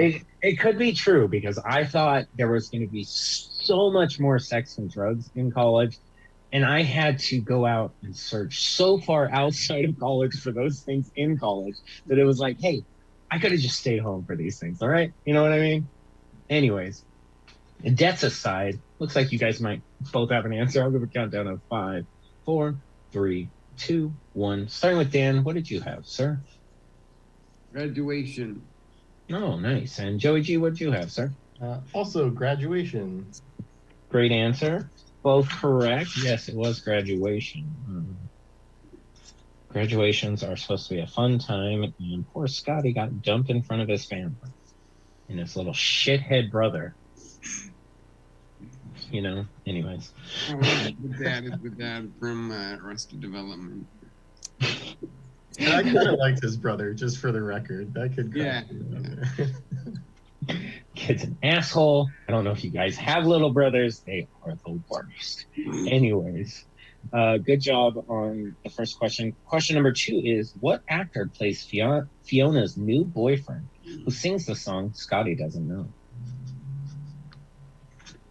Some of these will be easy. We're just trying to talk about the movie Eurotrip, which is a very weird movie. Speaking of which, Scotty Doesn't Know was on so many of my playlists, like so many burned CDs in the early 2000s, because I thought I was so hip that this like cool punk rock, I don't know if it's punk rock, I don't know what to call it. But anyways, yeah, so that's a sad fact about me. I'll give a countdown of 5, 4, 3, 2, 1. Joey G, what did you have, sir? That's a sad fact about me. I had Matt effing Damon. Oh, yeah. And gift to us all. I just went with boring Matt Damon. I can't fucking do. There you go. Okay. Do you're mirrored to yourself, so just do the opposite of what you think you should do. Yeah, well, I'm also hot, so. I don't know. Well, for the impairment, you got the answer correct. So you know what? Fuck that. Take that, scientists. Hell Take yeah, that, scientists. You know what? And we're on to kids. Question number 3 is, why does Scotty get grossed out when Micah asks if he wants to meet up? I will repeat that. Why does Scotty get grossed out when Mika asks if he wants to meet up?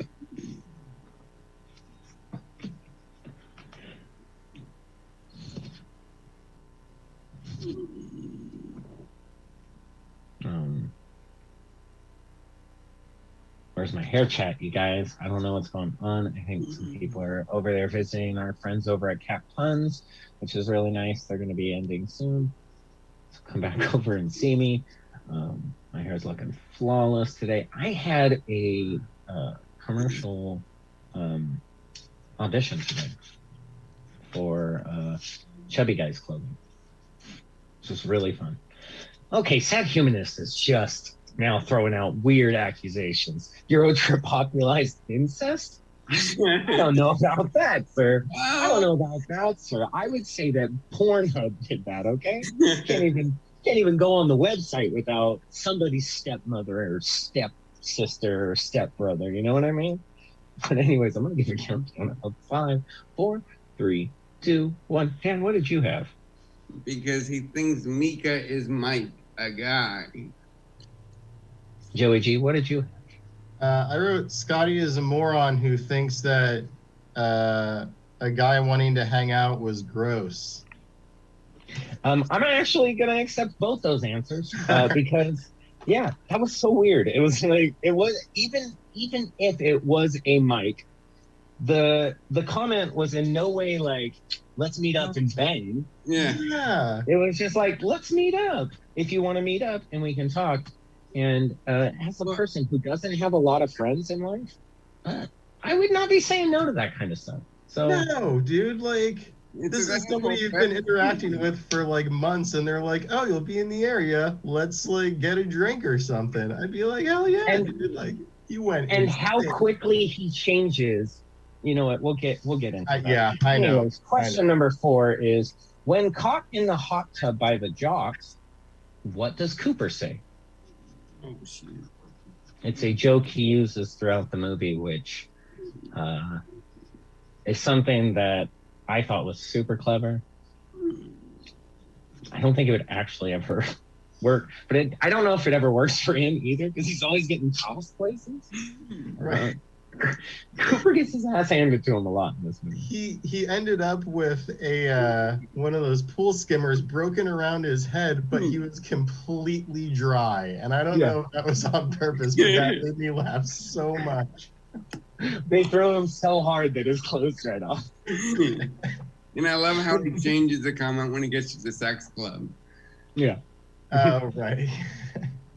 I will give a countdown of 5, 4, 3, 2, 1. Joey, what did you have?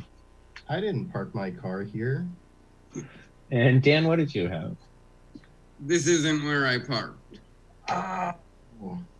You're both slightly off, but like I've said lately, you guys understood the idea of the question, which is what I'm here hoping for, and I'm going to give it to both of you guys. Yes. What was the actual? You were very close. This isn't where I parked my car. This isn't where I parked my car. Yeah. It was. All I had to do was put my car, and I would have had it. Damn it. Exactly. You would have been straight up perfect, but you got the point anyways, because that is just a funny line. There's so many situations where this is where I parked my car would be perfect. And you know what? Exactly. We're bringing it back in 2021 to get out of awkward situations. I'm just gonna say this isn't where I parked my car and walk off. That's how we're handling 2021. This isn't where I parked my chair. It's just army crawl out of there. For Dan, it is so much more funny because he's like, "This isn't where I parked my car." And just wheels off. Or just falls out of my chair. That is absolutely brilliant. I'm gonna go with question number 5 now, and that is: how does Scotty find out Mika is a girl? It's because of the way I wrote it. Sad humanist with some more propaganda, I'm guessing. My new hobby is blaming the movie Eurotrip on everything going on. You know what? Eurotrip is strong enough on its own 2 legs that it can stand there and take your heat. It'll be like a shield protecting. No, that's the card. I'm talking about the horse. Eurotrip. I love Eurotrip. It's dumb. It was, to me, it's better than Road Trip because Road Trip is a one-note joke of only Tom Green being the dumbest, funniest thing in that movie. This movie is just filled with so many stupid little one-liners, little jokes, little insides. I love it.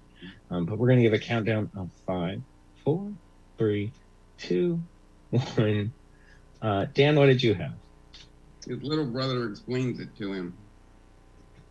And Joey, what did you have? I wrote his smarter, funnier brother pointed it out. This is Joey G outing himself as a little sibling, I'm guessing. Yes. I'm gonna give that to both of you. Yes, his younger brother told him, and totally punks him really hard. It's like, first of all, he's like, "Why would this hot chick ever want to talk to you?" And then it's like, "Oh, you're so dumb. I'm in beginner's German, and I know that." Yeah. And that is a very good point, because the brother's been talking to this girl for a very long time, has a English to German dictionary right next to him, decides to look up what "let's meet up" means, but not the "hey, I was a sad girl." Yeah, the fact that he presumably was in this class for at least 2 years and somehow this like never came up. She's not like once telling him anything that would relate to, you know what, maybe Scotty's one of those guys who just doesn't assume gender, you know? Maybe Scotty's that progressive. He doesn't know. Well, no, he did assume gender. He thought he was a guy. He thought Miko was a guy. Yeah. What a dick. We don't assume gender, Scotty. Anyways, question number 6. What does Cooper keep calling Jenny? Of course, until they hook up.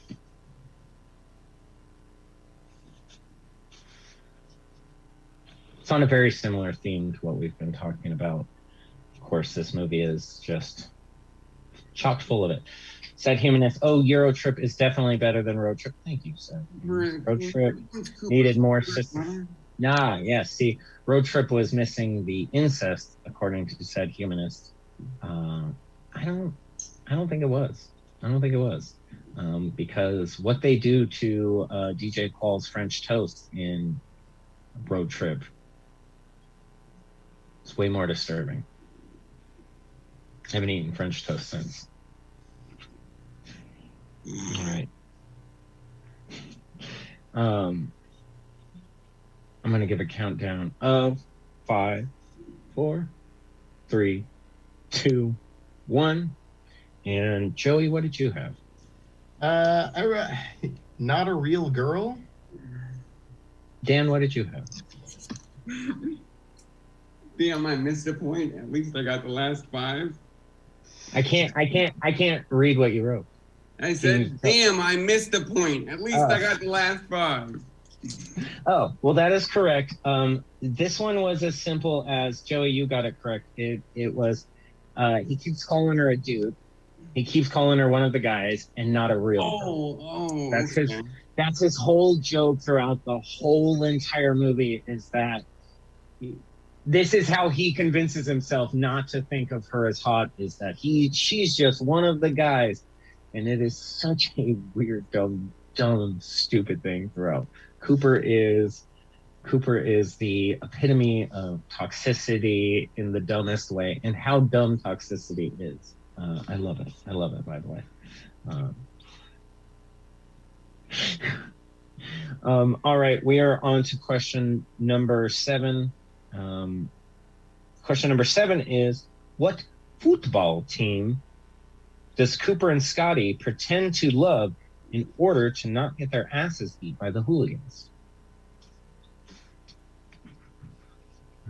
This is my absolute favorite part of this whole movie, was those guys. Vinny Jones is a fucking treat. Guys, down the wrong side of the road.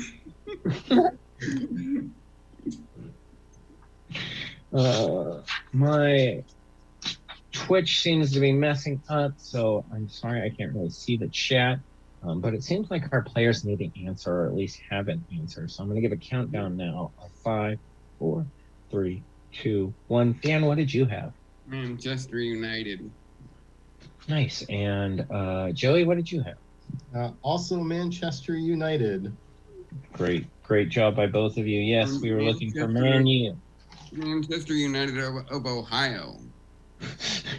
No, they were the fan club of Ohio. Yeah, that was their chapter. That was brilliant. And then they start the song. Every part of like that segment of the movie is right. What song was it? I know it's a Easton song, but what song was it? Oh, Morning Train. Morning Train. But he changes the end. And my favorite part of that whole thing, is there a question about the banner that's on the side of the bus? Because there isn't. It's a bunch of guys driving around in a bus with a giant sign that says, "If you're not a mank, you're a wank." And I thought that was the funniest shit. Going down the wrong side of the road, and he's just screaming, "You tosser, you wanker!" That is, yes, I love that part. The whole part of that movie is like good comedy, fast jokes, the whole like making fun of things without like punching down to anybody is really, really great because they're also mocking how weak and feeble they are as well. It's very good comedy in that scene. And just Vinnie Jones as a psychopath somehow just fits so well. That man, I don't know, maybe he's crazy in real life. Who knows? I'm not going to say out loud in case he's watching. But that brings us to question number 8. Who plays the Mascuzi guy? Labeled in, my favorite is his name in the credits. Just creepy Italian guy. He has no name. It's just creepy Italian guy. Don't get it. I want to be tied again. Yeah, this guy is in like everything. I just saw him in something else, and I don't know his name. You've seen him everywhere. And it's He's one of those ones. actors that like you know his face, but I had to look him up earlier because Sad Humanist says they feel like they learn most of what they know about from football hooligans from this movie. I don't know anything else about football hooligans other than what I learned in this movie. And I hope that this movie is an accurate depiction of every single football hooligan ever, because I want to befriend them. And I would even watch soccer or football, however you pronounce it. I would even watch that sport just to join a gang. Unfortunately, they don't have a lot of soccer gangs in Sacramento. So you gotta go to the what is it? The Sacramento Republic, dude. Get the cheap seats right behind the goal. Those guys are nuts, man. It is like there we go. Okay. The whole time. All right. I'll become a Sacramento soccer hooligan. I can do it. I can do it. I ain't got nothing better to do with my life. Count down I want to be in the stands. I want to be a hooligan. Yeah. Right? You would count down to 5, 4, 3, 2, 1. Dan, what did you have? Fred Armisen. And Joey, what did you have, boss? I wrote down an actor who I thought kind of looked like him, which is Tony Shalhoub, and I massacred. Yeah, I love it. He spells his name right. But I don't think you were far off of the Tony Shalhoub spelling. Probably, who knows? I don't even think he knows how to spell it. But I would like to say that Tony Shalhoub and Fred Armisen. That's a very close. Like, if you're gonna get Fred Armisen wrong, that's not a bad guess. Tony Shalhoub, just he's they call Fred Armisen the Tony Shalhoub of Saturday Night Live. That's what I was told. I was gonna call him Kmart Tony Shalhoub. I guess He's from Portlandia. He's great. He probably had a bigger career than Tony Shalhoub. I don't know what I'm talking about, man. Sad Humanist, I hope you recognize Fred Armisen. Fred Armisen's a great SNL actor. He's great. He's a great bit player in everything. He's one of those, that guy. But it's Fred Armisen. So we're on now to question number 9, and that is, what happens when the gang go to the nude beach? I'm not talking, I don't need you to write out the whole entire scene. I think you know what I'm looking for. What were they gonna do to Michelle Trachtenberg though? Like that right? That was horrifying. But as somebody who went to a nude beach once, as a younger person, it's not a sexy thing. It's a human thing. It's weird. Like, it's just people who are way too free with their body. I also have been to like an interview at a nudist colony, and man, fanny packs do a lot of things for men. I'll just say that. They would just be walking around with fanny pack as their only clothing. Fanny packs and sun hats, which is why you don't catch me wearing fanny packs anymore, by the way. Anyways. Sounds hot, says Sad Humanist. It is. It is. All right, I'll count down to 5, 4, 3, 2, 1. Joey, what did you have? They find only men. And Dan, what did you have? It's a sausage fest. Sausage fest. Yes, that is correct. It is too many wieners. And as this movie keeps pounding home, dudes banging dudes is totally weird, right? Like, that's weird, right? Anyways. Other than that, we are on to our final question, which might be our hardest, might be our easiest question. Who knows? We'll see what these guys are all about. This is the final question in the round that is round 1, and that is, which European monument does Scotty get into a fight with a robot street performer at? I'll repeat that again. Which European monument does Scotty get into a fight with a robot street performer at? I just say that's one of the funniest fight scenes ever. That should have won awards if it didn't. It should have. That was beautiful. Yes. That is one of those really fun scenes. Sad Humanist says the fact that Eurotrip is still Michelle Trachtenberger's top movie is a crime I'd like to report to someone. I agree with you, because she was in Buffy, and everyone from Buffy should exceed, except for Joss Whedon, of course. I had such a crush on her after this movie. I'll give a countdown of 5, 4, 3, 2, 1. Dan, what did you have? The Louvre. And Joey, what did you have? I wrote I thought it was a museum, but I guess not. And I didn't know the name of that museum, so. Well, Dan, you got it correct. It was the Louvre. I was hoping that you guys would go with like the Eiffel Tower or something very popular. Or like the Sistine Chapel or something or whatever, but you guys were like, no. It was kind of like a museum, and Dan knew it was the Louvre. Yeah. Oh, I remember them cheering like the Louvre right now. That brings us to the end of round 1 with some tight scores right now. In the lead with 9 points is Dan Smith. Good job, Dan. Good job. Right behind him, hot on his tail, as the kids say, Joey G with 8 points. All right. I don't have any more people Still in it. So that brings us to round number 2.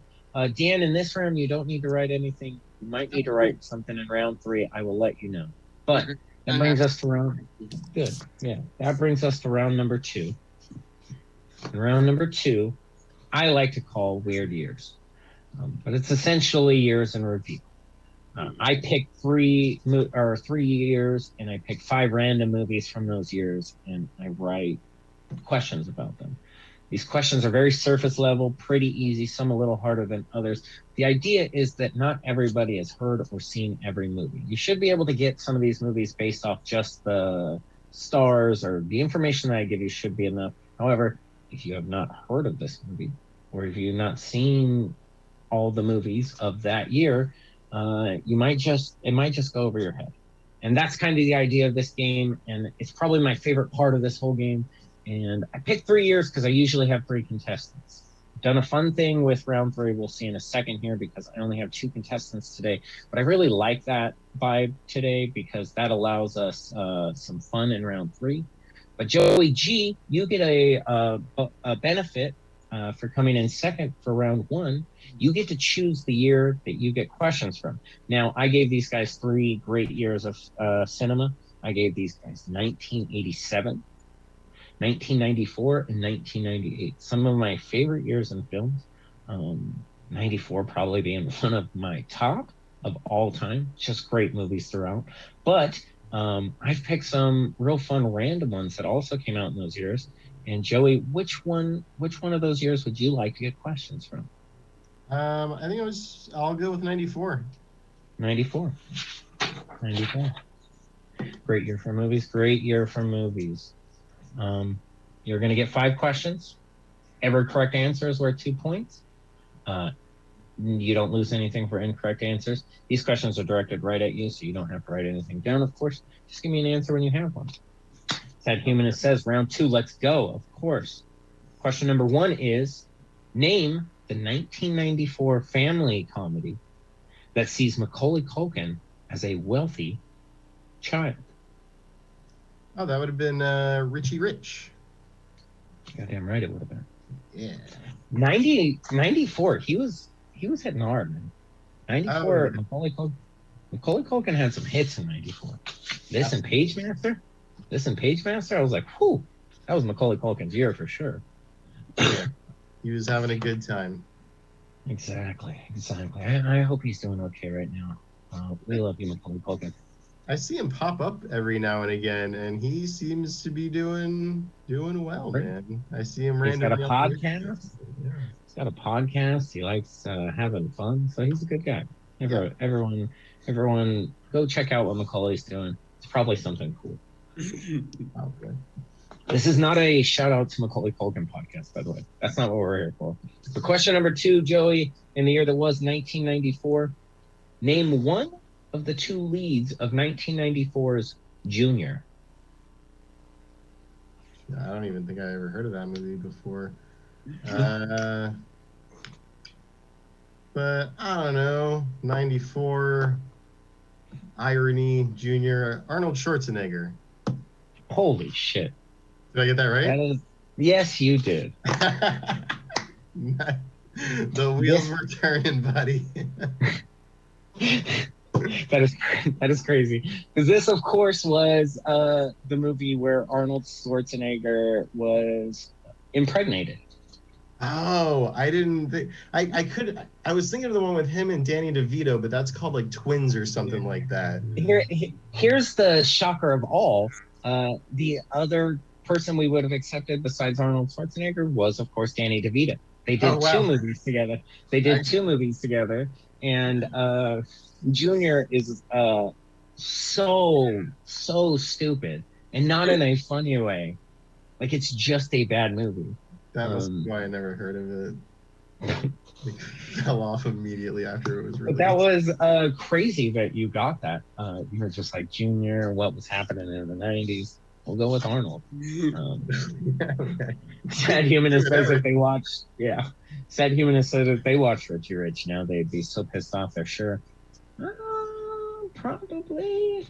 I don't know. I don't know if they redeem Richie Rich in that movie. I just watched it recently, and it was like, he was a dick at the beginning, and he doesn't really get redeemed. It's just the bad guy's a bigger dickhead. So, Blank Check is a far better Rich Kid movie.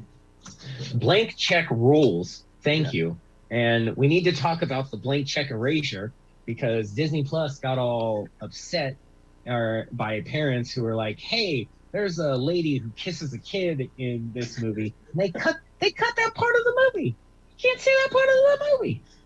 I mean, that is pretty creepy if you really How are 10-year-olds supposed to know that if they get rich, hot chicks will just be all over? How are they supposed to know? Anyways. That's good. Blank Check erasure. Yes, thank you. We are on to question number 3 in the year that was 1994. Joey, I have gone off on a rant here. Anyway, question number 3 is, what video game was turned into a movie in 1994, which served as Raul Julia's final film? I'm sorry, what movie was turned into a video game? No. Or was it the other way around? I will repeat it. What video game was turned into a movie in 1994, which also served as Raul Julia's final film? I don't know who Raul Julia is, but I'm pretty sure Super Mario Brothers came out that year, and that probably destroyed a few careers. So I'll go with Super Mario Brothers. Yes. Well, that is not the best. That is not the worst guess at all. First of all, Mario Brothers was really close to this time. It was 1993, not 1994. Okay. And Raul Julia, if you don't know who it is, I guess the best way to say would be he's Gomez Addams from the Addams Family movies. Oh. Okay. And that would, of course, mean that we were talking about the classic Jean-Claude Van Damme film, Street Fighter.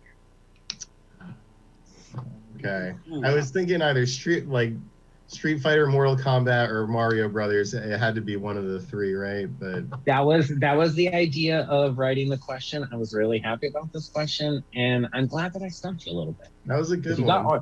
you got Arnold out of nowhere, and and not knowing Raul Julia. I mean, if you didn't like follow him as a kid or whatever, you probably wouldn't care. You're like, oh, Gomez Adams. You knew who I was talking about. This. Yeah. That's how I knew he was. Yeah. Yes, Law. It was his final film because he died. I didn't want to be that morbid in the question. That was, of course, not. That was, of course, not at where I wanted to go with that. But thank you, Law. Everyone needed to know that, of course. Question number 4, Joey. You're doing really well. Question number 4 is: at what speed does Sandra Bullock, your favorite, and Keanu Reeves have to keep the bus going in 1994's Speed? I love that movie, and I realized a few weeks ago I do actually love Sandra Bullock and not Julia Roberts. I think it was. I think it was 68 miles an hour. Oh, that is just a 70. No, that's just a really random guess. They weren't on the I-5 actually, Joey. It was 50 miles per hour. 50 miles an hour. Okay. I kept thinking 88, but that's Back to the Future. I don't know if a bus can go 88 miles an hour. I guess there would have been that problem too. Yeah. 70 would be pushing it for a bus. Yeah. Oh yeah. 88 miles an hour. You're thinking of Back to the Future. Yeah, that's what Joey said. Yeah. You guys were both on our Back to the Future. You guys were both on our Back to the Future episode, I believe. And if anybody has not checked that one out, go back and check that one out. It was a lot of fun. Joey, you won that one, didn't you? No, I didn't get a single question right after that. It was Jesse Rivera in that one. But yes, that was a great episode. So go back and check that one. It's on the YouTubes. It's on the Twitches. I know it's definitely on the YouTubes. But Joey, that brings us to our final question in the year. That was 1994. Name the 1994 monster movie starring Brad Pitt and Tom Cruise. 94 monster movie with Brad Pitt and Tom Cruise. What? Don't get hung up on all the words. Yeah, I feel like as soon as you say what it is, I'm gonna be like, ah, damn. But I can't think of any movie that they were in. It was a monster movie.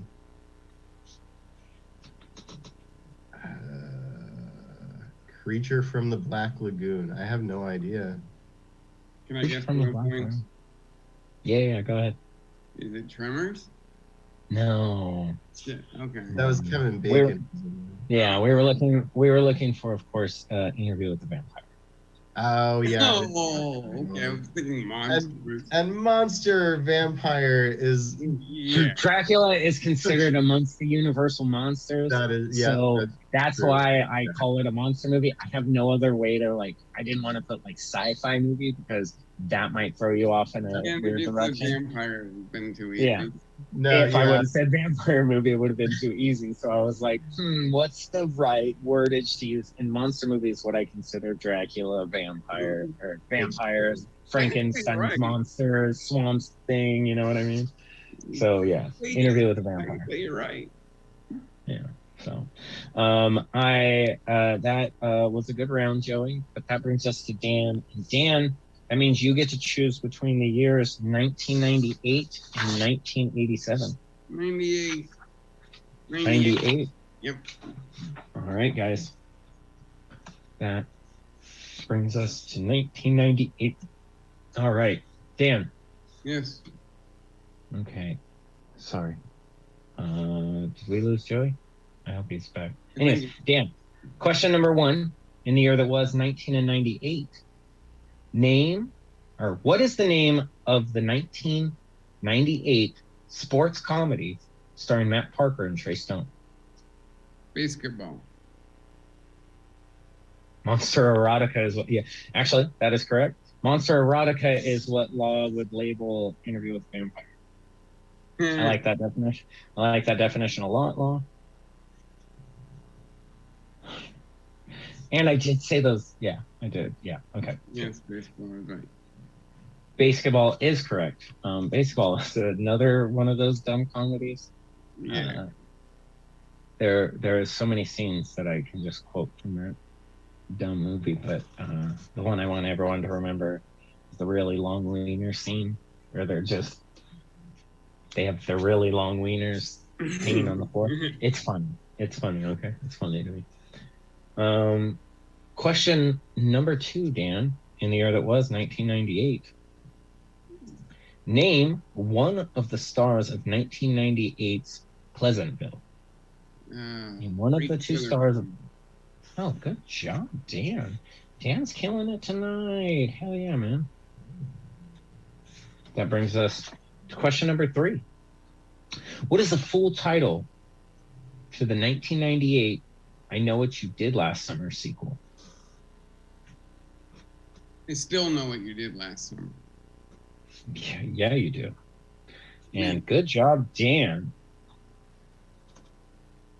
That is a good job. That is 2 more points for you. My years. Right? 1998 was a good year for movies. Question number 4 is, what Alfred Hitchcock movie was shot-for-shot remade in 1998 starring Vince Vaughn? Psycho. Have you seen that remake? No. It is. No, actually, I think I saw up to the shower scene, and the shower scene is a little different. I mean, it's more graphic. We're seeing, Well, they're allowed to show more in 1998, but I believe that there was something. Yeah. But anyways, that movie, if the original never exists and you put out that movie, it doesn't make sense for the time. Yeah. And it's just an okay horror movie. Yeah, you're right. Yeah. Yeah, the first time I saw the original Psycho, I was like, that's it? Yeah, but for the time, it's like this right, I understand that. Yeah. But it's also so well directed, and this one is just like, I'm going to copy what that one. That's all it did. That's all it did. So, Dan, that brings us to our final question in the year that was 1998. Dan, name the 1998 Adam Sandler movie, which marks his first with Drew Barrymore. 50 First Dates. Oh, I'm so sorry. Oh, it was the wedding singer. Yes, it was the wedding singer. God, oh. Shoot. Come on, I knew that. Give me a half a point. I'm sorry. That was the idea of the question. Was I was hoping to trip you up and maybe get the other answer, which you gave your me. questions, buddy. You and your questions, buddy. But yes, that was what we were looking for. And I want to bring up a couple of law chats. She said Brendan Fraser and Alicia Silverstone. That is Blast from the Past. Yeah. Also a movie that people should watch. She did get Psycho, just Dan was a lot faster. 90 Cinema is Law's jam. I knew that already. Law would have got Wedding Singer, of course. Damn it.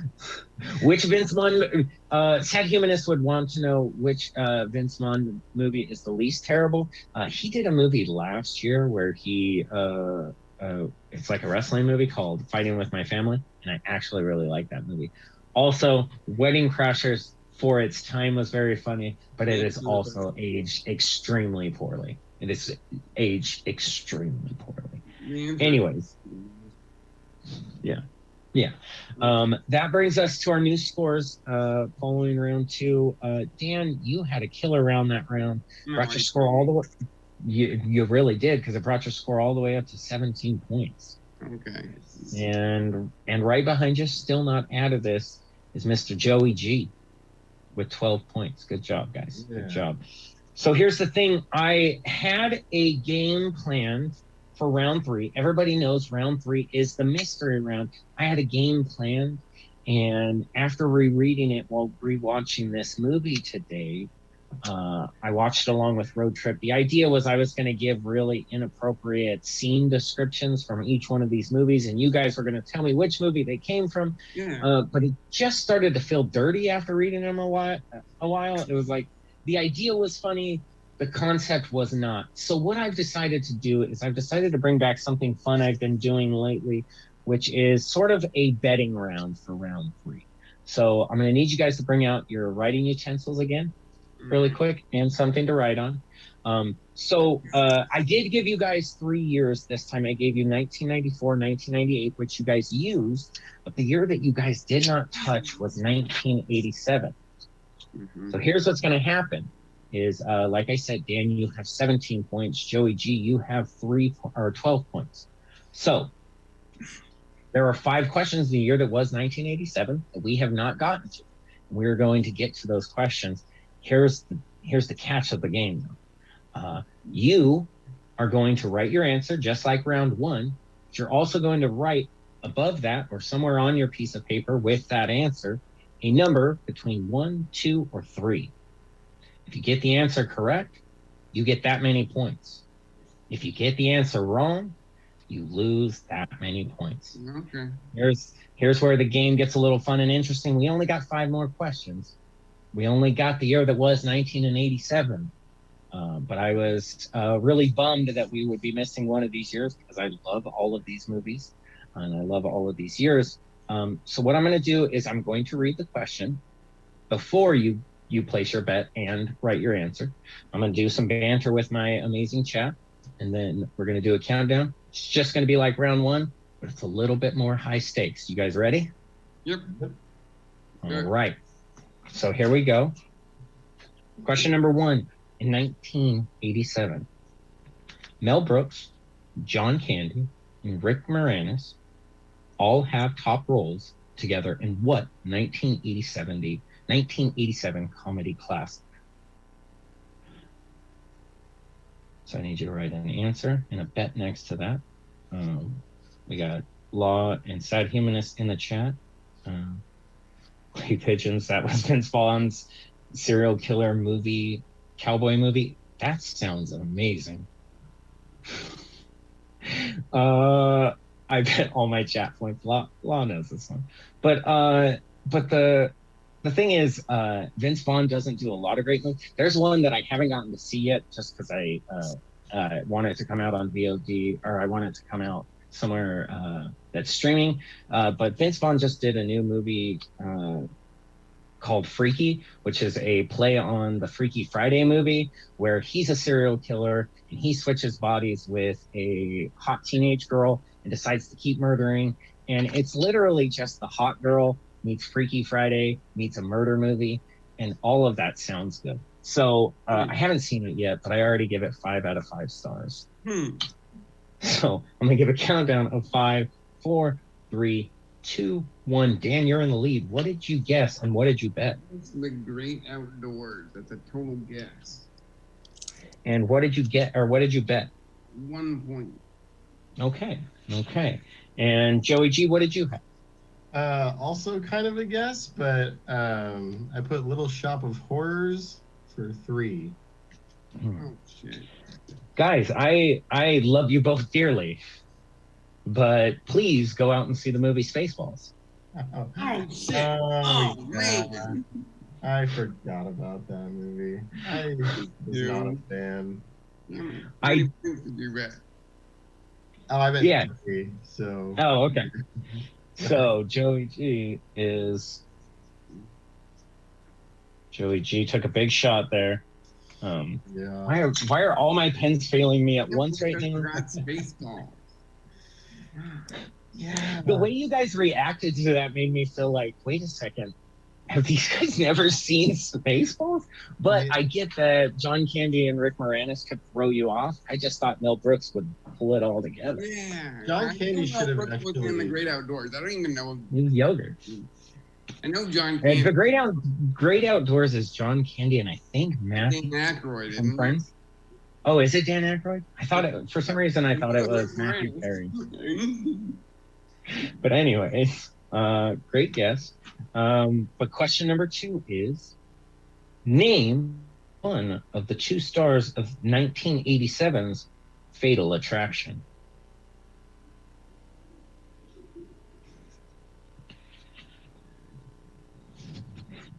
La quoting Spaceballs, comb the desert.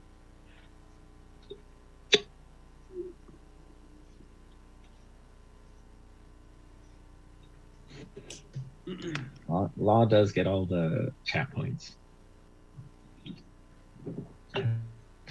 I'll give a countdown of, oh nice. I'll give a countdown of 5, 4, 3, 2, 1. Starting with you, Joey G. What did you bet? I bet 3 points because I got to go for Hail Marys at this point, and I think it was Sharon Stone. Okay. And Dan, what did you have? I am Michael Douglas, and I guess Glenn Close. I know Michael Douglas is right. And what was the points you bet on that one? 3. Oh, nice.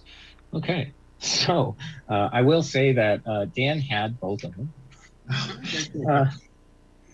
Joey, you did not.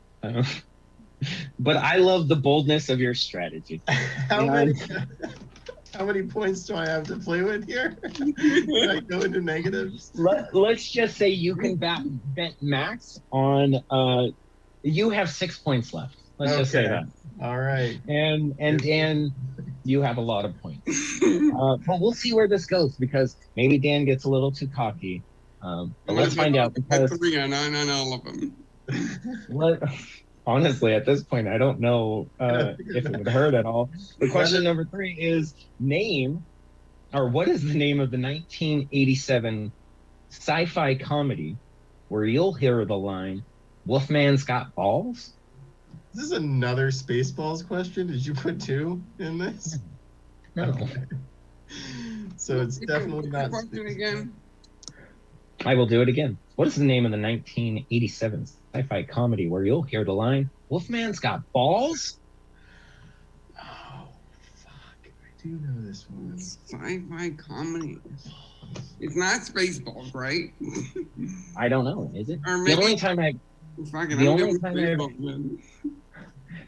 I've ever gotten into a fist fight when I wasn't drunk as an adult was some asshole thought it was funny to snap my DVD of this movie, and it was the 20th anniversary special edition that I spent a lot of money on, and fucking fought a man for it. But anyways, I'll give a countdown of 5, 4, 3, 2, 1. Dan, what did you bet, and what was your answer? I forgot to put my points, but I did 3, and I did Spaceballs, which is wrong.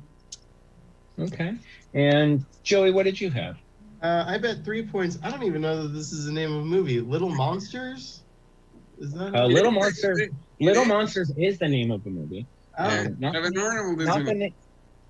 the name of the movie we were looking for. Little Monsters is Howie Mandel and Fred Savage. Yes. Yeah. Kevin Arnold. Yeah. Little Monsters is good. What we were looking for, of course, was Monster Squad. Law got it. I thought he had nards. Is that what it is? Wolfman's got balls. Anyways. I've never heard of Monster. Either way. Isn't that released this year? Isn't that a comic? Have you guys not seen Monster Squad for real? No. I have. I've seen both, and I couldn't think of which movie that was from. No, it's great. Monster Squad, Dan, is a great movie that I think everyone loves that's seen it. It's kind of like the Goonies. It's basically this group of kids have to fight off Dracula, Swamp Thing, Wolfman, and the Mummy in a fight. And it's awesome. And it rules. And a kid kicks Wolfman in the balls, and Wolfman's got nuts. He's got balls. Yeah. All right. So that brings us to question number 4. Question number 4, in the year that was 1987, what is the full title to the third Nightmare on Elm Street movie released in 1987?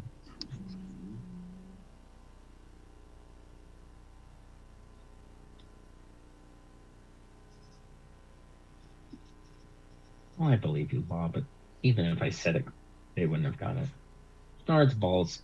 You know what? It's 2021. We don't say nards anymore.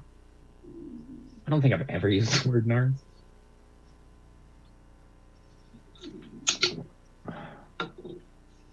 It's going to be on my dating profile. Hey, want to see my nards? Serious inquiries only, please.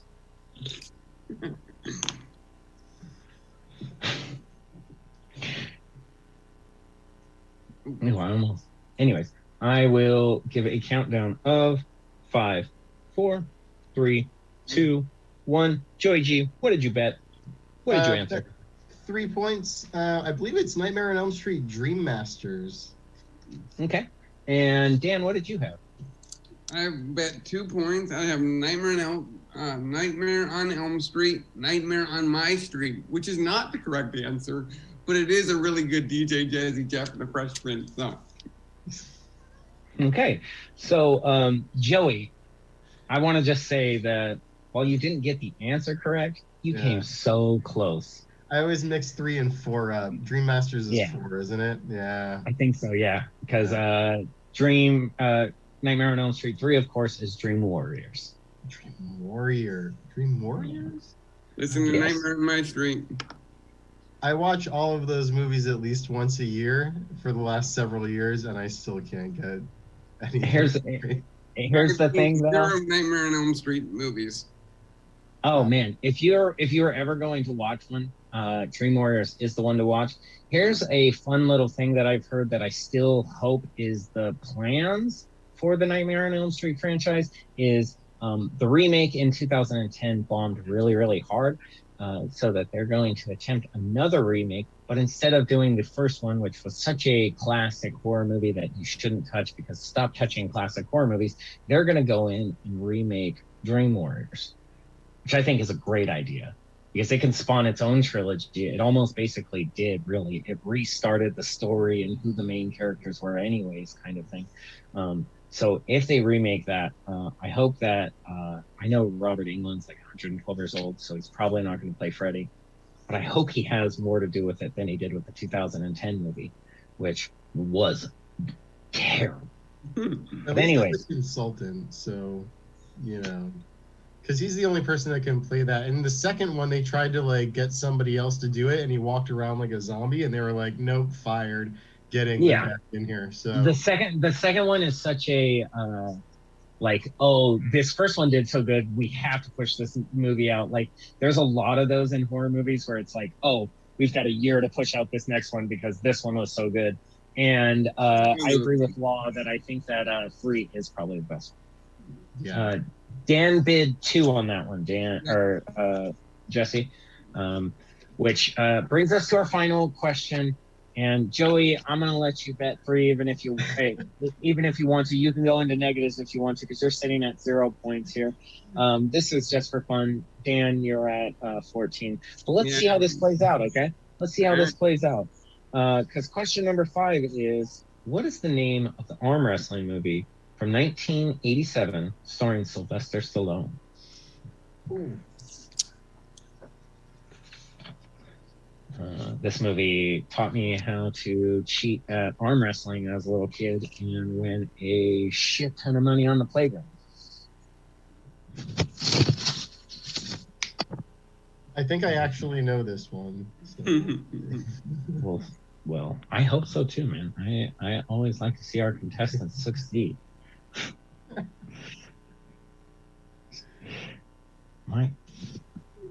My hair does not agree with me wearing earbuds. It is like, hey, by the way, we're just gonna knock those out of there. Anyways, Law loved this movie as a kid. I don't think anybody who's actually seen this movie can say a bad thing about it because it's super entertaining. But I'm gonna give a countdown of 5, 4, 3, 2, 1. Joey G, what did you have and what did you bet, sir? Over the top for 30 points, buddy. Dan, what did you have? Champion. Over the top for 1 point. So shit, I lost. God damn it. Joey, I wish I could just change the rules like that, but you do sit at a whopping 3 points. And Dan, was that 1 or 2 points? What did you bet, Dan? It was 1. Yeah. Okay. Only so that puts you poster on Over the Top. I've never seen the movie. Me neither. Oh my goodness! Really? Yeah. I just remember. Over the Top. is when you do that move in arm wrestling, when you do that move so that they can't do their thing. But yes, of a final score of 15-3, Dan Smith with his first victory on the show. Hell yeah, congrats, Dan. Now both of you guys have tasted victory in this game, and that makes me really happy because you guys are two of my favorite people to have played this game. So it's always good to see good people winning. And Joey G, once again, you had an amazing performance, and your gusto in round 3 should be commended.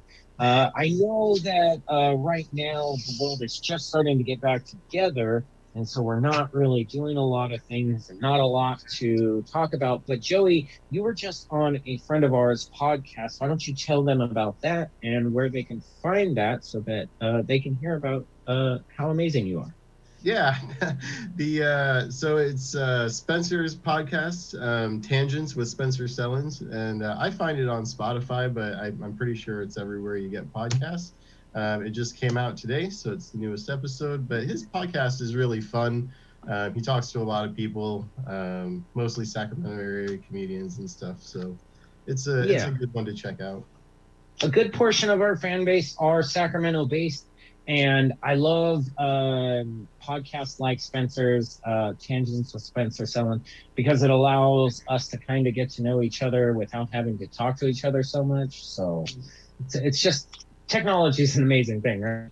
But no, honestly, it was a fun conversation between two people that I really enjoyed talking to. So hearing your guys' conversation was really fun. But you guys should go check that out. And also just find Joey G in the world, wherever he's doing comedy and an open mic when the world is allowed to be open. Watch him. And as for our winner, Dan, you have had a bunch of cool things going on. You had a little bit of a documentary. You had a mixed cassette with a musician, and you just got a bunch of cool stuff going on. Yeah, that's what it was. I was like, is he considered a rapper? I know he does rapping, but anyways. Yeah, he's a rapper. He was the number 4 rated rapper in Rhode Island for a while, I think. Nice. It was a very fun little concept of comedy and music together, which I think is really nice. But tell people where else they can find you and how they can follow all the stuff you do. The Body Posse Show, which is exactly the family of shows. That's the 4th Friday of every month. We just actually had our Quarantine-aversary show 2 days ago.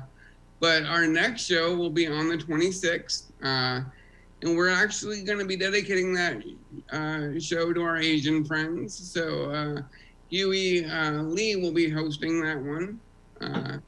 I'm going to bow out for the show, but we'll be back with a regular show on, 4th Friday in March. So, 4th Friday of the month at 9 p.m. here on STEM. Yeah. I've been lucky enough to be on that show. It is a very fun show to be on. I'm excited for that. I did see that Huey was filling in for hosting for you, which I think is going to be really fun because you guys are a completely different dynamic, and he's going to bring a very fun energy to that show that you have done a lot with. I think that in the wake of losing a lot of the cool, fun shows that we've got to do in the SAC comedy scene, like IDs and stuff through, this pandemic, the Body Posse has been something that has really been fun for everyone who's gotten to be on, to just kind of make jokes at themselves, but not punch down to themselves. It's such a beautiful concept, and it's so fun to be on. Everyone I've caught, I'm happy to catch. Yeah, it's Derek Dozier's show. He put it together, and he just tagged me to host. I'm grateful that he tagged me to host. But it is a beautiful show, and I'm proud to be a part of it. He picked a great person to host. You guys should check that out. I would like to thank everyone who joined us tonight. Law, Sad Humanist. Everyone who joined us over on Facebook and YouTube as well. Again, if you guys want to support a little further, or maybe be a little bit more interactive, tell me how pretty my hair looks. Nobody did that tonight. That hurts a little bit, but that's okay. You can go on over to twitch.tv/stabcomedy. There, a follow is free. It's just the same as a subscribe on YouTube. It's just a follow. And if you want to support a little bit further, hit the subscribe button. That is $5.99 a month, but it allows you to support Stab and allows them to do these crazy cool things, because we have a full week of amazing shows, like 4 or 5 shows a night every day this week. Check them all out. You can do that by subscribing to Twitch or Stab, or twitch.tv/Stab Comedy. Give them a subscribe. Pass out a subscription to your friends who need some good comedy in their life. And I'm going to let Jesse run us out here and tell you how else you guys can catch the shows. Thanks, guys. Thank you, buddy. And again, thanks to Dan and Joey. And that's finally it for us tonight. That's the whole Tuesday night trivia night, all in one night. Who the heck are you? Trivia killed the radio star. Sportsball and... Oh, wait. Oh, Dark Secret's just joining us. I thought we were getting a raid here at the end. No. And the Obscure Movie Trivia Show. Thank you guys for joining us. And this is officially halfway through the Stab in Place Quarantine-aversary Stab-tacular. And we get the second half started off about as hard as we can. Tomorrow, 4 p.m. until 4 p.m. on Thursday. It's the second annual 24-hour Inside the Box just marathon. I'm already worrying about it. Join me Inside the Box 24 straight hours from 4 p.m. Wednesday to 4 p.m. Thursday. It's going to be a lot of fun. I'm looking forward to hanging out with you guys for 24 straight hours. Oh, it wouldn't be as special around here if there wasn't some torture involved. So, join me tomorrow. Otherwise, have yourselves a great night, everybody. Let's see if I can't find some place. How about we send you guys over to Honcho? Send you guys over to our friend Honcho to end the night. Thanks for hanging out with me. I will see you tomorrow at 4. Hold for the raid.